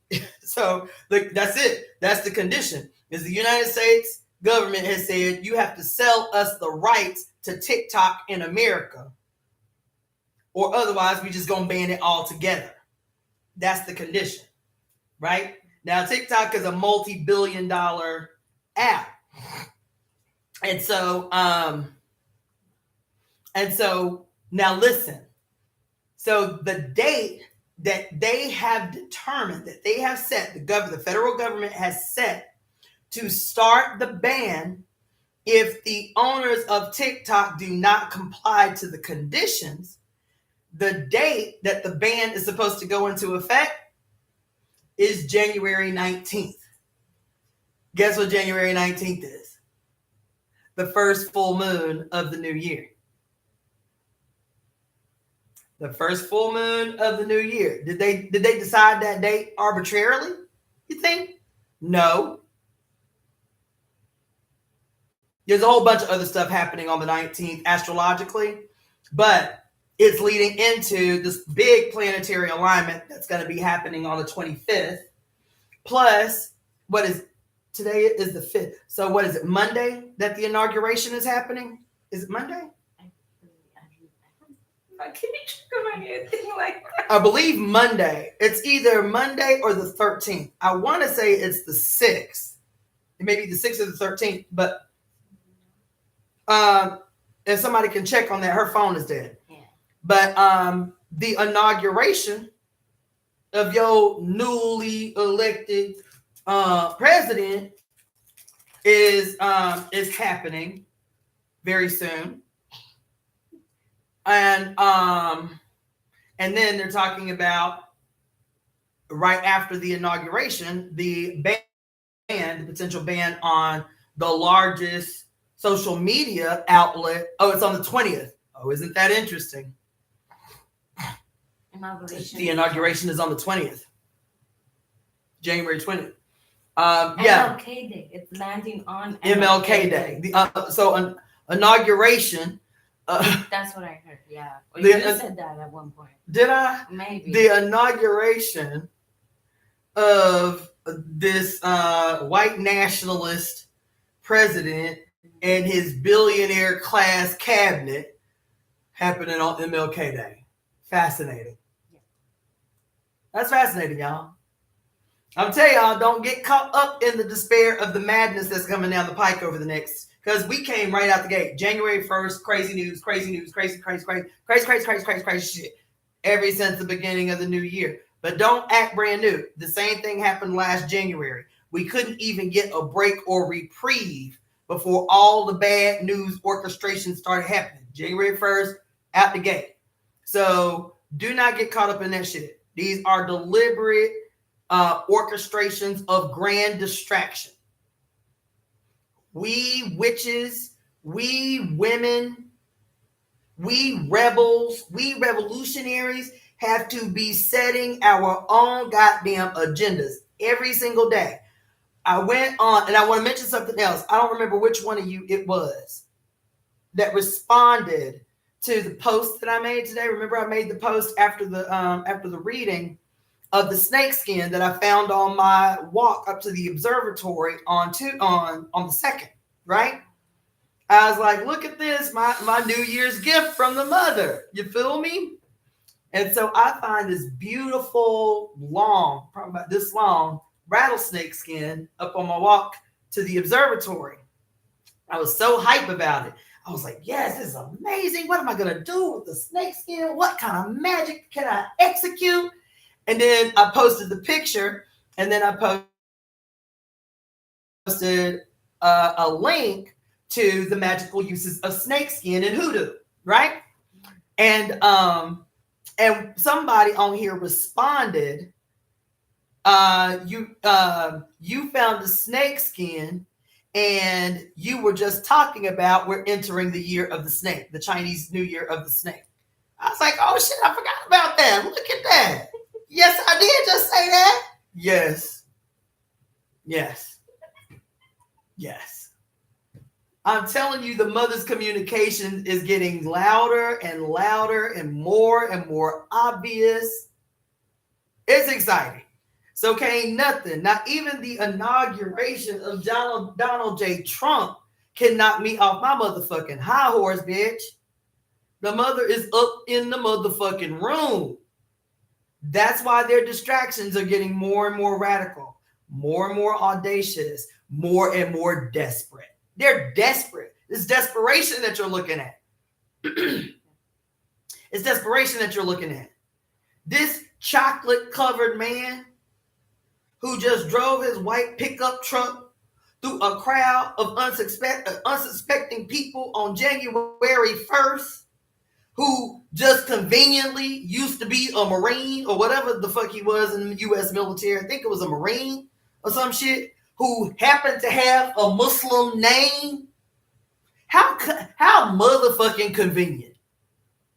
How motherfucking timely and convenient for the president entering into his seat as president that he has this awesome event legitimizing and justifying his presidency in the form of a Negro killing 15 innocent young people in New Orleans who used to work for the military and now he is a Muslim or some shit. Come on, y'all. Like, how many times we gonna fall for the same bullshit? What was the other dude? Ooh, what was his name? It started with a D. It was some years ago. But he too was in the military. He was what? Jeffrey Dahmer? No, his name wasn't Jeffrey Dahmer. That's the cannibal. Oh, but Dorsell, something like that. Oh, okay. He was a bald-headed black man here in California who was a police officer, but he had been in the military. I forget what branch, some kind of troop, some kind of one of them super niggas, you know what I'm saying? In the military, like a stormtrooper or some shit. I know stormtrooper is Star Wars, but he was like a super nigga in the military. He wasn't like a regular person in the military. He was like highly decorated in the military. And when he got out of active duty, he went to become, I think he was a sheriff in the sheriff's department or something like that. And supposedly he outed a fellow police officer for corrupt behavior or whatever, and then they fired his ass for outing the homie. And so this becomes the basis for him going, quote, on a killing spree, you feel me? And then writing a manifesto about why he went on the killing spree. I'm gonna tell you something. This is my personal opinion. Don't nobody be writing no motherfucking manifestos. I don't believe Mangione wrote no motherfucking manifesto. I don't believe that Dorsell guy, I don't believe he wrote no motherfucking manifesto. They said Timothy McVeigh wrote a manifesto. Anytime you hear, and we just happen to find a manifesto that was anti-government and anti-American propaganda and this and that, anytime you hear those words, we found a manifesto,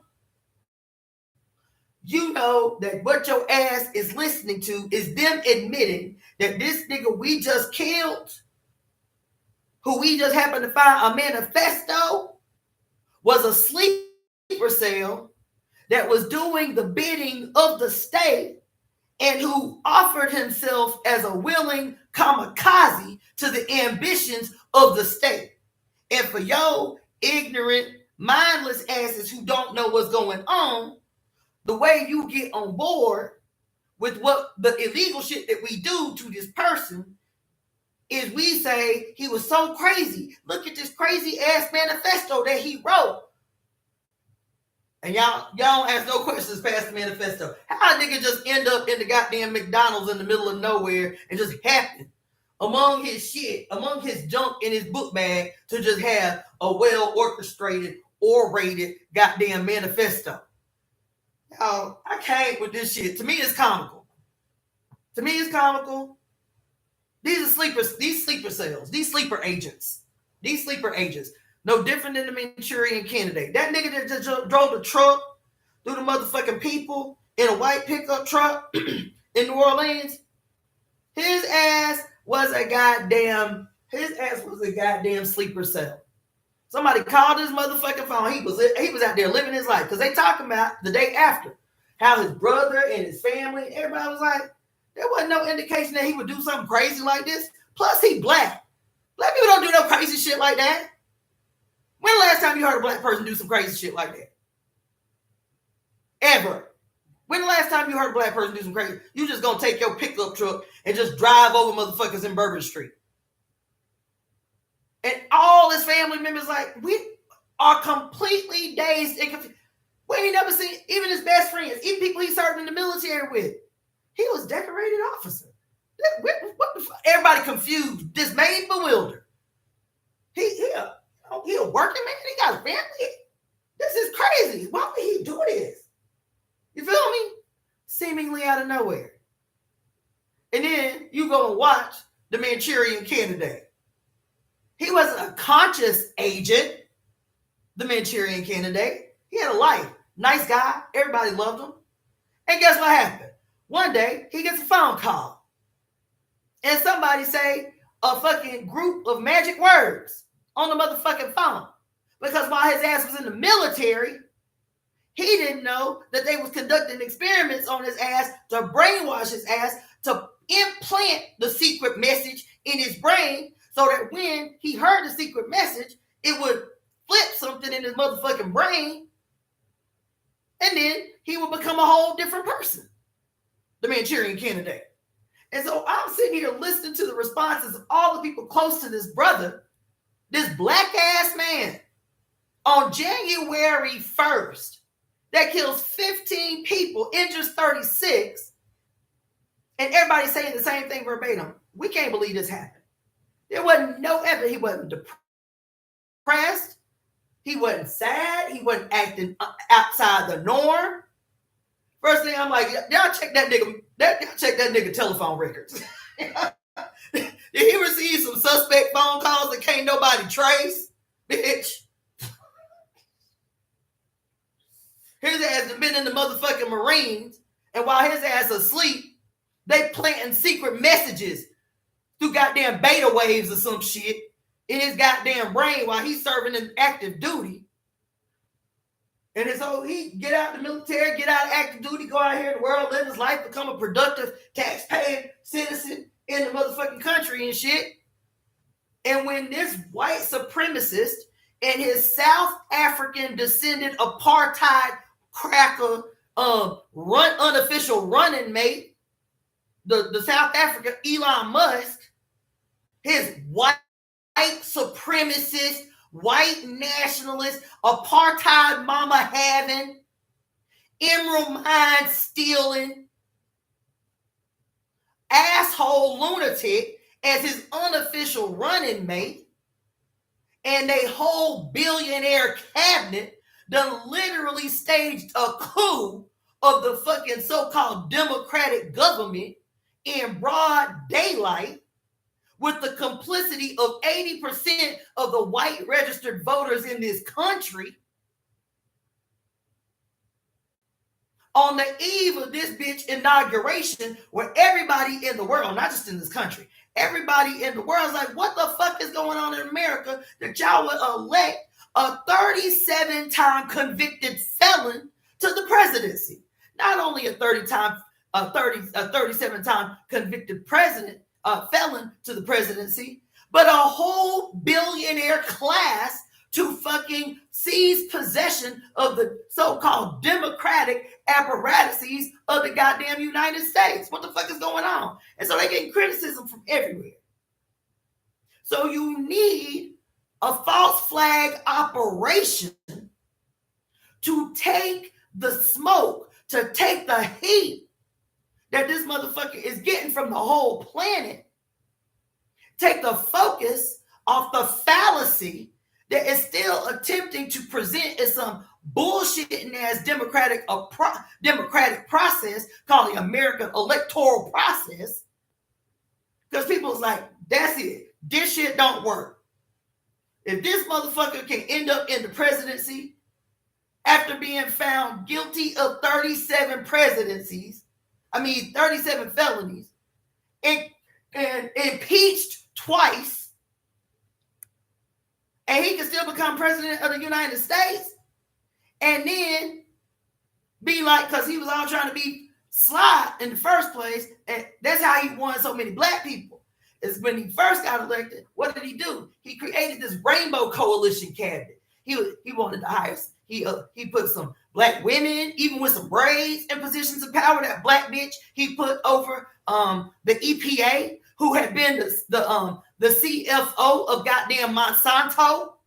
You feel me? He put some colored people here, the little Mexican loudmouth rabbit woman that he put up in the position. And what was she, like Speaker of the House or some shit? I don't remember what she, but the rabbit dog looking Mexican woman that he put up in position of power.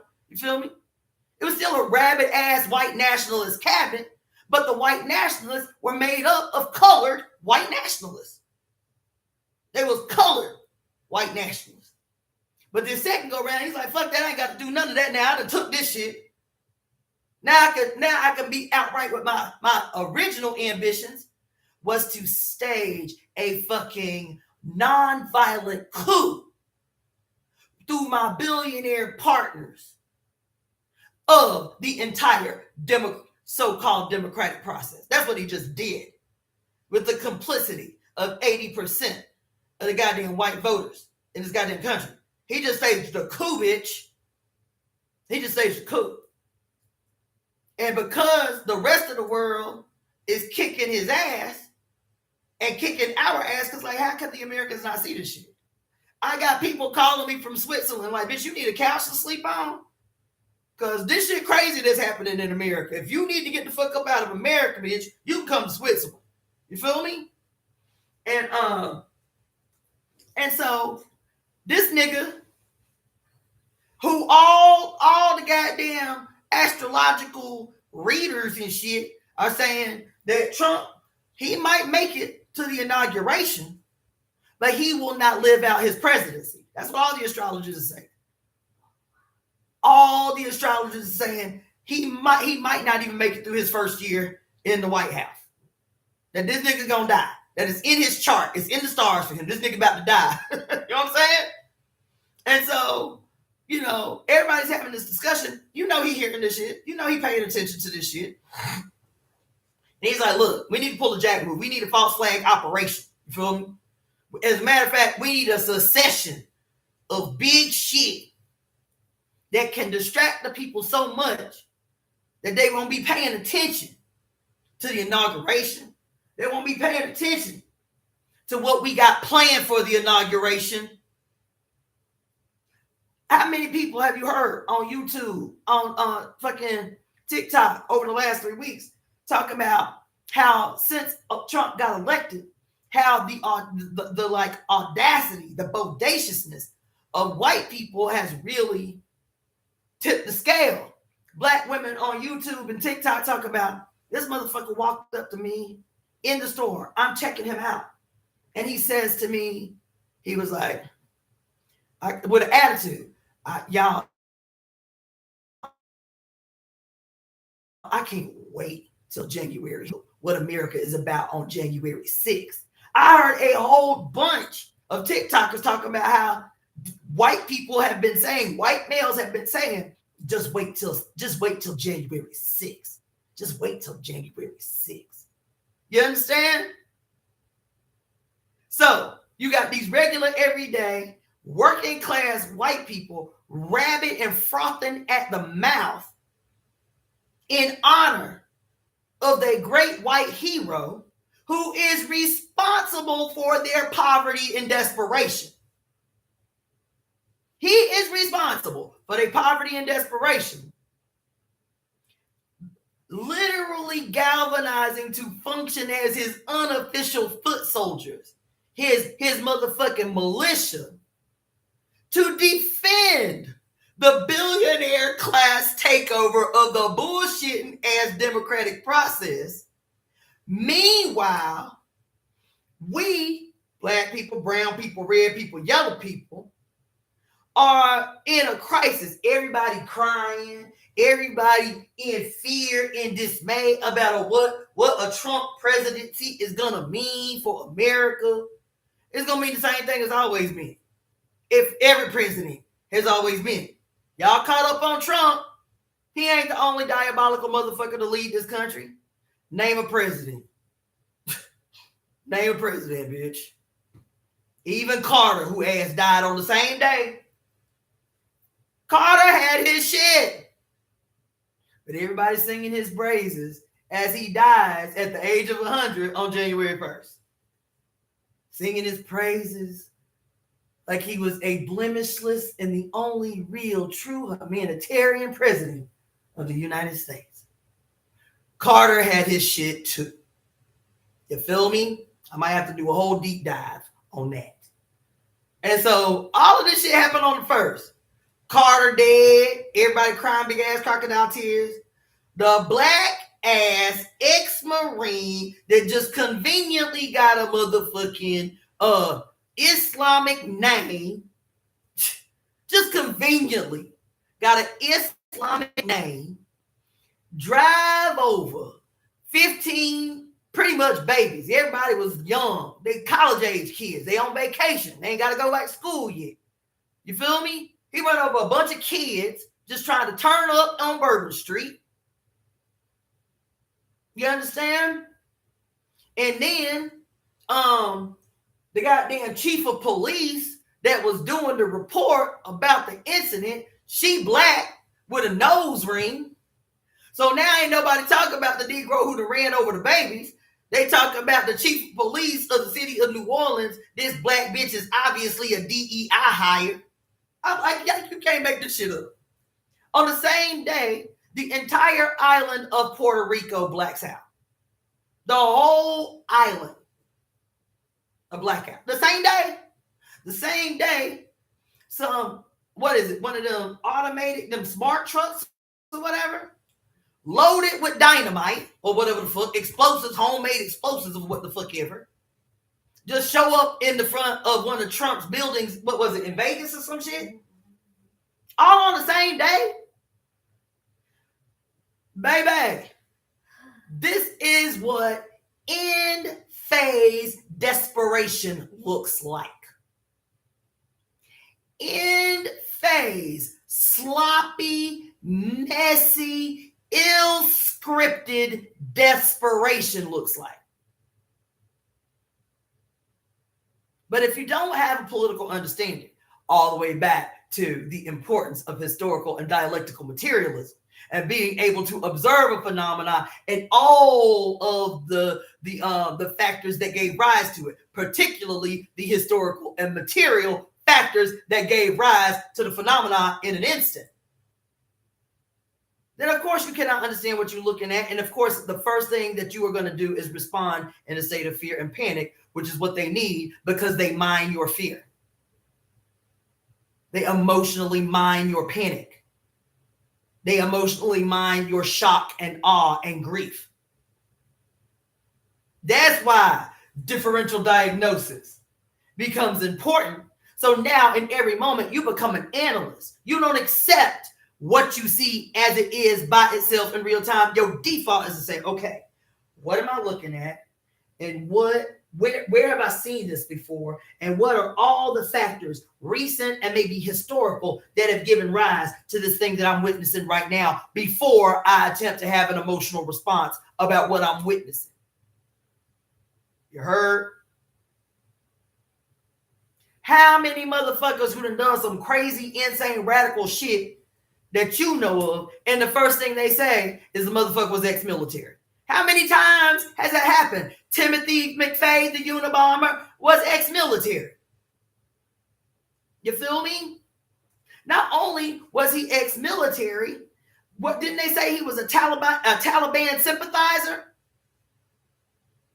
And that he, quote, wrote a manifesto that the reason that he did the Oklahoma bombing was because he was outraged as a man who had spent his life fighting for the United States of America, fighting for the U.S. democracy in war, to come back home and watch the FBI murder men, women, and children in Waco, Texas. That's what he said. That's what he said was the reason that he did the fucking Oklahoma bombing, was because he watched on TV. I was in high school when the Oklahoma, when fucking Waco, Texas happened. We were in class watching on our classroom TVs the fucking federal government, the FBI, stand off with tanks, child, like they were in a goddamn third world country somewhere that they were at actual war with tanks and shit on this goddamn property. And then they sent them goddamn, what is it, the gas canisters the tear gas into the building hadn't been fired upon. We watched that shit live as it happened. I was in high school. We watched that shit live on TV in school as it happened. But these motherfuckers, knowing that there were babies and women in that motherfucking building, sent tear gas, which by the way has already been banned as illegal and punishable as war crimes. Tear gas has been banned. Did y'all know that? I didn't know until I saw the damn documentary on how the fucking tear gas canisters started a fucking fire that within minutes engulfed the entire building. Babies, women, children, men who had never fired a weapon massacred on live TV. And he said, I watched that shit conducted by the same government that I went to a fucking foreign country that had not done anything to us and willingly killed human beings in defense of so-called U.S. democracy to come right here and watch so-called U.S. democracy murder scores of fucking people. That's why the Oklahoma bombing. That happened.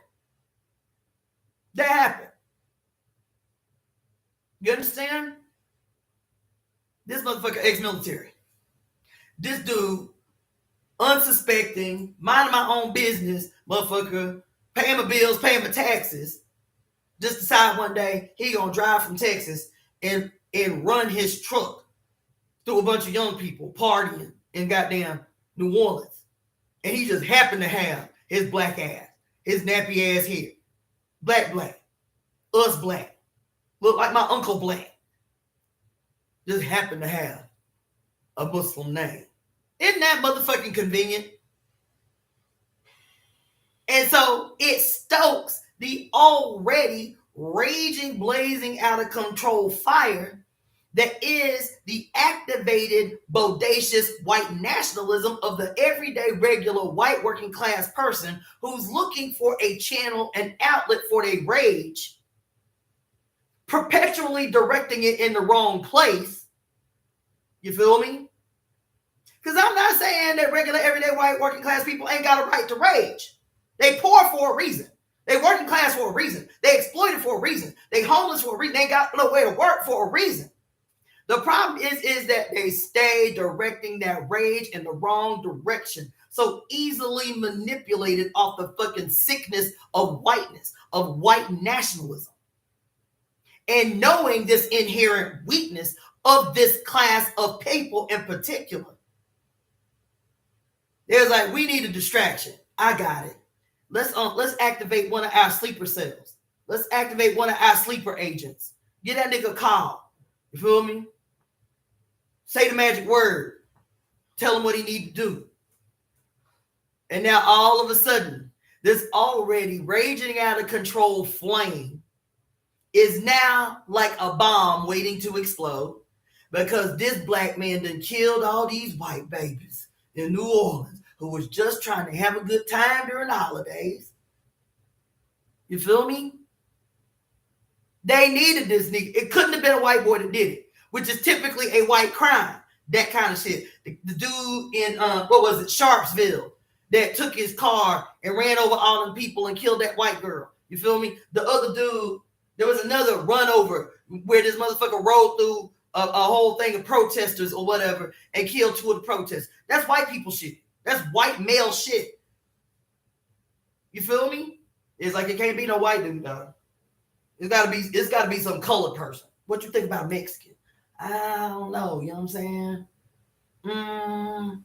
Mexicans really demonstrated some serious political power. And we did galvanize a good percentage of the Mexican vote. Yeah. Nah, it's these men. These black ass men. These niggas really didn't show up how we thought they was going to show up. Because what do we all think? We was listening to all these incels over the last year. All these Negroes they kept putting forward on YouTube. They was like, we pro-Trump, we pro-Trump. I was like, oh, Lord. All these Negroes about to go out to the polls and vote for Trump. Black women gonna be out here by motherfucking self voting for Kamala. I ain't talking about me because y'all know I didn't vote. But I'm saying, you know, it's gonna be only black women that's gonna be the only people that vote for Kamala. You feel me? And it was shocking to everybody because of the black male registered voters. They said it was what, less than 10% that voted for Trump. We thought they was going to turn out in droves. I know I did. And the sister was like, damn, these brothers really came through. The black male registered voters came through. You feel me? So here they at, they talking in the White House. You feel me? They talking in the Pentagon. They was like, no, it can't be no Mexican, because, you know, the Mexican men in particular, they really showed up for Trump this go around. They did that. You feel me? And it was about half and half with the Mexican women. What did they say? Like 43% of Mexican women voted for Trump. Nah, that ain't going to be controversial enough. Nah, I know who it's got to be. Because these black males, all this talking they did, all these black men coming to Trump rallies and shit, we really thought they was going to turn the fuck up. We really thought they was going to betray black women, but they voted. And they surprised us. They came out here and they voted for Kamala. Let's get a nigga. Let's look through the Rolodex of our sleeper agents. You feel me?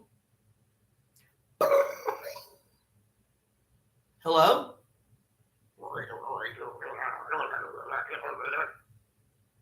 You know what I'm saying? Y'all need to go back and watch the Manchurian Candidate. You feel me? Y'all know I ain't picking it up. And y'all know it's not fake. Y'all know it's not science fiction what I'm talking about. You know what I'm saying? All you got to do is read. These motherfuckers are so arrogant, so egomaniacal. They don't even hide what they've done. You can read the entirety of the MK Ultra campaign. You can read it in its entirety. It's declassified. They're like, yep, we did that. Mm-hmm. Yep, LSD, y'all love so much. That was us. We created that in a lab. You understand? All these hippies singing freedom songs that y'all love so much from the 1960s. Guess what?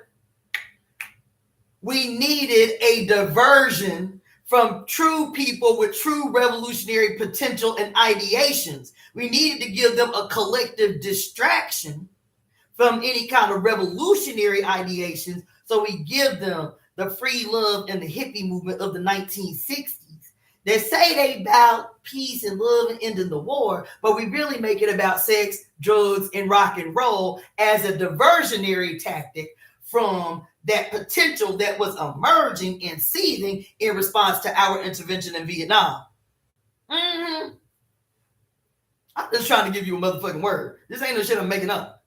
I'll tell you something else. In the declassified documents of the counterinsurgency against black militant movements in the United States, one of the programs, one of the strategies of COINTELPRO, verbatim, was COINTELPRO had identified after a certain period with the emergence of the Black Power movement that the single greatest threat to the maintenance of the United States government, everybody always say it was the black revolution. No, what the document said was black women and black revolutionary organizations. And so in response to this threat of the stability provided by black women, even as the counterinsurgency was happening, even as the drug economy as a strategic weapon against the emergence of revolutionary black people in the community during the Iran-Contra, there's like, these black bitches is the problem. That no matter what we throw at the black community, black women gonna hold the community together. Black women gonna stabilize the community. Black women gonna make sure that the community survive no matter what happens. And so you know what they did as a strategy, y'all? When I read this shit in the party, I was like, why ain't there no black male thinkers talking about this shit? It's right there in the papers of the counterinsurgency of COINTELPRO. The strategy became, and continues to this day, to create black political activist agents to send into black political organizations, and their only purpose is to engage in sexual and romantic relationships with Black female activists in revolutionary organizations, woo them, romance them, and then abuse them so that they leave the organization. Did y'all hear what I just said? I read this in the COINTELPRO papers. That there were agents, paid conscious agents, whose sole purpose, y'all ain't got to do nothing else. Do the work, you know what I'm saying? Take the classes, learn the gun shit, do the outreach, hand out the flyers, participate in Feed the Children program. I know and can name too many women, giants in political organization. When I say giants, I mean giants among men, who because of gravity of hurt or pain that they experienced at the hands of some great revolutionary thing in the movement, left the organization and never returned to anything even remotely indicative of Black political life. He's like, fuck that Black power shit. Women who were fucking engineers, women who were, I'm talking about great political thinkers, women who were physicists, women who were doctors, women who were nurses. One woman we met who was working with the UN, quit the UN to join the organization to get run through by a slick talking motherfucker in the party, get used up. She and another sister who was best friends, they get turned on each other because he's sleeping with both of them, knock both of them up. Now, neither one of them have been tied to any organization linked to Black liberation, Black revolutionary movements. Since then, 3 of the women that I knew in the party, giants among men. 3 of the many that left the party, 3 of them are married to white men. Right now. 3 of them are married to white. Not only fuck this Black power shit, but you niggas don't know how to treat women, and y'all supposed to be the best sons and daughters of Africa. And if y'all don't know how to treat women, I don't know where we gonna get treated right. Fuck it. Let me go get this white boy who gonna treat me right. 3 of the many Black women that left the motherfucking party went right out and married white men. That damaged, that used up, that fucking abused by men in the organization. Now, whether those men were conscious agents or not, I do not know. But patriarchy creates sleeper agents out of everyone. All they got to be is misogynist, and they're a sleeper agent. All they got to do is be an incel, and they're a sleeper agent. Shit. Isn't that what Mary Daly said in the book Pure Lust? She said men don't have to be conscious agents of patriarchy. She said they can just be rapists, and they're serving patriarchy. They can just be child molesters, and they're serving patriarchy. They can just be pimps trying to, quote, make a living, and they are agents of patriarchy. They can just beat their wife. They are agents of patriarchy. They can just be the police. They can just be lawyers. She went down the line. She's like, they still agents of patriarchy. They are still upholding the foundation that keeps patriarchy erect and stable. They don't have to be conscious agents of the state. But I'm telling you out my mouth, from what I have read with my own eyes, from declassified fucking papers, because they so confident and arrogant in what they have done, they're like, even when we show it to you in real time, you niggas still ain't gonna do shit. We can sit here and we ain't got to worry about declassifying shit.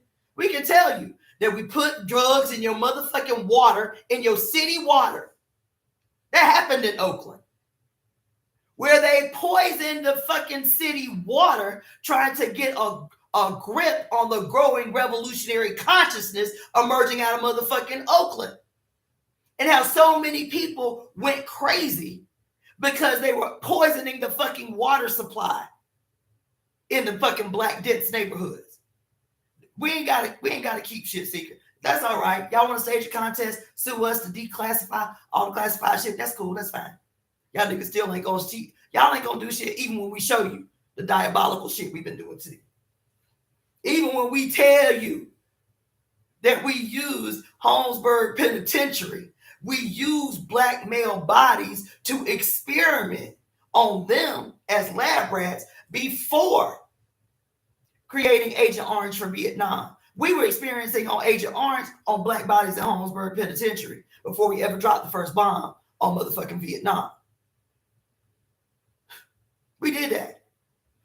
How the CIA, when they want a fucking death of a diplomat, a death of a head of state to look like natural causes, they were using radioactive isotopes to do that shit. I'm convinced that's how they killed Chavez.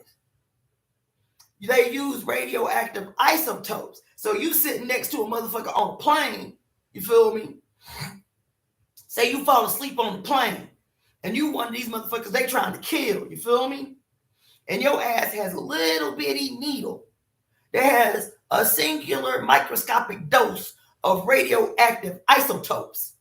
And while your ass sleep, you feel an itch. Like, damn, this motherfucker done injected your ass with goddamn radioactive isotopes. And 3 months later, you are dead because your body is consumed with cancer. Guess where they did them experiments at? On black, working class, and poor men in Holmesburg Penitentiary in Pennsylvania. I don't know if y'all remember the nigga who was a double agent, a Russian double agent in the early 2000s who died from cancer. He was a double agent. He got found out to be working both sides. He was a double agent. And that story I just told you was an actual story. His ass, when they backtracked to see why he was so sick, he had been on a recent flight. And so they start contacting everybody that was on the plane to see if everybody else, because he was deathly sick when he got off the plane. And so they're like, damn, it must be a virus or some shit. So they start investigating everybody that was on the flight to see if there was like a virus that had spread on the flight. He in the hospital on the brink of death, and they're doing all this blood work and shit, and his ass quickly consumed by cancer. And then they backtrack and find out, oh yeah, he was a double agent, and this was a hit, and he died from radioactive isotopes. It happened in the early 2000s. But who did they perfect that bullshit on? Black ass bodies and goddamn a prison in motherfucking Pennsylvania. For 40 years, the human experimentations in Holmesburg Penitentiary.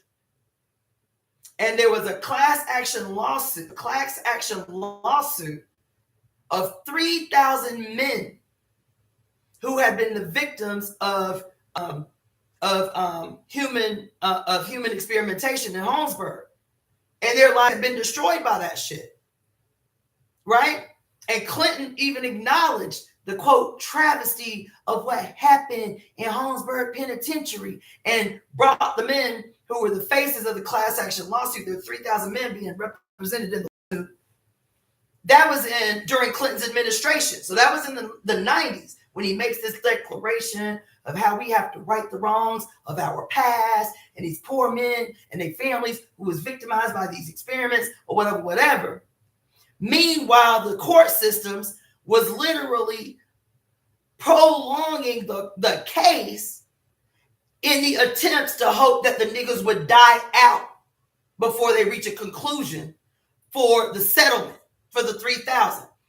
This man that I interviewed about him being an inmate in Holmesburg Penitentiary and how he had been diagnosed with 4 different types of fucking cancer as a consequence. When I interviewed him in 2005, he told me that he was a part of the initial class action suit and there were 3,000 plus men that were represented in the suit. When I interviewed him in 2005, he said more than half the men had died. He said they keep doing all this bullshit with our court case, so hoping that we will die out before they are made to pay reparations for what happened to us. That was in 2005, where he told me that from the mid 90s to 2005, more than half the men on the case had died. We reading goddamn the papers on MK Ultra and the King Code Alfred plan and what's the other one? The goddamn COINTELPRO papers and all of this shit. And these motherfuckers are so arrogant. They're like, yeah, we'll show you the shit. We'll show you the shit. And what? What you gonna do? And what? What you gonna do? We'll show you. You know what I'm saying? We'll show you how we deliberately failed this thing that people are talking about right now. How we deliberately contributed to the failure of the infrastructure in Mississippi. So now ain't nobody got no access to clean water. That shit was deliberate. It was orchestrated. And what? What you gonna do? You understand? That's fine. We'll show you all the papers about all the shit we did. The Pentagon, the CIA, the U.S. military, all with contracts in prisons across the country to use poor black bodies as fucking test bunnies. As motherfucking experiment test subjects. You understand? The people in Vietnam today, 60 years later, are still experiencing the negative impact of being carpet bombed with Agent Orange. But the fucking Agent Orange was perfected through experimentation on the bodies of poor black men in the United States of America. Is this the grounds for people staging the motherfucking revolution? Nope. They say that there's, because the prison's been shut down since this whole expose and everything. Prison's been shut down since like 84, I think. And they say that there are wings of the prison where all these decades later, you still have to have a hazmat outfit, a hazmat uniform on, because the radioactive energy in the area from the radioactive isotope research that was done on the black men in the area is still at an all-time high. You will suffer from radiation sickness if you go into that wing of the prison without a hazmat suit on. Decades later. So, then I'm reading this shit about how they strategically, niggas couldn't get a job in the FBI until, what was his name? J. Edgar Hoover was like, this black ass nigga, Marcus Garvey, he is a thorn in our side. Maybe we need to hire a Negro. The first black agent of the FBI was hired to invade Marcus Garvey's organization. And guess what his job was? Guess the job that Marcus Garvey gave this man. The job that Garvey gave this man, who became his friend, his confidant, because that's what they do. His friend, his confidant. He's like, man, you that nigga, I like you. You organize. You know what I'm saying? You comply. You feel me? When Marcus Garvey launched the Black Star Line shipping company, this dude became his first officer on the first ship they launched on the Black Star Line. Gave him the responsibility of purchasing the first ship, which was defunct. Like, he functioned as a saboteur. He was the first black paid agent of the FBI, was to infiltrate the UNIA, the United Negro Improvement Association. That was what he was paid to do. That's what his job was. Oh, we need to hire a nigga because we can't handle secret agents. There's a white boy going up into the UNIA. Damn, maybe we need to give a nigga a job. First black agent of the FBI under J. Edgar Hoover in 1914 was paid to infiltrate the UNIA. And they was like, damn, this shit really worked. So they started grabbing up Negroes from everywhere to be agents. You understand? And so fast forward, COINTELPRO, you feel me? to directly address the rise of revolutionary militants in the United States. It's like we've been going after some time. It's like we killing, we executing, we assassinating, we killing, and this shit ain't curbing this shit none. We killing the black leaders, we killing, quote, potential black messiahs, and this shit ain't curbing this shit at all. We going about this shit wrong. We need to attack the women. The women is the stronghold in this shit. The women is the stronghold in these organizations. What did Malcolm say? Women are the backbone of the movement and men are the jawbone. That's what she said. That's what he said. He's like, we've been going about this shit all wrong. We need some good looking, strapping, articulate Negroes. We need to hire them kind of niggas. Good looking, swagadocious type motherfuckers to infiltrate these organizations and start romancing the bitches. That's how we got to do it. We've been going about this shit all wrong. We've been using brute force. You understand? We've been invading people's houses, killing them while they sleep, shooting them up and shoot out. This. We've been doing brute force. Now we going about this the wrong way. We need to start destabilizing these women. So this is what y'all gonna do. Y'all gonna we gonna teach y'all some martial arts. You feel me? Y'all gonna make sure that you get into positions that are close to the leadership. So you trust it. So if you trust about the leadership, then the bitch is gonna trust you too. And bitches, every bitch of every race and every sex is attracted to power. They are attracted to power. They don't know how to articulate that. They just think you're a good-looking motherfucker. The chairman of the organization used to say all the time, the greatest aphrodisiac on earth is power. The greatest aphrodisiac on earth is power. So you need to get close to the leadership. You feel me? Probably as the leader, as the head of defense, you feel me? Or something like that.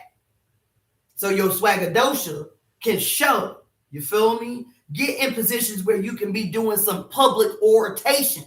You speaking, you leading some chants, you leading a demonstration. Because the greatest aphrodisiac on earth is power.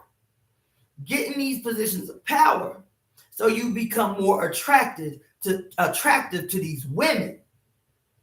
Woo the women, romance the women, bed the bitches, and then do them dirty. And then use the political line to fucking gaslight them like they did some shit wrong and your ass didn't do no shit wrong. Because when you use the political line to gaslight these bitches, then all the leadership is going to take your side against the bitch. She leaves the shit and she burnt on anything that even looked like Black Power shit from now on. She destabilized and we didn't even have to knock the bitch off. All we had to do was get a motherfucker to dick her down good and then mistreat her and this gaslighter in his position of power so that the organization take his side over hers. Then I'll be goddamn. If I was trying to call a bitch out, I could tell you name after name after name after name. Scenario after scenario, personal witnessed experience of that exact strategy in real time. Now that was the strategy expressed in COINTELPRO in opposition to the emerging Black revolution. But don't you think that in these emerging spaces of all these people talking about going back to the traditions of our ancestors, and all these women of every race flocking to the traditions of their ancestors, and conveniently, all the keepers and the holders of the traditions of their ancestors got penises. Isn't that convenient? Isn't that convenient? That all the chief custodians of the traditions of the ancestors got penises and are afflicted with penis possessing human beings and the afflictions that come when the testosterone be fucking with their brain and they just can't seem to have no principled conclusions that they come to when they are in positions of power. Because it ain't just Black religions. I done sat in ceremony of fucking reservations to have women tell me the same thing. Some motherfucking shaman, some motherfucking elder then abused his position of power under the guise of ceremony, and then did some fucked up something to her in the betrayal in sacred places. Now, they may not be conscious paid agents of the state. They may not be FBI agents. But isn't it convenient how efficient and well orchestrated the instrument and machine of patriarchy is that it can make an agent out of any motherfucker?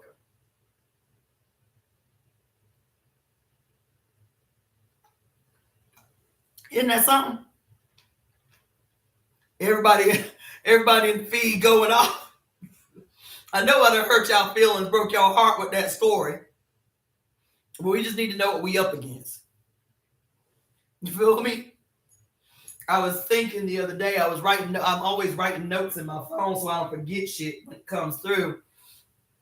And I was like, how can the temple create a process where women no longer enter into romantic relationships with men without getting the approval of the sistering board or some shit, some board that we create, some council of women that are representatives of the maiden, the mother, and the crone, elder women, you know what I'm saying, mothers and young women. And the sister say, look, she come to the council. She say, look, I'm digging on this dude. You feel me? You know, he got swag, he's good looking, he got some money, he's really generous with his spending, you feel me? And she saying, but I default to you, my fellow council members.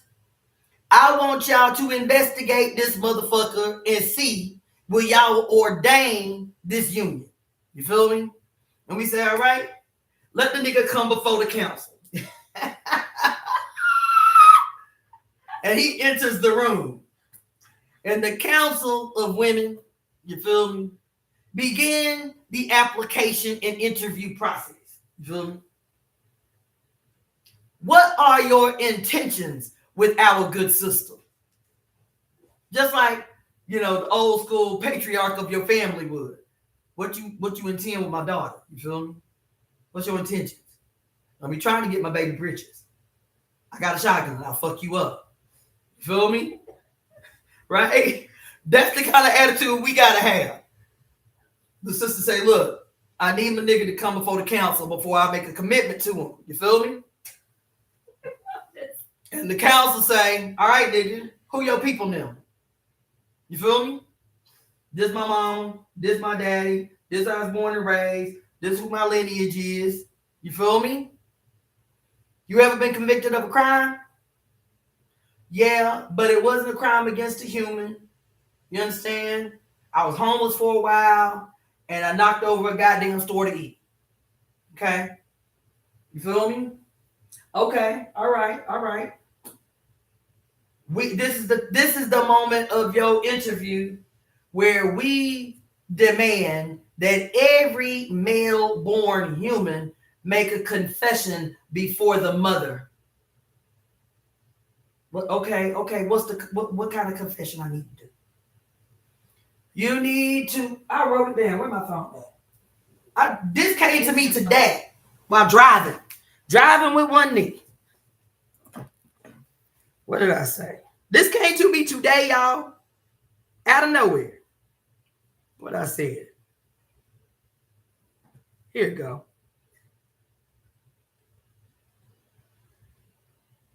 I hope y'all writing this shit down so I don't forget. Hold on. Here it is. This is what I wrote while driving with one knee to a client house to do a massage, and this epiphany came about how men can make right, begin in action to make right this rift that they have created between they motherfucking sistering, the goddess, and themselves. You feel me? Here's what I wrote while driving with one knee. Confession by men.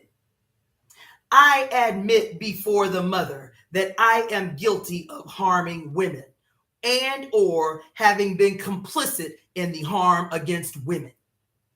Huh? That's your confession.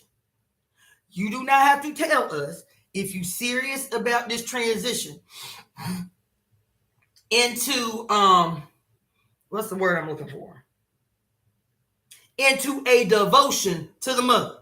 This transition into a devotion of the mother. But every male will be required to make an admission. You do not have to give details, but everyone is required to make an honest admission that I admit before my mother and before this council that I am guilty of having harmed women at some time in my life and or have been complicit in harm against women. Right?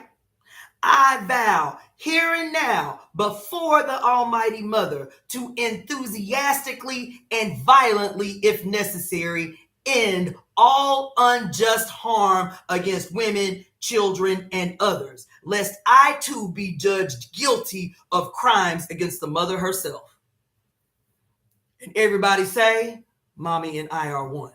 Okay? You feel me? This is the oath these motherfuckers gonna have to take. And the sister who brings her potential boo to the council to be interviewed and analyze his worthiness of her. Because we say so. Because the sisters say, it's whatever the fuck you say. You sitting on the council as the representatives of the different faces of the mother, as the different phases of the mother's reign, you 13 women sitting on this motherfucking council, the crone, the maiden, and the mother, is what the fuck y'all say. Y'all are the representatives of the mother right now. I'm going to bring my nigga because I like him. You know what I'm saying? I kind of want to take this shit to the next level.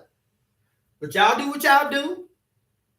And if he don't meet the standards that y'all have set, I will comply to the will of my mother through my sisters on this council. That's how that shit gonna go down. Not only that, that council, as the representatives of the mother in that period, because the council will constantly switch out. That council will also be responsible. So say you got a dude, you feel me? Say you already in a relationship with your dude, you feel me? I have a couple of scenarios for this one. But we'll start with you in a committed relationship with your dude. And he been all right for a while. He been rocking with the temple, doing little activities and shit, you feel me? And one day, y'all have a disagreement. And the disagreement get heated. And he backsliding into the tradition of the war god, get angry enough that he knock you upside your head. And you say, oh, it's like that. And he say, yeah, it's like that. And what? And you say, that's all right. And you go and petition the motherfucking council. And the council say, that nigga got 24 hours to show his face in front of the council. If he does not voluntarily petition the council for an audience in 24 hours, we coming to see his ass. You feel me? I have said this to you guys before. One of the greatest crimes against the goddess in the Temple of Evolutionary Emergence, on par with, I know this might sound deep to y'all, but y'all rock with me. On par with sexual assault, on par with physical harm to a woman, beating a woman up, hitting a woman, whatever. I want y'all to hear me. On par with those crimes. If a woman comes before the council and says that she knows that a man deliberately laid her poorly, jumped off on her, you know that bullshit I'm talking about, humped on her 3 times and then turned over and went to sleep, and you as a woman feel violated, I know y'all have had that feeling. where you finally allow yourself to be opened up to someone and the men tell you what they think of you. What do they call y'all? Cum dumpsters. Isn't that what they call y'all? Sexual trash cans. Isn't that what they call y'all? Y'all heard these words? A jump off piece and all of this shit. There's a reason your ass feels violated when you get laid poorly, and you haven't had the language to articulate why you feel violated. Why you literally feel disgusted in your body. Why you literally are going to vomit because of a sexual encounter that you've had with someone that felt so deep a violation that it felt like rape. I've heard women say that the sexual experience was so terrible it felt like I'd been raped. And because we don't have the language to articulate what sexual energetic thievery feels like, what it looks like, and what it does to the woman's spirit. And I can talk to y'all all day about the uterus and its connection to the heart and its connection to the throat and its connection to the consciousness. You feel me? And that's why your ass feel violated, is because your uterus is your seat of power. It is the thing that connects you to heaven as a female. It's the actual living, breathing, bloody portal that exists in your body that transforms abstract power into a material force with a destiny. And this bitch just treated it like a garbage can. This bitch just invaded your home, came into your house, laid up in your bed, humped on you for 2 minutes, and then couldn't even look you in your eyes afterwards. You were just sexually exploited in that moment. You were just energetically violated in that moment. Let some woman come up in the temple talk about this nigga laid me poorly. Child, I'll be like the Queen of Hearts, bitch, off with his head. No judgment necessary. Take that bitch in the back and cleave his shit off.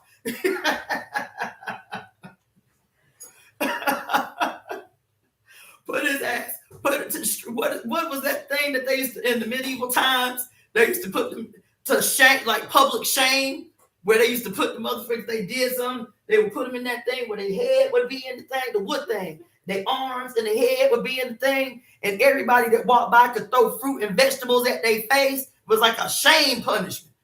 We may not cleave your head off like actually, but we gonna cleave your head off metaphorically.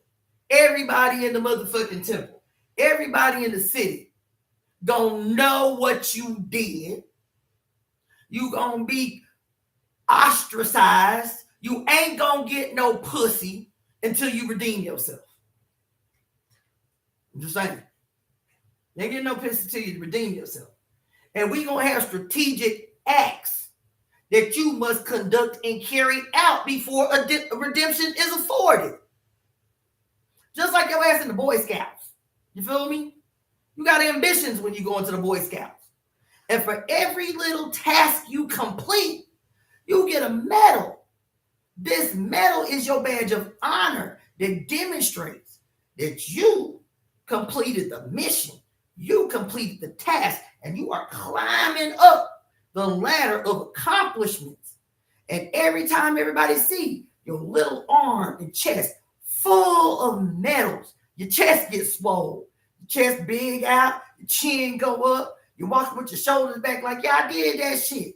I got 20 medals and you got 2 because I'm the one. You feel me? So we can do that too. We can give little badges of honors for the completions of your task well done. But we can also give demonstrations of shame when you violate the goddess, bitch. When you violate the goddess, you are going to have to go through demonstrations of shame, and then you will be afforded the opportunity for redemption. And if you do not complete the task assigned by the goddess represented in the Council of 13, then your ass will be ostracized permanently. You can't come the fuck back up in here. Go somewhere else with that dumb shit.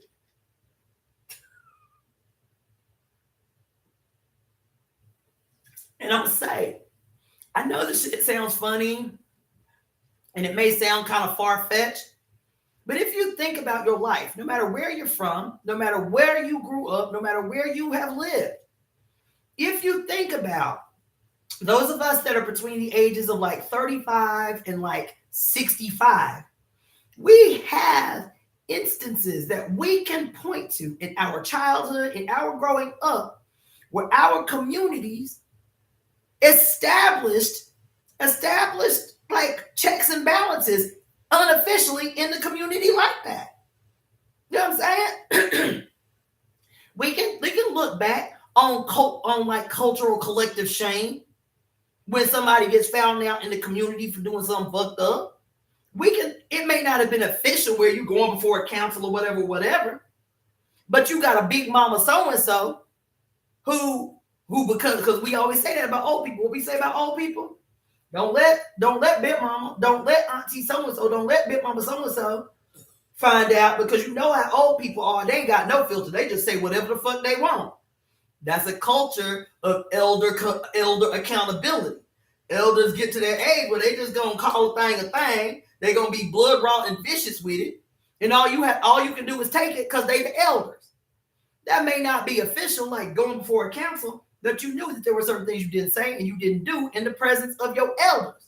Because it didn't matter if they was related to you, or not. They're just a community elder. They was gonna call your ass out, and if you got called out by an elder, the whole community was gonna be looking at you sideways for that bullshit you did. Right? That is a culture of shame. That is supposed to be a restorative culture. It's the culture of shame is not to permanently ostracize the human being. The instrument of shame under matriarchal societies was a corrective measure. It was cultural collective accountability. You feel me? And then once you learned your lesson, and once you paid your penance through action, then you would be re-embraced by the community, and they would never bring that shit back up. You done paid your dues. You done did your little time. We think you done learned your lesson, and you won't do no bullshit ass bullshit like that no more. And now you can come back into the embrace of the community. You all right. You good. It's restorative. It's corrective. You feel me? We've had that. I've seen that. And because our communities have been so attacked and fragmented and dichotomized and isolated, we don't have societies and cultures of collective accountability, collective responsibility, and various corrective action that matches the severity of the crime. You feel what I'm saying? Somebody steal a slice of pizza because they're hungry and they get 5 years in prison. That's crazy. That's lunacy. That's some imperial shit. That's not justice. That is some imperial shit. Justice is restorative if the person is able to be restored. Motherfucker who hungry, first of all, that would not be seen as a crime under the mother's judgment. You hungry because of fucking imperialism and you can't even get a job, so you still slice of pizza. The mother be like, baby, let me bring you in the kitchen and feed you, child, because that's that bullshit. It wouldn't even be something that would be seen as a crime against the society. But in a parasitic society, everything becomes a justification for funneling people into the prison to work for free. That's the bottom line. You feel me? Feigning judgment, feigning justice, but it's imperial. It's imperial parasitism is what it is, right? And so I've heard a lot about restorative justice since I've been here in California. Among indigenous people, that ain't no shit I'm talking about. At least the demonstrations that I've seen of what has been called restorative justice among indigenous people here, that ain't no shit I'm about. That ain't no shit I'm about. That ain't no shit I'm about. That ain't no shit I'm about. Where you admit or you get called out for doing some dirt to somebody, and you say you want to go through a process of restorative justice, and the victims of your aggression are gaslit into not going to the police and trusting the council of elders to execute justice for you. But the whole council of elders is a bunch of men, probably many of whom done some bullshit and ass bullshit behind closed doors that they ain't got found out for. And so they become, because they old, they ain't elders, they old, you feel me? They become the council of elders to execute your motherfucking restorative justice. And what that looked like is you go into the sweat lodge a few times, you feel me? And you got to do some little running around for them, you feel me? But you ain't got to pay no restitution. You don't have to pay no reparations. Not one fucking woman that you done harmed that done came forward and put your ass on blast. And then these slick talking so-called elders done convince these women don't go to the police because we don't fuck with the police. We gonna handle it and let's keep this in-house and just trust the process. You feel me? And meanwhile, they haven't had any say for themselves about what justice would look like for them based on the aggression committed against them by this motherfucker. They ain't got don't nobody ask their opinion about what for you would restore this injustice done to you. What do you say? And then we'll take that into council meeting and see what we can come together and figure out. That don't happen. So what restorative justice look like is some motherfucker who just go into the sweat lodge and pray and sing the songs. You feel me? And that's it. Or some little task doing. Or go clean up somebody's yard or some dumbass shit. You feel me? Meanwhile, these women ain't got paid. These women ain't had the opportunity. Like, can we bust a bitch upside the head? Like, can we string his ass up and everybody get some shots? You feel me? Like, can we take some aggression out on this bitch for how he violated us? Like, none of that is brought into consideration. He got a year to pay me X amount of dollars. You feel me? And to do this, and this. Because my life is permanently fucking impacted by what he did. So the least he can do is feel a minuscule amount of the pain that he inflicted on me. So I want to take, I want to beat his ass. You know what I'm saying? I want something. You feel me? And then none of that. So that ain't what I'm talking about. I'm not opposed. I'm just not opposed. I'm not opposed to what people would call violent restitution. I'm not opposed to that at all. The chairman of the organization I used to be in, he was like, I'm a proponent of political education. You know what I'm saying? I trust that some people can be redeemed through political education. You know what I'm saying? You work with them because they're colonial people. They got colonial mentalities, you feel me? And sometimes you can reason and teach, and people will make a natural transition against the antisocial behavior. I believe that. He said, but sometimes the crimes committed, horizontal violence, the crimes committed by Black people against Black people, sometimes those acts of aggression cannot be restored through a fucking political education. Sometimes a motherfucker need a physical education before they get the message. He said, sometimes you're going to have to take a baseball bat to a bitch's knees before they get the message. You feel me? He said, I ain't talking about killing Africans. He said, but sometimes you got to fuck a motherfucker all the way up before his antisocial, hostile, violent behavior and tendencies can be transformed, where it can be transformed to a malignant human being, to one that can now be beneficial in the community as opposed to a parasite in the community. Sometimes you can reason with a bitch and reason them away from their antisocial behavior, but sometimes you got to pull out a baseball bat and go to work. You know what I'm saying? Anyway, I'm tired. And I gotta work tomorrow. Y'all know me, I can go all night.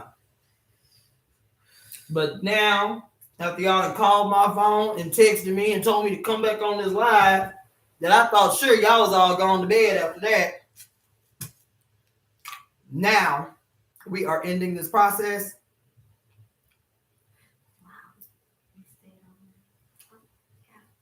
It's not new to them though. Yeah. It's new to you. It ain't new to them. This is how our book clubs would go. I've been on for 4 hours. Oh, that's right. That's right. You've been on a few of the book clubs. You started at 6 o'clock. 6 and we've been on it till 2, 3 o'clock in the morning. No, yeah. So she know. Just today, it was 9 p.m. Yeah, We're about to catch the sunrise. Java Watson says that reminds me of the Serpent Queen show. What aspect? I don't even remember what aspect of what I said reminds you of the Serpent Queen. I don't remember. I've never seen that show. Oh, girl, get your life right. That's that jam. That's the jam. Girl, I didn't watch it for a long time. I was like, it looked kind of interesting, but I don't know what. And I kept turning away from it and caught it one night. I was like, Netflix. Girl, I crack watched the whole shit. It was 2 seasons, I think. Crack watched that shit in like 2 weeks. 2 seasons in 2 weeks. Netflix, I think. Yeah. Y'all are wonderful. Y'all stay bigging me up. I love it. I appreciate y'all. Yes. Yep, but this is the witching hour, ain't it? Ain't this the witching hour? Yes. Ain't this the witching hour? Why Saturday? Because Saturday is the day of the EvoEmeTemp. Saturday is the day that the witches are celebrated in Ifa tradition. At old trees, at the base of old trees is where you go to worship the mothers. Saturday during the witching hour is the best day and the best time to make your offerings to the EvoEmeTemp. So let's get this shit cracking. Where it ain't just us sitting on the couch conducting service and ceremony. I want to see like evolutionary gangster goddess parties. I want to see, I ain't gonna lie, I want to see bitches on poles. You feel me? Dancing to straight up goddess music. You feel me? I mean like gangster goddess music. You feel me? Who all saw the video that I shared in my comments? The girl's name is Delilah Bond. Did anybody see that video? I know she a white girl. I know it's heavy, like heavy. It's just like she calls it heavy punk or something like that. I ran across this girl's video yesterday or the day before yesterday, just looking for witch music to put in like a playlist for the temple, right? And so I'm just Google searching shit like witch music, like witchy music, like, you know, just rebellious witchy music shit, right? This girl comes through the damn YouTube, and the first song I see is Dead Men Don't Rape. I said, Dead Men Don't Rape? What's this about? I have listened from day 4 yesterday to today. I have listened to that song about 100 times. It's been on repeat on my shit. The lyrics are great. Even when there's a part, and she's a white girl, she's British, and she's talking about, you know, dead men don't rape, dead men don't rape.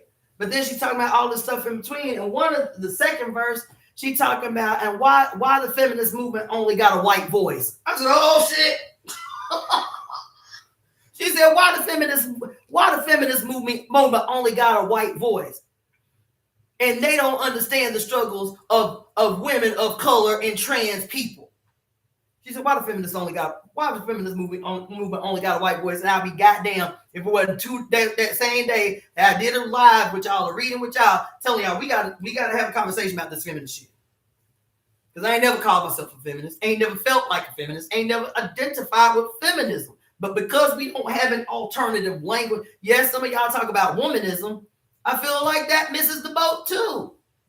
It was an attempt by Black women in the 60s to express the peculiar presentations of their oppression within the context of the second wave of feminism, but it was still a reaction to what already was. It was a way to identify based on an imposition from outside of social phenomena. We ain't trying to be reactionary. We ain't trying to label ourselves based on our reactionary response to what is and what we trying to undo.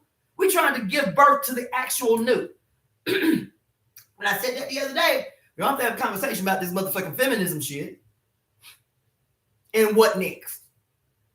Coming from us, centered around us and our peculiar needs, what is next?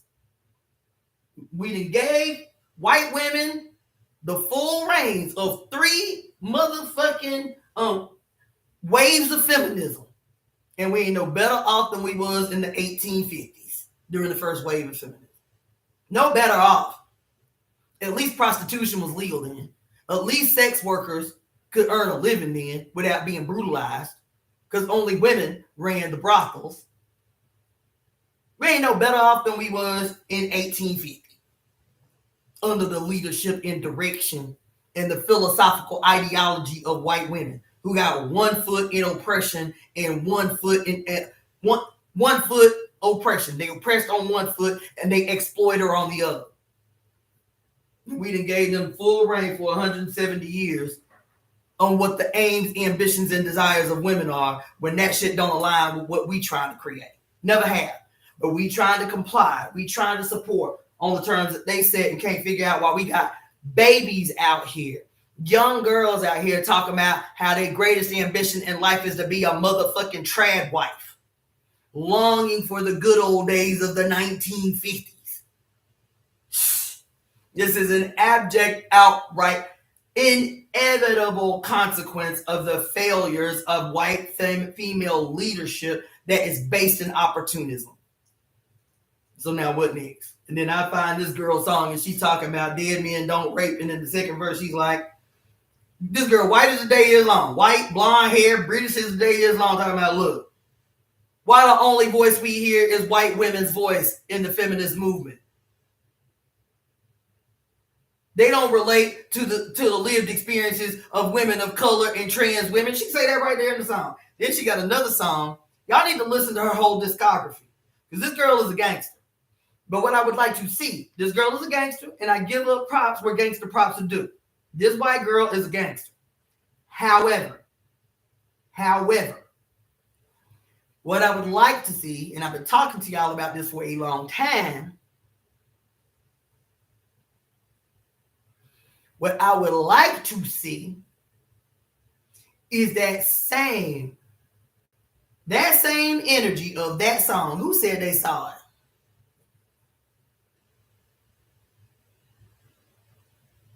Okay, I don't think anybody saw it.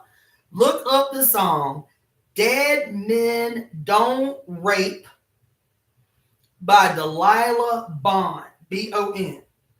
That's your homework assignment. And then if you want to, you can listen. I think you should listen to her whole discography, which I have. The second song I heard by her is called I Wish a Bitch Would. Baby! That song is phenomenal. She say, I wish a bitch would try me while I'm walking down the street. She's talking about men. Try me while I'm walking down the street. What did she say? Trying to get his fix at my expense or some shit like that. Right?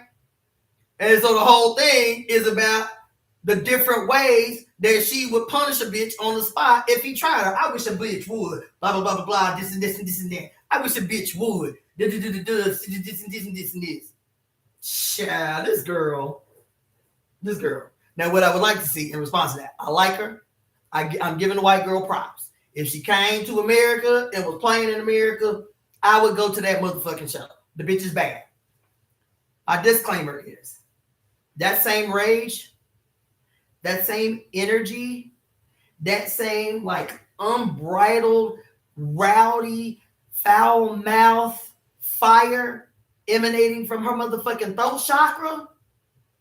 I want to see that same energy, that same fire, that same abrasiveness, that same all that shit coming out the mouth of a black woman, coming out the mouth of a red woman, of a brown woman, of a yellow woman, of a teenager.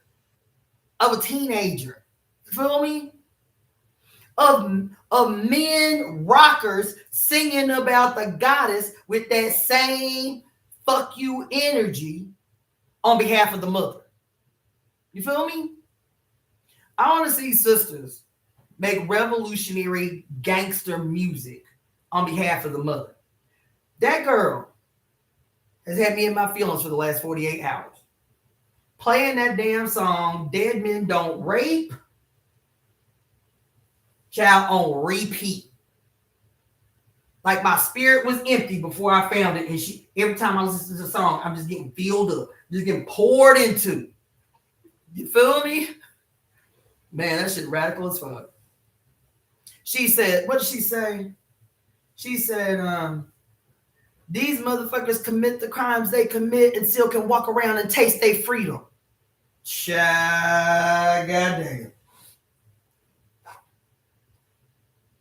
She said they can still walk around and taste their freedom. She said they still walk around and still taste their freedom. But I say dead men don't rape.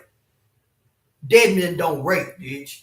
So if the state ain't gonna take care of them, guess what? Dead men don't rape. I said, okay. Okay.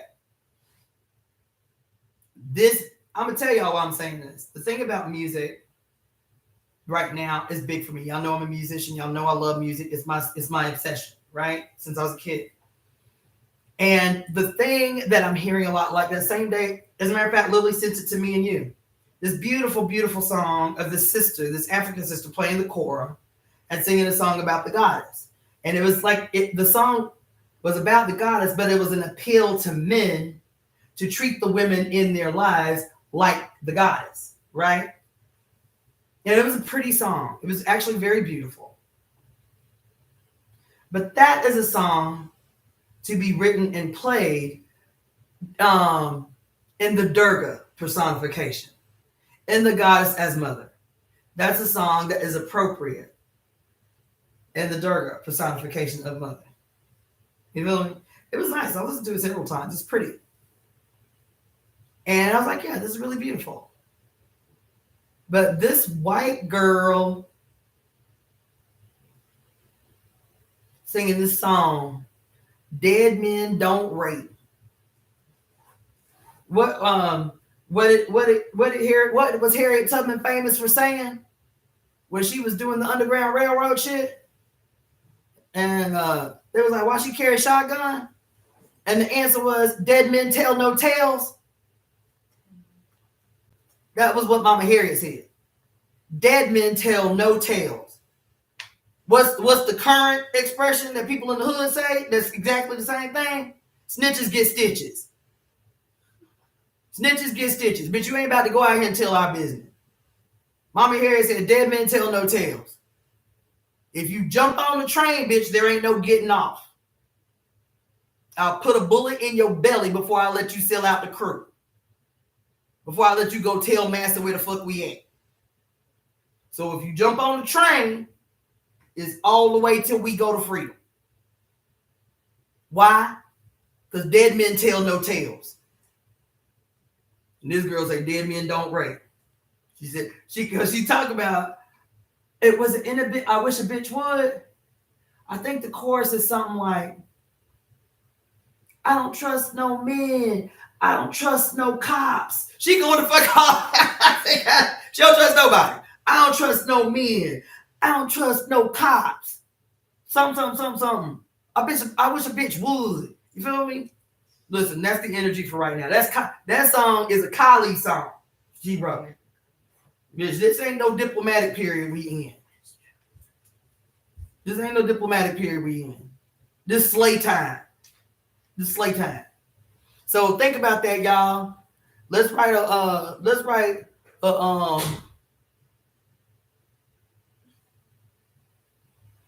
Java Watson, what's that you talking about? Cinnamon Babe, Bad Dog. What's that? Is that a song? Y'all, let me get up off this damn internet. Take my ass home. I gotta work all day tomorrow.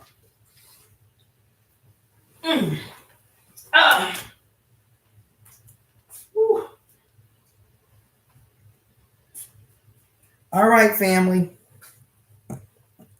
So I'm gonna have to check that out. You said Cinnamon Babe, Bad Dog. All right, I'm gonna check that out. All right, now this is my final and official good night. I appreciate you all. And greetings, Aaron Pfeiffer. Yeah, I didn't see you when you came in the room. Thank you so much. Yes, y'all up in here. Yeah, I guess the wishing hour is the hour because y'all up in here squad deep. All right, y'all. Awesome first temple service of the year. All right. Thank you, Shop Boy Shades. I appreciate y'all. Good night. About to close out, take my ass home and go to sleep. And so the next thing that we will be doing, I'll probably do a live on Oh, next thing is tomorrow I'm going to finish reading the book. So tomorrow I'll be finished reading the book in the morning sometime. And then through the week, I've made the commitment because Tajali keep kicking my ass about it. I'm going to do the Wicked review, at least a part 1 of the Wicked movie breakdown. And then I'm probably going to be ambitious and then Wednesday we have the first temple study. So that's it.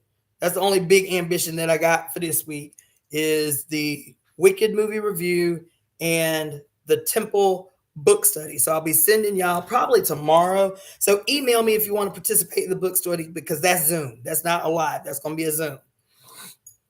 So if you want to participate, send me an email, put book study or temple study in the subject heading, and then I will send you the reading material to review for the book study on Wednesday.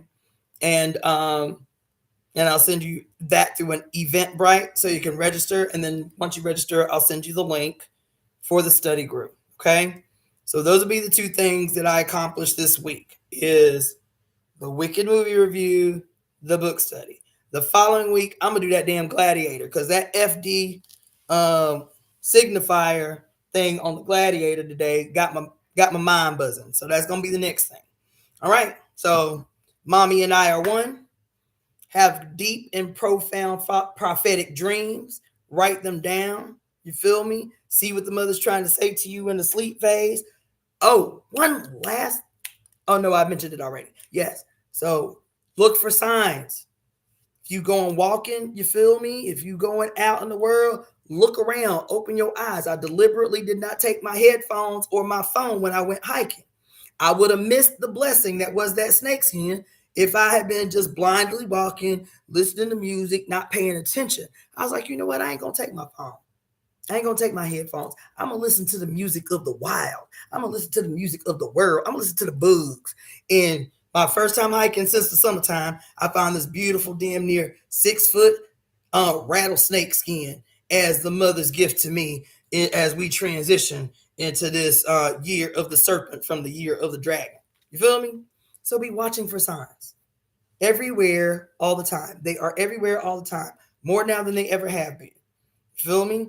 And I will see y'all tomorrow morning, probably around, since we done been up till 3 o'clock in the goddamn morning, it'll probably be more like 11 o'clock. You feel me? That we finish reading the book tomorrow before I go to work. Okay? I love you all. I appreciate y'all all so much. And appreciate you being here and holding out this long. And I'll see you tomorrow morning. Peace.